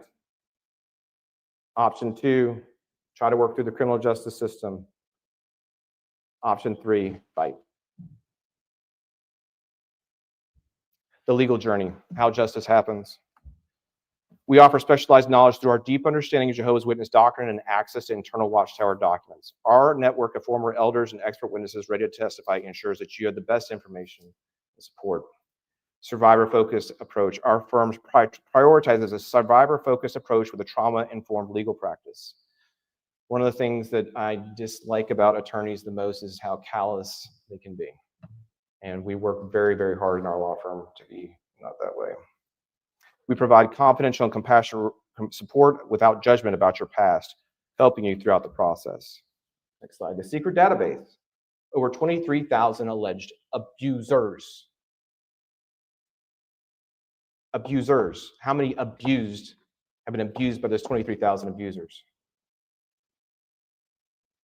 How many times have they moved to another congregation before they're actually disfellowshipped? How many times have I talked to a survivor where the perpetrator repented to Jehovah, was allowed to stay in the organization, but you were the one who enticed them. You were the one who showed yourself off to them. It's your fault. That's crap. Most cases never reported to police. That's the world, right? That's for apostates, right? Database hidden from congregations. Abusers quietly transferred to new areas. Pattern of institutional cover-up. They knew and did nothing. That is the theme. Understanding the statute of limitations. The importance of timely action. The statute of limitations sets a time limit for filing legal claims. Many states have extended filing deadlines, but some windows of opportunity are temporary. When it opens, you have to act then, there, and now. It's crucial to act quickly. Challenges over time. As time goes on, evidence becomes harder to find. Witnesses may move on and pass away. Don't let your chance for justice slip away. Take action before it's too late. And it's more than money. Legal action is part of healing. Validation for what happened was wrong. Official acknowledgement of your suffering. Accountability for those who failed you. Prevention of future abuse. I'd say often we're going after 3 things. 1, we're going after compensation for survivors. 2, we're looking for justice when justice wasn't often served. And 3, we're looking to protect the children of the future. That's what we're here for. We have short lives in this world.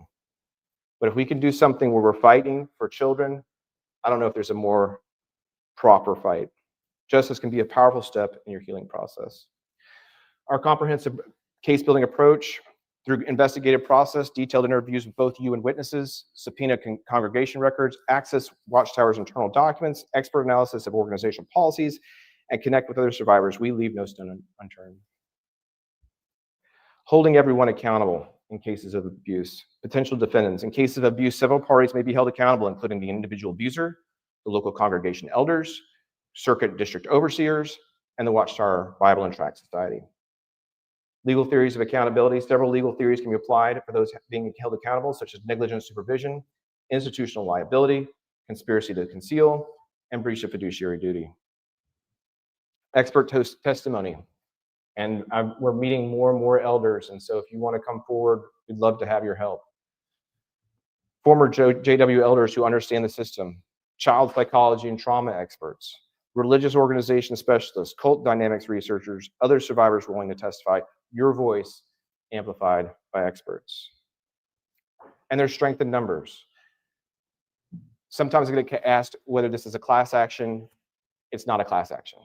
These are cases handled on an individual basis. Class actions are when Bank of America sends you a $25 coupon. These cases, everybody's damages are different, right? Some people have been damaged for and molested for decades. Some have been touched once, but it doesn't matter. They've all been hurt and damaged by this organization. But everybody's damages are different. But we combine the cases for maximum impact. We share the litigation across multiple plaintiffs and create undeniable patterns of abuse. That's the real benefit of fighting together, because there's a pattern, right?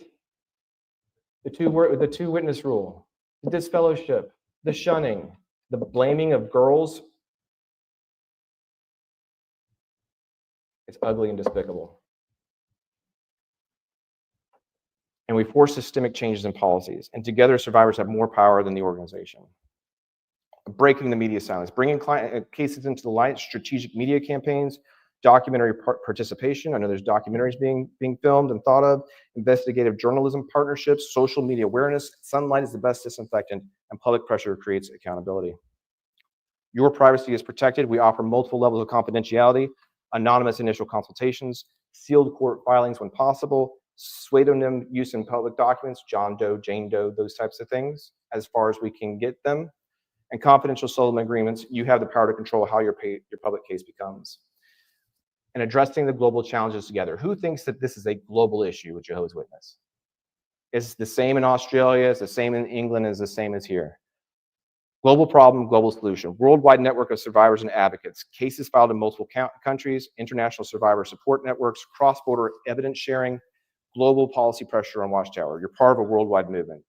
And to those of you who are in the Jehovah's Witness, who are watching this to try and get after these survivors, I will come for you too.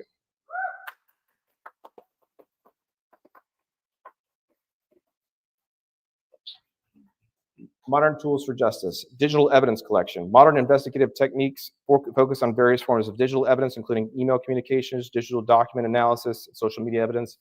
These guys are just killing it. You got so many people who have a heart for this cause, who are putting their time, energy, and money behind it, and they are behind this 100%. Path to resolution, comparing settlement benefits and trial advantages. Settlement versus trial, there's advantages there, and everything else. I'm starting to run out of time, so I'm going to start running a little faster. You're not alone. There's a comprehensive support network, trauma-informed therapy referrals, survivor support groups, crisis counseling resources, spiritual counseling, non-Jehovah's Witness, and family reunification services. Healing happens in community. That's why I give you guys so much courage. It's so amazing, the people who are here and the community that you're building.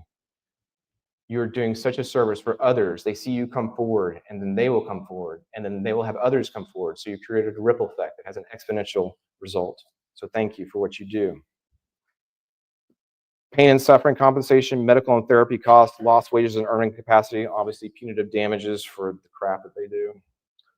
Systemic institutional failure, not just individual bad actors, policies that protect abusers, training that prioritizes organization over children, culture of silence and obedience, and punishment of those who speak out. The system is designed to fail survivors. It attracts the perps and the pedophiles, and they flourish. They go from another congregation to another congregation. Uncovering the truth, powerful discovery process, subpoena internal Watchtower documents, force disclosure policies and procedures, depose organization leaders under oath, and access the secret database. Legal process forces transparency. They can't hide behind religious privilege forever. There's a shifting legal landscape. We're extending the statute of limitations like we talked about, and look back windows for old cases. So what is your first steps? What happens when you call? You get a confidential phone consultation, a case evaluation by an experienced attorney, often me, discussion of your legal options, no pressure, no obligation. One phone call can change everything. Protecting future children. Your case creates change, forces policy changes to protect children, creates precedent for other survivors, removes dangerous individuals from positions of trust, sends a message that abuse won't be tolerated. And your courage protects other children. What to expect during your initial consultation: a safe, confidential environment, an experienced attorney, not a paralegal, as much time as you need, honest assessment of your case, clear explanation of the legal process, and we treat every survivor with dignity and respect. And we do nationwide representation. We are going pro hoc vice where we need to file cases in California, New York, Washington State, Oregon, you name it. Preparing for the journey. I can't say that the legal process can't be re-traumatizing, but we work at your pace. You control the major decisions. You can stop the process at any time, and your well-being comes first and always. I flash a couple of signs to the transformation. Healing, empowerment, and action. Breaking your silence, the healing power of truth. Shame belongs to the abuser, not you. Speaking truth validates your experience. Other survivors find courage in your bravery. You reclaim your power and voice, and your silence protects them. Your voice protects others. Those are some of the legal precedents we talked about. Next slide. There's the investigative team. We talked about that. Your healing journey, immediate, short-term, long-term, and ongoing. It's a process. There's some testimonies. I'm just going to go ahead and flash to the last slide. Or when you're ready to contact us, we'll put that up there for you. Right there. That's good. So we're here for you. I heard the voice of the Lord. He said, whom shall I send and who will go for us? I said, here am I, send me. And so that's the team that you have working for you. Thank you for your time. Thank you for your courage. Thank you for the honor of representing you. We'll be outside afterward to answer any questions. Thank you and God bless.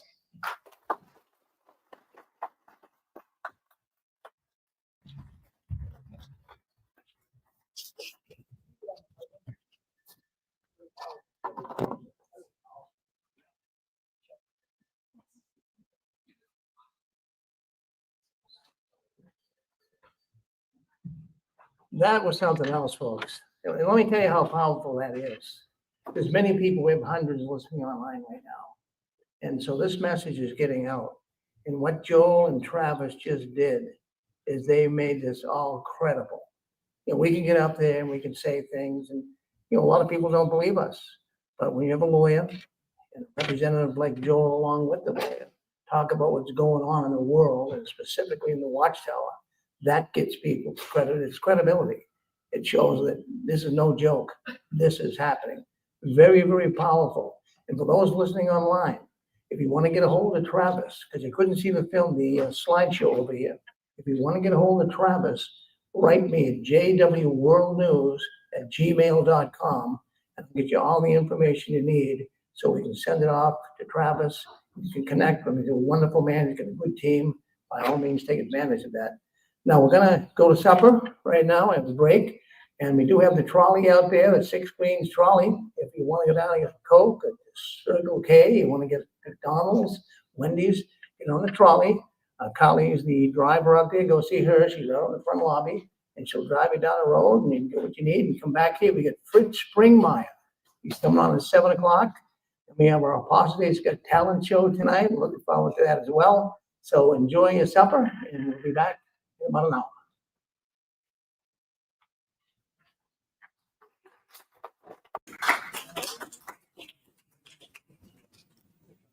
Okay, yeah. Come sit. That was actually fun. That's what I told him. I'm like, your slides were so easy. Wait, Are we on the? we're supposed to be. Why is there no video? Oh, I closed it. Well, that was exciting for us back here in the studio. There's a lot of balls in the air. We're having to run slides and put things up on the monitor over there for the people here in the room, and also put them up on StreamYard for you watching at home. There's mics that we have to get off the presenter. Balls in the air. Nadine was running the slides for This last guy, and he goes fast. Yeah. And she was keeping up with him, wasn't she? So It was fun. we're working hard back here to keep it all rolling, but it's also kind of fun. But it's so, important. yeah. Every voice to be heard. Yes. And the message to, I loved what he said. We're coming for you.